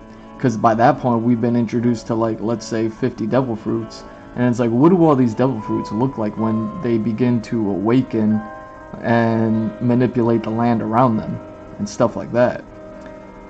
Something that is just crazy to see is this animation team not just applying the squash and stretch principle to Luffy, but applying it to all of the environment around him. It's nuts. It's insane.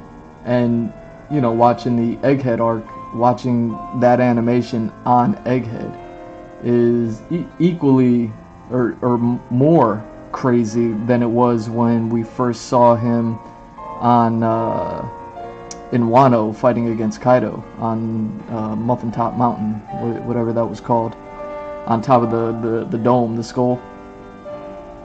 And because the dome skull, it was like a Dragon Ball Z environment, you know what I mean? It was just dirt, rocks, dust, a couple of mounds of dirt.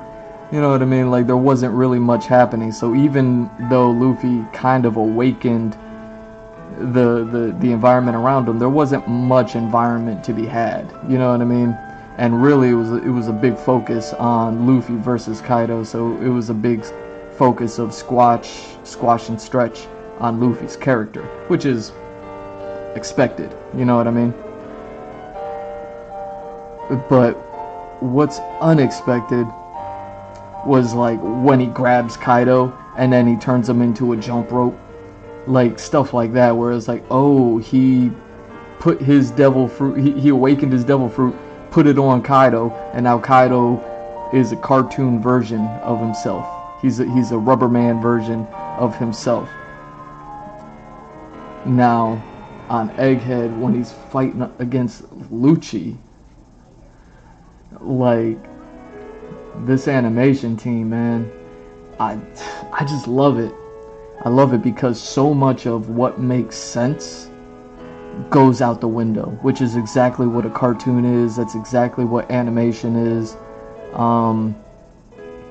Nowadays, you know, I don't want to talk I don't want to talk bad about cartoons because I still watch cartoons. You know what I'm saying? Like, I kind of want to watch the Devil May Cry animation that's on Netflix, but I don't have Netflix, so I don't know. I gotta know somebody who's got it to watch it. I hear good and bad things. It's whatever, but I would still want to watch it because I still remember the old original anime that wasn't all that great. Didn't have too many action scenes, and when they did, they kind of cheated around the animation for the action scenes. You know what I mean? Turned it into shadows, turned it into this or that, so that way animators don't do much to animate anymore. But talking about Netflix, like they have the Castlevania animations from. I try to get a job with that company. What are they called? I forget what they're called. Something House, or I think they have like a yellow logo. It's kind of like bouncing around my head right now. I'm not trying to think about it because I'm working on this, but yeah, those animators, like the Castlevania animation, definitely like progressed from the first season to the second season to from the first show to the second show. The action scenes, they didn't cheat, you know, around them too much. Like, it was all really cool, you know what I mean? It was all very limited though. It's all very limited once you consider like these Sun God Nika Luffy Devil Fruit Awakening animations, especially this Lucci fight. Like, I think it goes on again. Like, animes, they tend to put a lot of animation effort into their openings. Like, I'm watching the opening right now to the Egghead. You know, the opening song, animation, stuff like that. So much work goes into all of those things. And it makes sense because they got to play it often, you know what I mean, for every episode for that arc. So if you're going to make people hyped to watch a show, you kind of want to give them everything. But then once you get into the show, you know, depending on the episode, it's more or less not really all too much there. As far as like animation goes, like it's good, you know what I mean. And with most shows, it's passable. But a lot of animation these days is really stiff compared to what it used to be, and a lot of it I think has to do with the camera angles and things like that. You know, well, because we worship like cinema and movies so much, there's you know what I mean, the movie star where you have like a mid shot or a close up on their face while they talk, and we watch those things and we think that that's what makes something great. And it's like, yeah, it makes the actor great, but the actor's acting well, so that makes that, you know what I mean. The shot serves the actor serves the shot in return, things like that. But when it comes to animation, that's not really it, you know what I mean. Like, you could write some good dialogue all day long, but I've never really seen good dialogue in an animation do better than good dialogue in a live action movie. You know, opening scene, and I'm a Quentin Tarantino fan, y'all know me. Opening scene in Inglourious Bastards with the officer and the farmer, you know what I mean? Good dialogue scene. Boring if it was in an animation, but still would be good, but it would be like not as good. Again, it's the actors that serve the shot and the shot serving the actors, things like that. That's why those things kind of work. They don't necessarily work all too well, even if it was done shot for shot the same in animation. It just doesn't hit well. The squash and the stretch is what makes animation. And if you're not hitting the squash and the stretch, if you're not trying to figure out how to implement squash and stretch into the animation, I don't care if it's, I haven't watched Invincible at all, so I haven't seen any of it, but it looks like the stiff animation I'm talking about. And I'm not saying that the action's not great. I hear good things about the cartoon, but like, I haven't seen anything where it's anywhere near on par, on level with Sun God Nika awakened fruit Luffy, you know what I mean? Gear 5 Luffy. The animation is nuts. That's what I'm saying. When I went to go on break, I sat down. I sat down on the couch back there and I just kind of watched, and I was just like, oh, this is the perfect scene. Sitting there eating my little snack, you know what I mean? Stuff like that to make you feel like a kid again, you know what I mean? I still like watching. I don't sit down and watch like the old Tom and Jerry stuff. Like social media has it in a place where you can kind of watch clips, you know what I mean, of cartoons. There's some pages that will post the entire like 20-minute episode of a cartoon. I'm like, who has time to sit there and stare at their phone for that long? Like, give me 15 seconds, give me 30 seconds of like some hot fire. Give me 30 seconds of you know what I mean? Give me one of the skits out of an entire episode of the coyote trying to eat the road runner. You know what I mean? Just give me one skit. I don't need the full episode. But I still watch those things because the animation is just so good. And what's happening with those old animations, it's not just squash and stretch. It's they're doing full body shots and the entire body is being animated. They're not stiff at all. They're barely talking. You know what I mean? Especially if we're talking Tom and Jerry, Coyote, Roadrunner type stuff. Like if you're talking Daffy Duck, Elmer Fudd, Bugs Bunny, you know, Foghorn Leghorn, like those characters are known a lot by their voices. So like, yeah, they have dialogue, but even then, they don't. You know what I mean? Half the time. And the shows are still good because there's still squash and stretch being applied to the situation that they're doing. Think about all the times that Bugs Bunny is underground, crawling underground. The reason why you know it's happening is because the ground is squashing and stretching.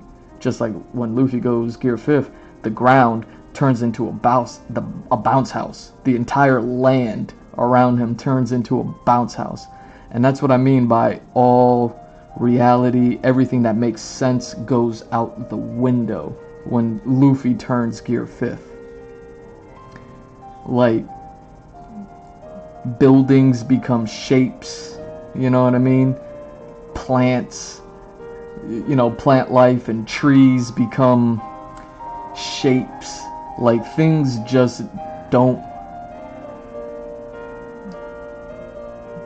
All I'm saying is I didn't anticipate this when I think it was in the beginning of this stream. I was talking about how I started watching One Piece like on Toonami back in like 1999 or early 2000s, whenever it was that it started to air. And back then I knew that Luffy, the reason why Luffy was a rubber character was just because it serves animation. But now here we are 20 years later plus, and I mean, we are so beyond Luffy just like stretching his arm back and, you know what I mean? Now we have the live action, and the live action does that because that's where live action is at as far as it comes to live action being able to do what animation does. So we've spent a lot of time with animation trying to do what live action does, and I don't think it serves us at all. I think animation needs to go back down that road of squashing and stretching. I don't even care if there's heavy dialogue scenes. You can apply a lot of squash and stretch by really pushing the emotions into the physicality of the character, or you know what I mean, the actor / character in the scene. You know what I mean? You start turning these characters back into actors, and you know what I mean? You apply the squash and stretch, you can make a dialogue scene a lot more interesting. But it would probably have to be performed differently than a really good dialogue heavy live action scene. You know what I mean? Like I said, the performances just need to be ramped up. So, man, I stopped at the perfect time. Because, I mean, even the way that that episode was paced, because I thought it was going to go into like the end of the episode, and I was like, oh no, I'm gonna have to like skip ahead and fast forward. I only got 15 minutes, and it was like, nah, we're in the middle of the fight. Like this thing is happening now. I'm watching the editing, and then it was a scene where just after Luffy transforms, and then he like winds up to go hit Lucci. And Lucci doesn't even know it. He hasn't even changed yet or transformed yet. Like he's just kind of standing there looking at Luffy, and Luffy's just bouncing around laughing, and the audio gets cut out, animation slows down. It's like I was like, oh no, they're ending the episode, and nah, like it just like that, Luffy is in Lucci's face, and bah! I was like, oh, I didn't miss it. I didn't miss it. That was a glorious break. Yo.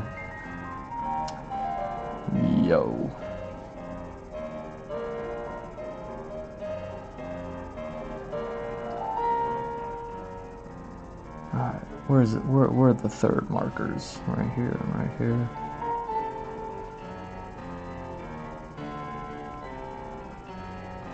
So, down, up, down.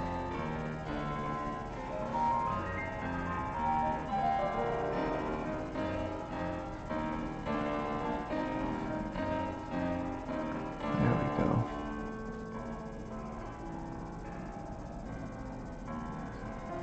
So, same thing. Down, up, down. This connects.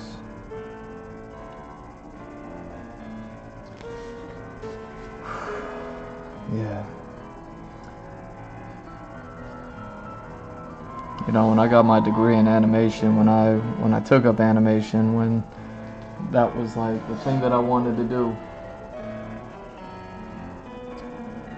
Let me see something. I don't need any of this anymore, do I?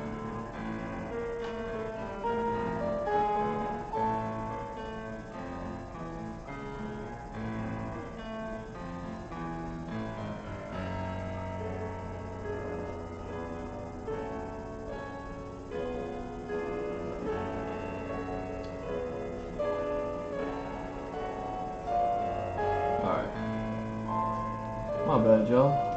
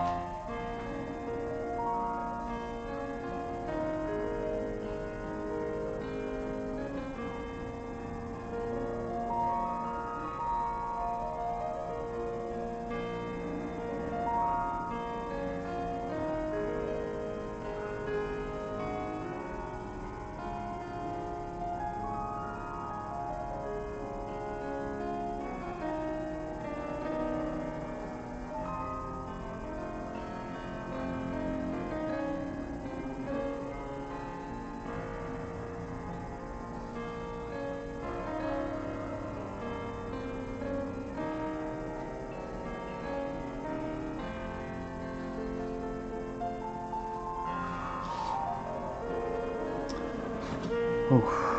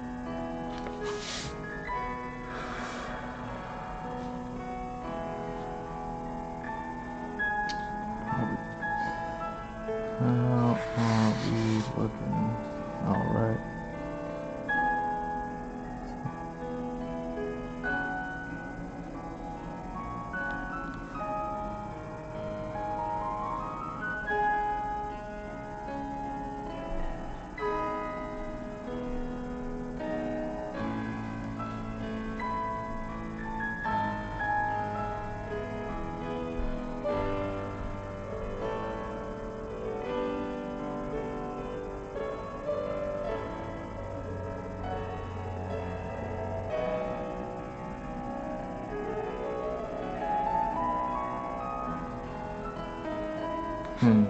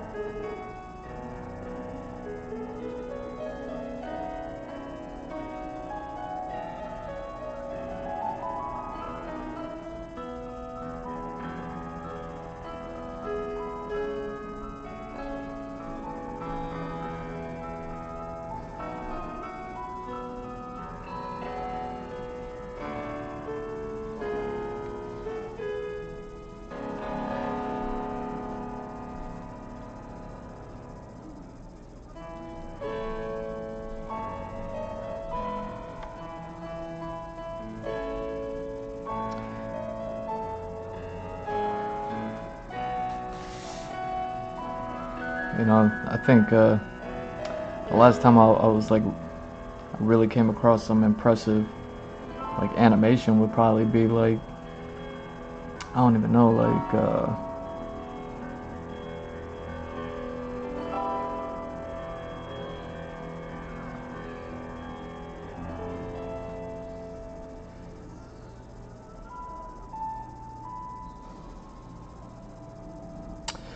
I want to say like Cuphead, the Cuphead video game. I mean, it had that old school aesthetic, so it had that old school animation flair to it. But I mean, that's kind of what I'm talking about. You know what I mean? And you know what I mean. Even the world itself was one of like, hey, this is you know what I mean. It was a cup. So like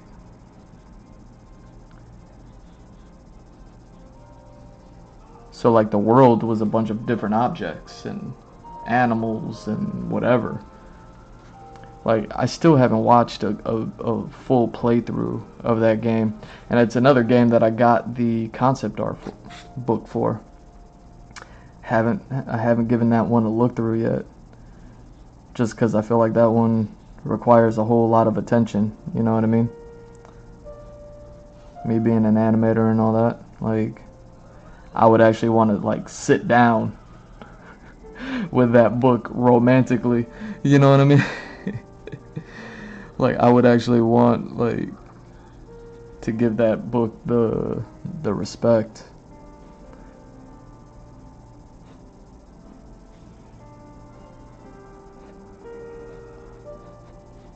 Well, yeah.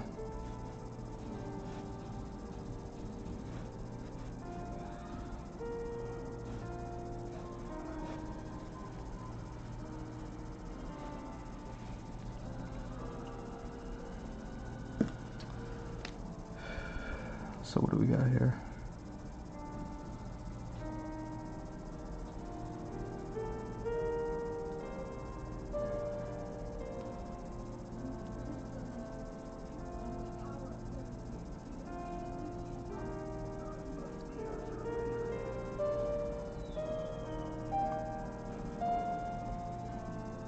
Hmm.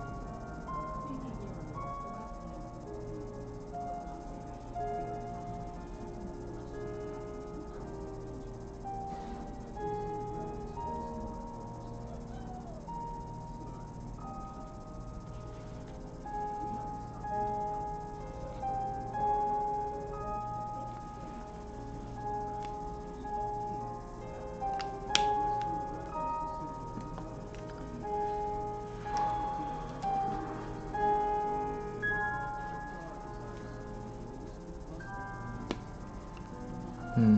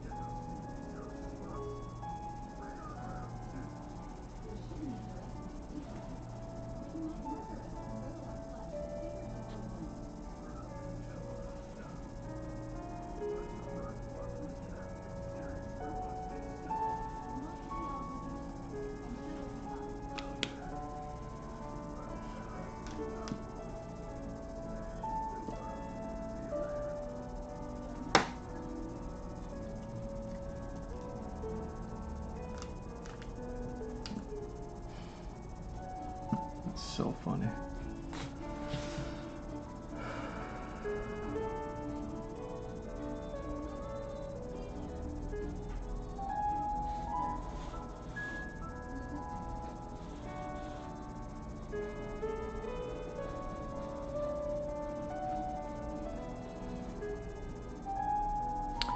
Yeah, that's something that I'm really not thinking about.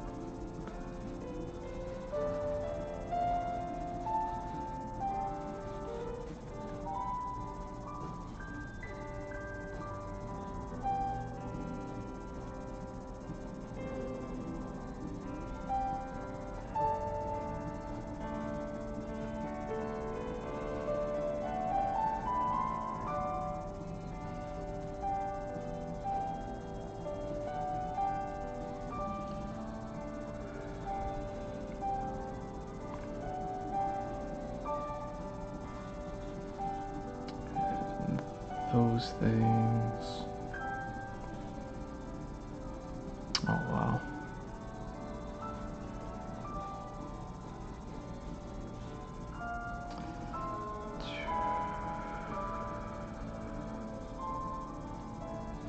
Interesting.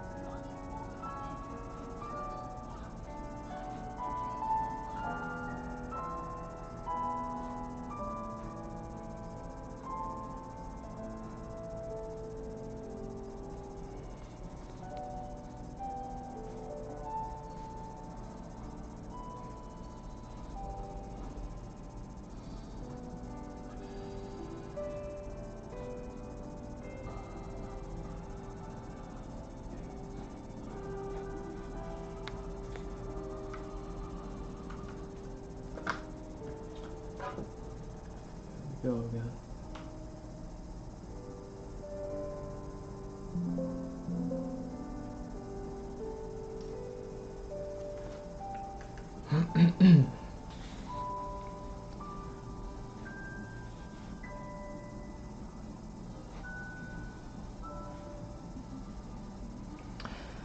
Alright, so this is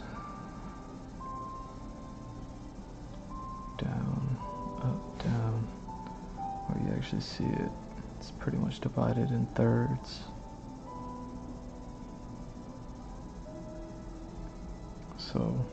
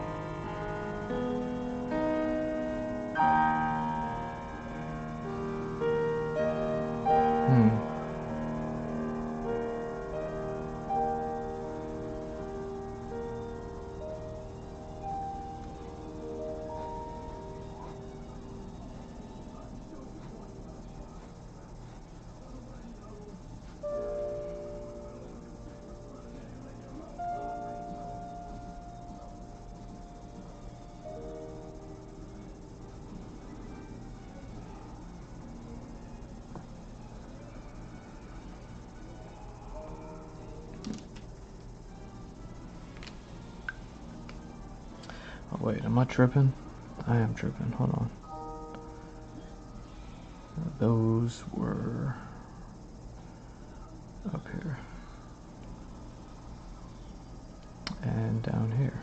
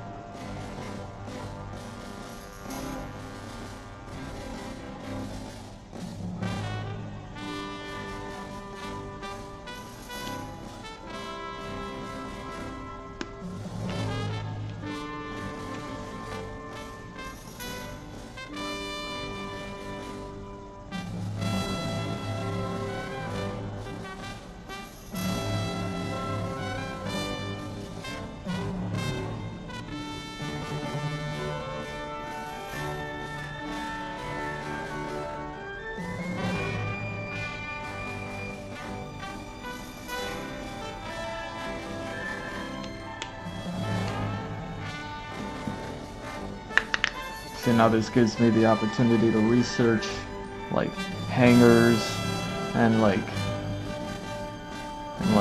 hatches and hatch bays, whatever, you know what I mean? Taking off, landing.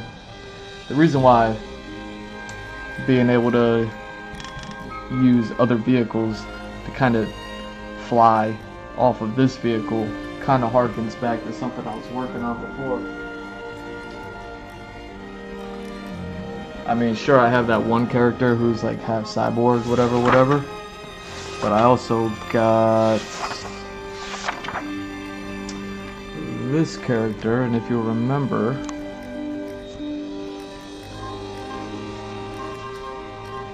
she kind of has like all this technology that I left with her, vehicles, things like that. So this kind of like helps that.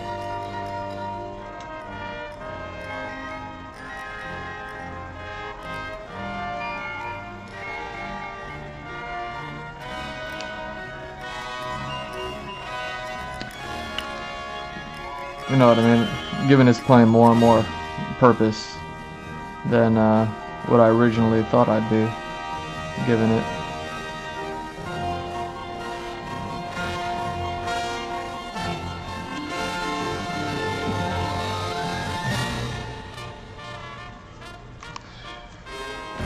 So, yeah.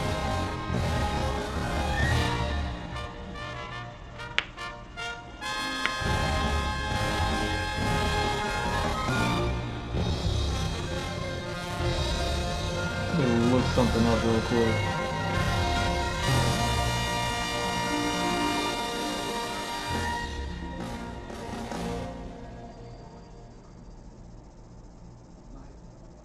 Also, let me turn that down, right?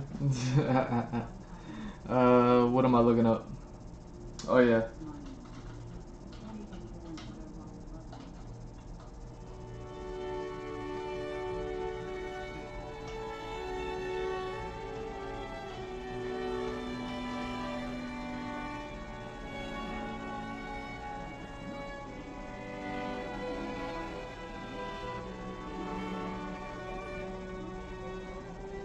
That's crazy. Oh, why didn't I just look this up? Check this out, y'all.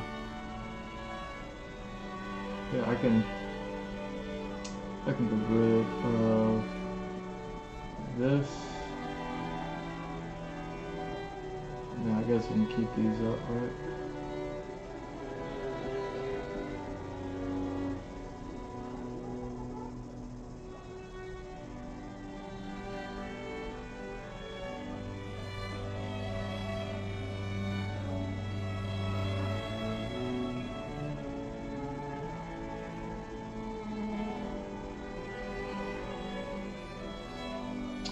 Check this out.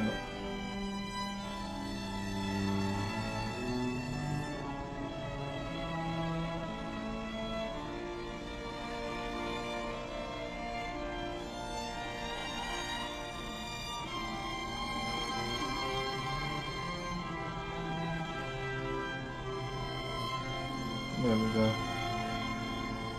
I should have just looked this up. I can't believe I didn't do this.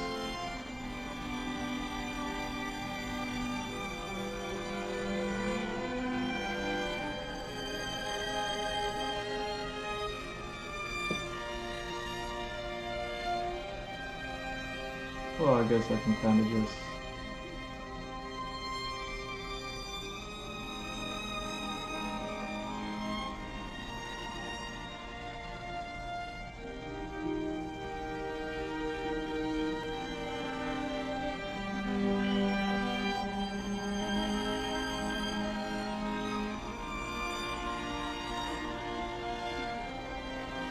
check this out, man. I was thinking about this and I forgot to check this out. Maybe next time. Checking out all these airplane stuff. Like, you could just look at like regular origami and then just see how people folded up a sheet of paper and then look at those shapes and then begin to like kind of create a plane out of it. It's funny, anytime I think about like the shape of a plane, that's where my mind goes. Is like, that's the only experience I have, like first-hand experience at making a plane would probably be just like, you know, the paper airplanes they used to make, and then you would throw them, see if they flew, things like that. Like, I would wonder how well these planes would fly. But I mean, even just looking at some of the shapes, like look how strong some of these designs are. Then you got some crazy things like this one that has like these little circle pieces underneath. You're like, all right, that took more than one sheet of paper. You know, no cheating. No cheating.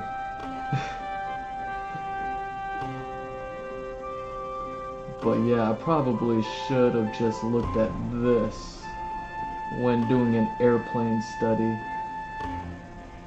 because even if you try to fold the same thing twice, I'm sure you get some different stuff. You know what I mean?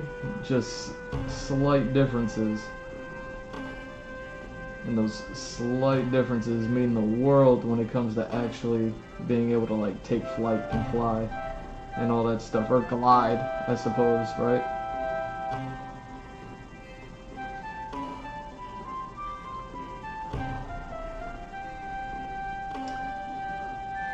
That's crazy.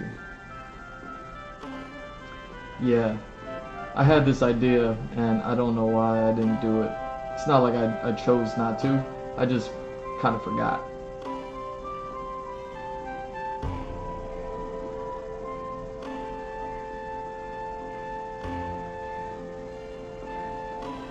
Wow. Yeah, I mean, you literally could just look at this, and if you're like, I guess, creative enough, you can begin to just make planes. And I'm sure a lot of these are based off of like actual planes that exist and designs that exist. But you know what I mean? Once you start adding the creative touch to it and you start making things, you know what I mean?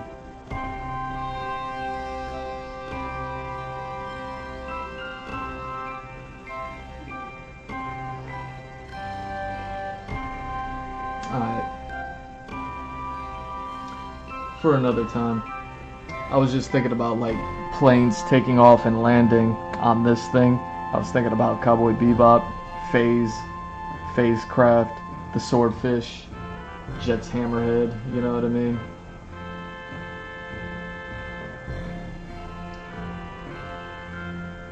I mean, come to think about it, does Jet's Hammerhead have a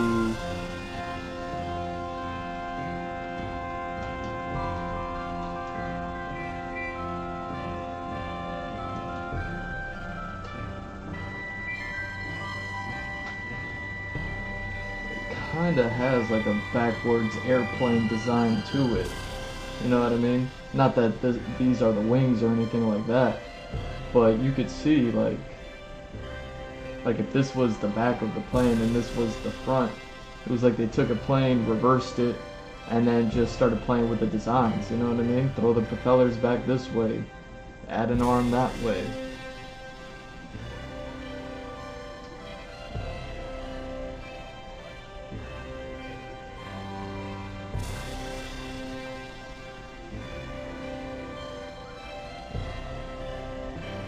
Wow. See. It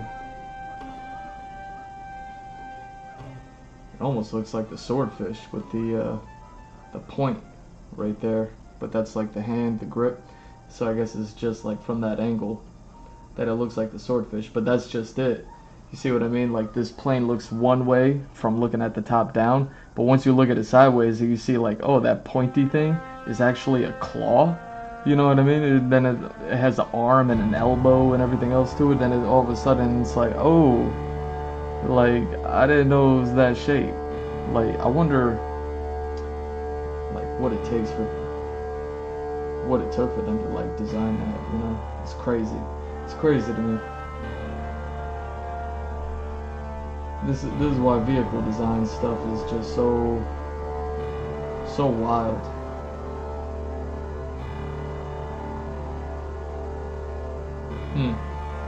Alright, let's get rid of this.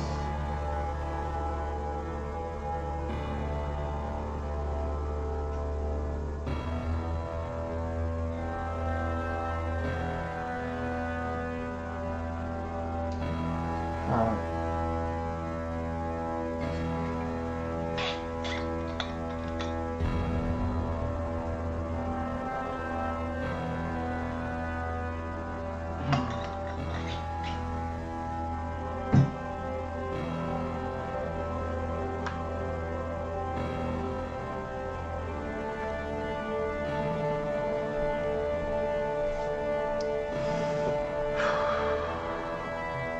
I love it.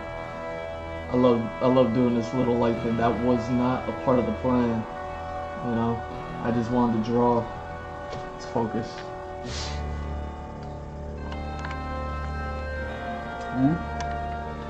Hold on.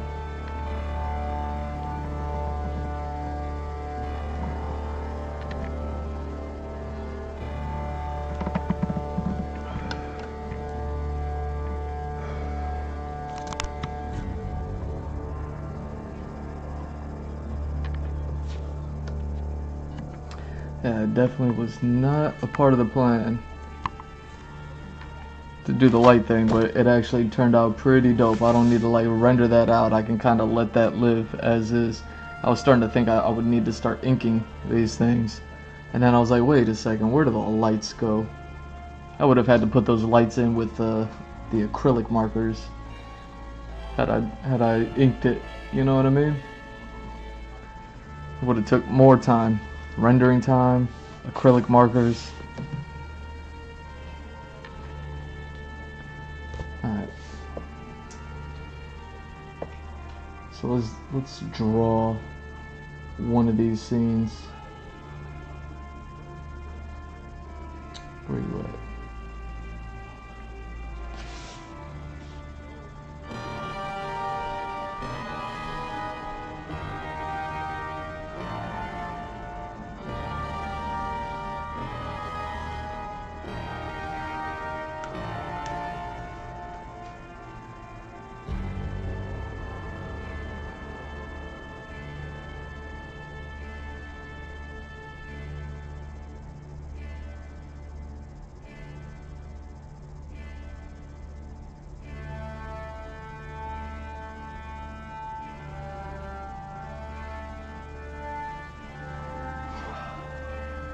Alright.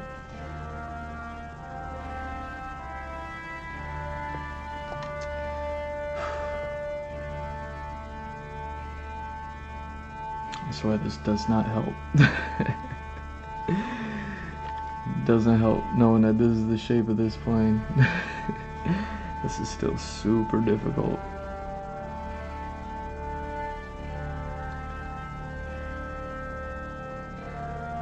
So if I were to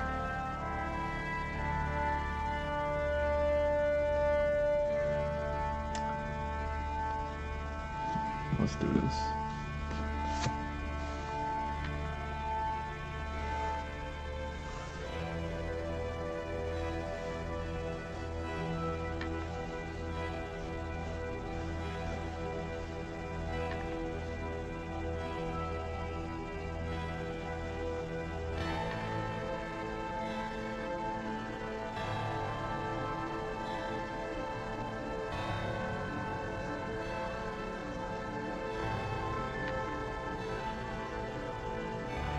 Something like that.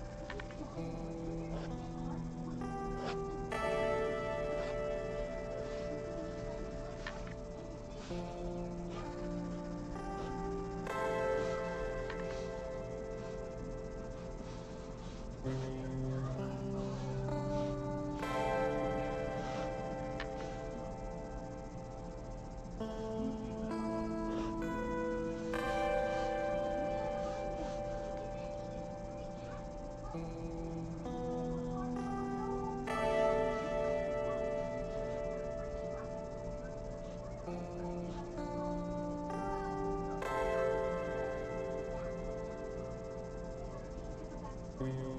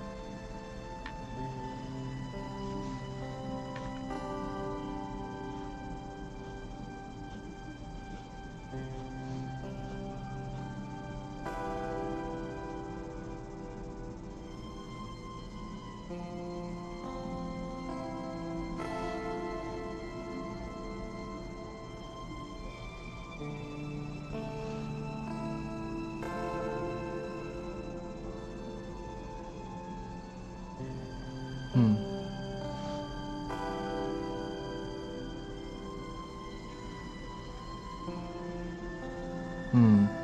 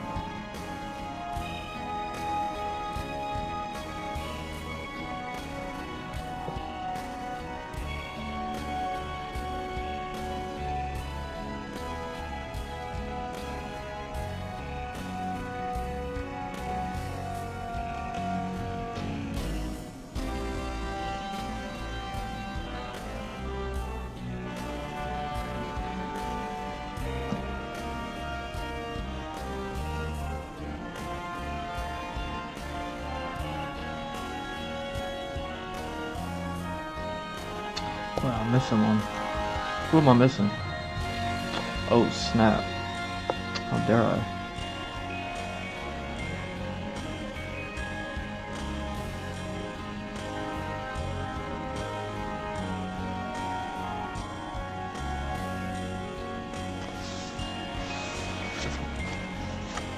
Yeah, I'm gonna have to go back and redraw that. Redraw that one out.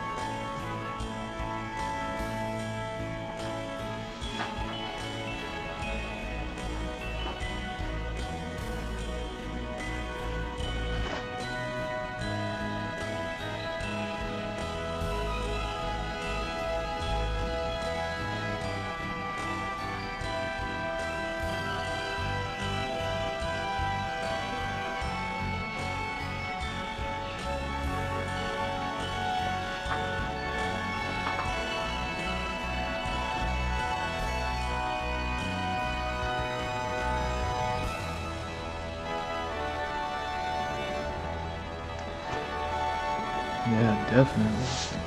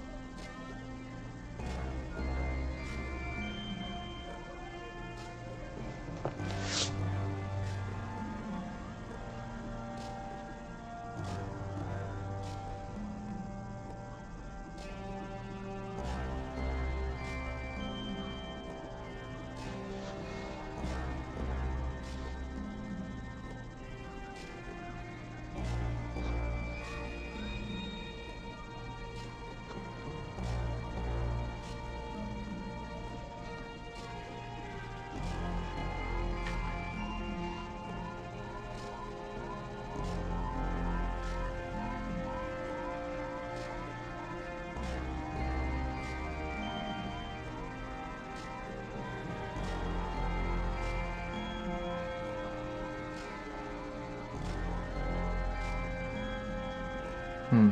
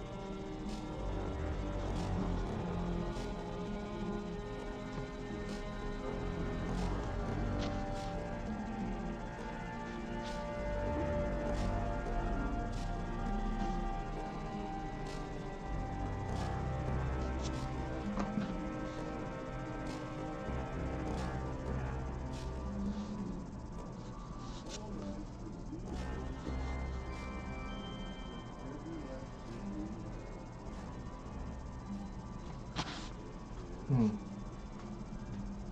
Oh, you know what? Yeah. Just let that be.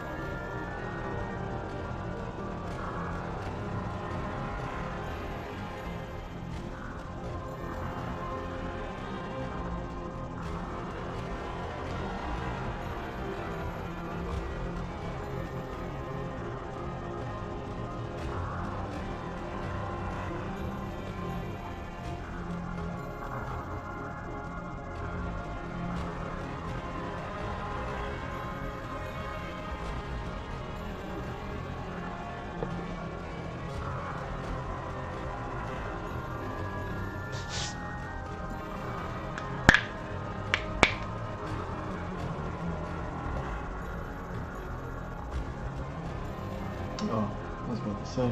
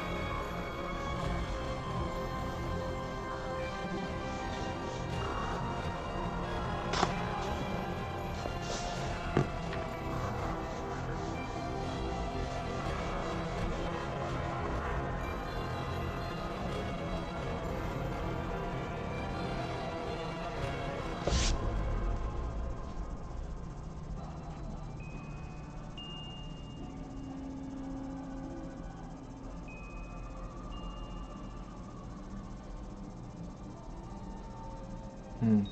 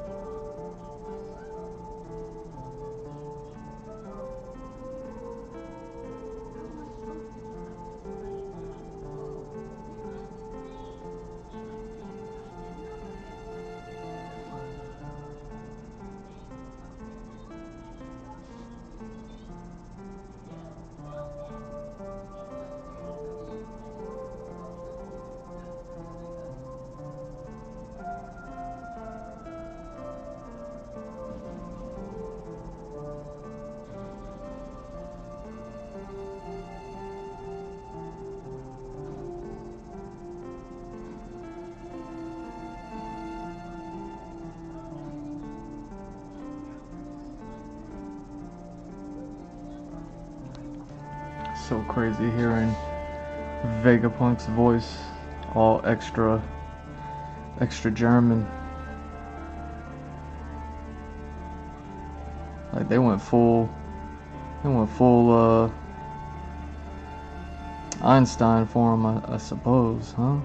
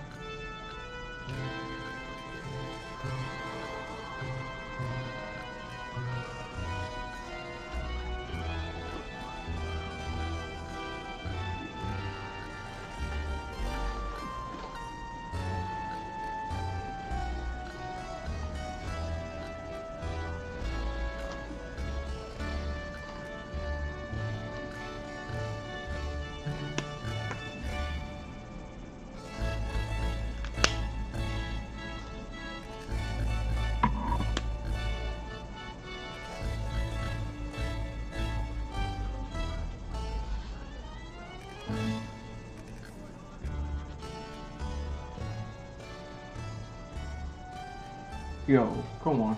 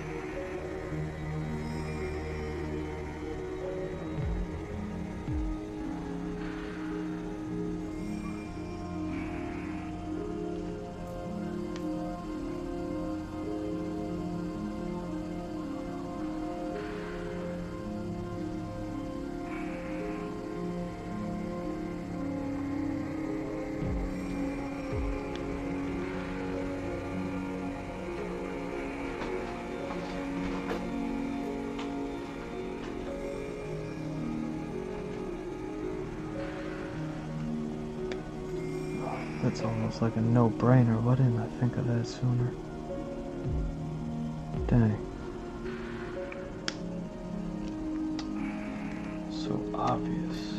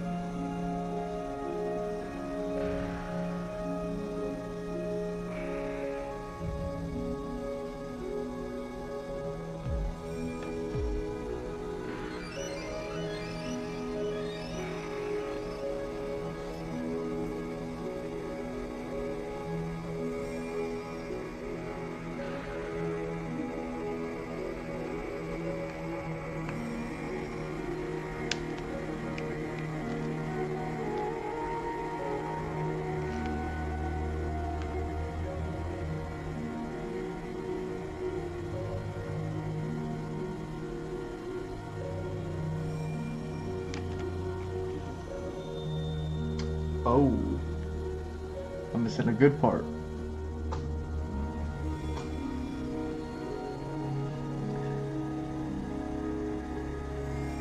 Oh, here we go. Stussy going full vampire on us. Full succubus.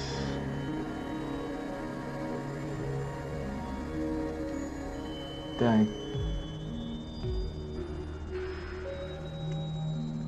This show, yo.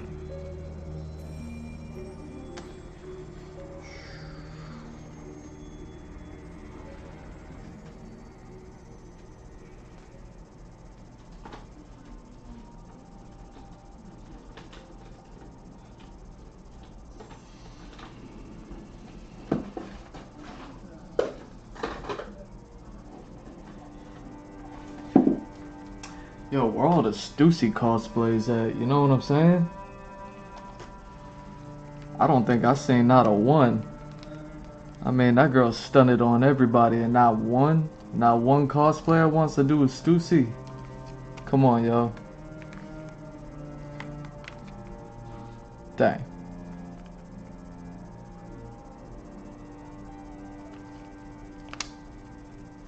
Not one of y'all think y'all can pull off a Stussy? Come on.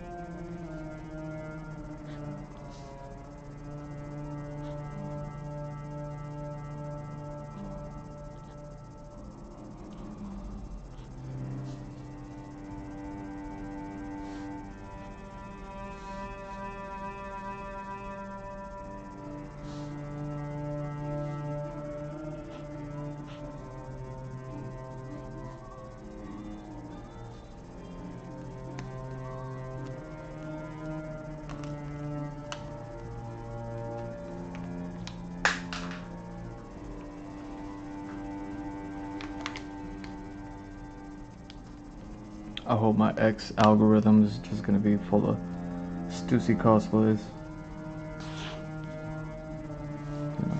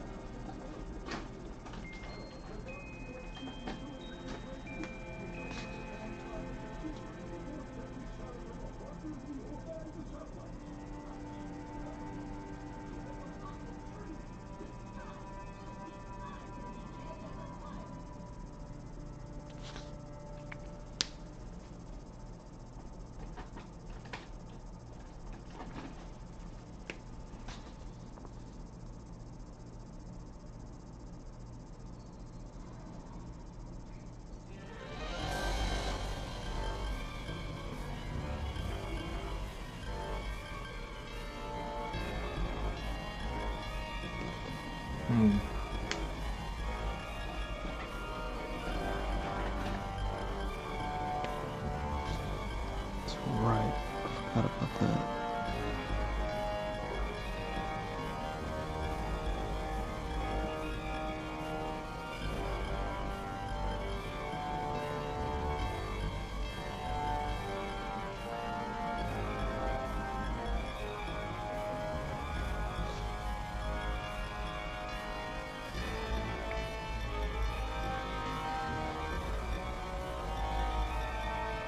Come on, background noise.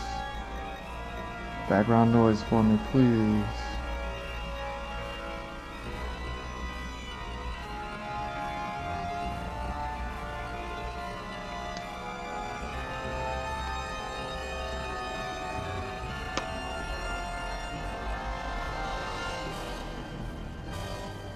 There we go.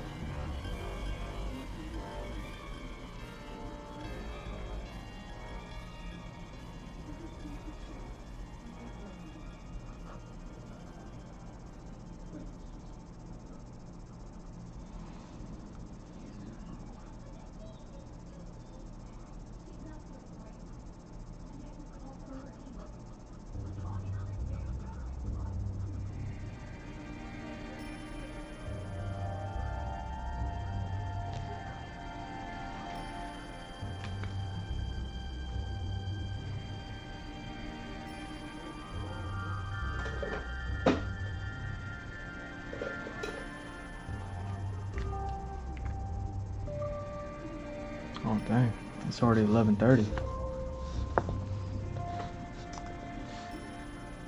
It's past that time, but like I told y'all, you know, I'm chilling. I'm chilling tonight. How y'all doing? Hopefully y'all are good.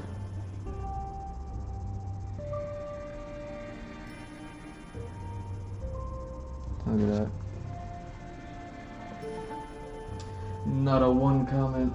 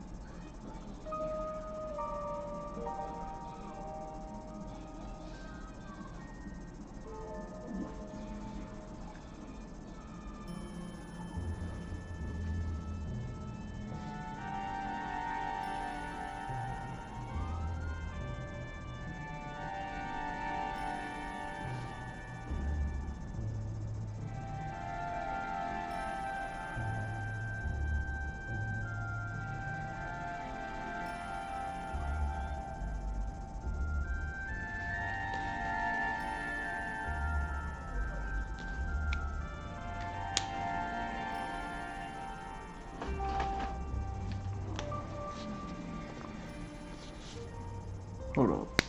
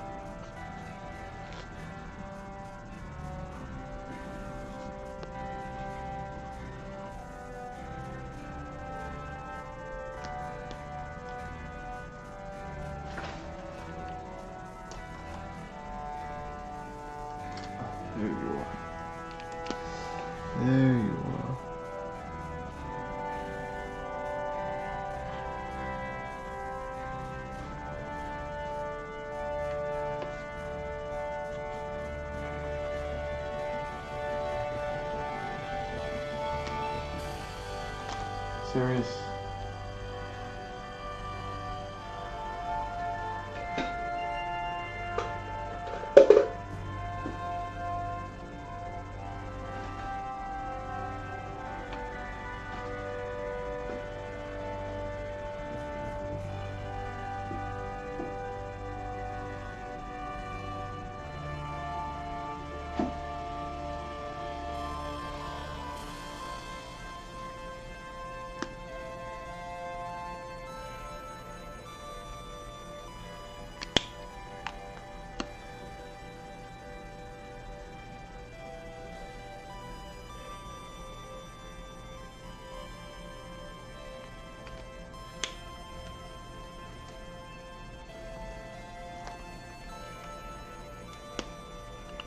Damn. It really froze up, huh?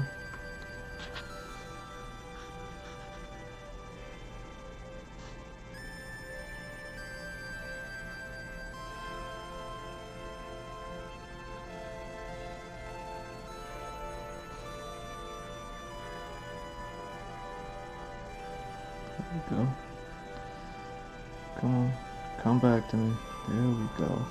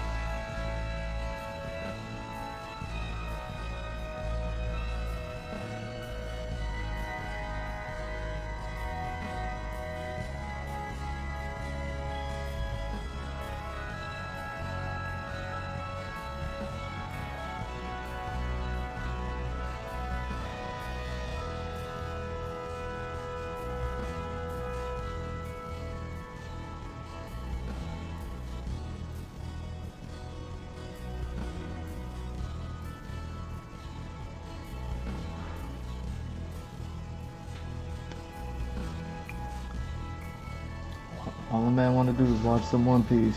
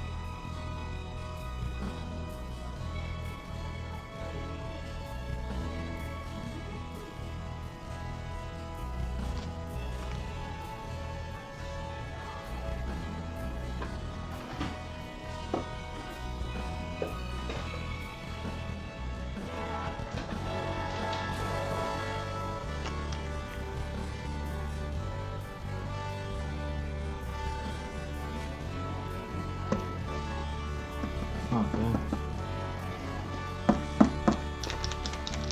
You have the same marker I just had on here.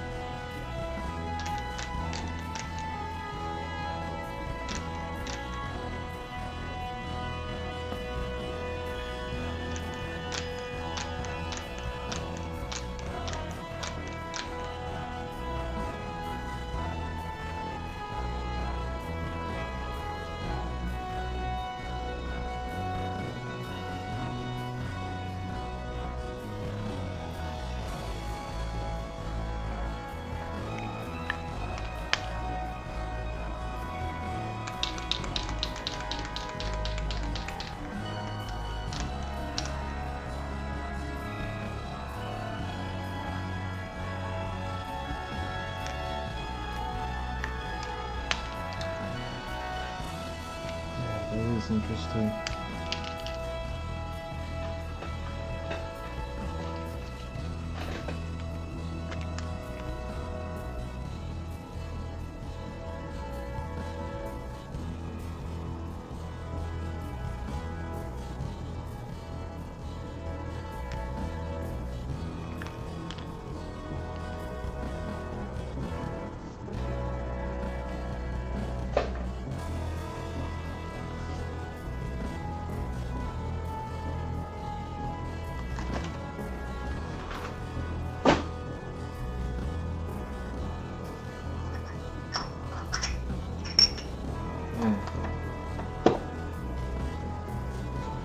spend an entire stream here, and all I got, more or less. I mean, I covered half a page, but still.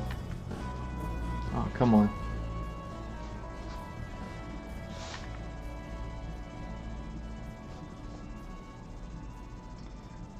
Covered half a page and still really only got like one finished piece. The rest of these are kind of more like studies, and I mean, I guess it does count as concept, but still, you know what I mean. I try to give y'all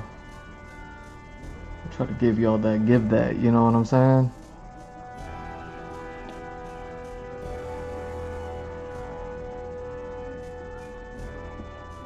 I think this is exciting to start seeing these things all start to come together a little bit, you know what I mean? So far, these characters, these locations, these vehicles.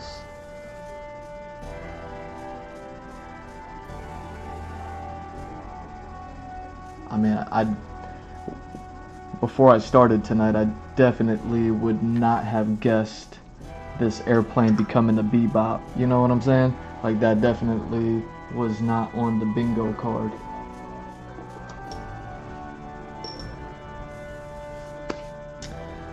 Definitely.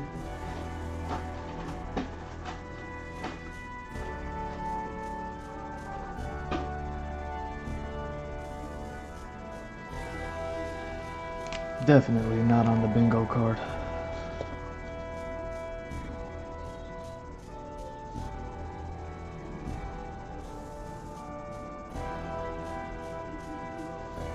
What's today's date?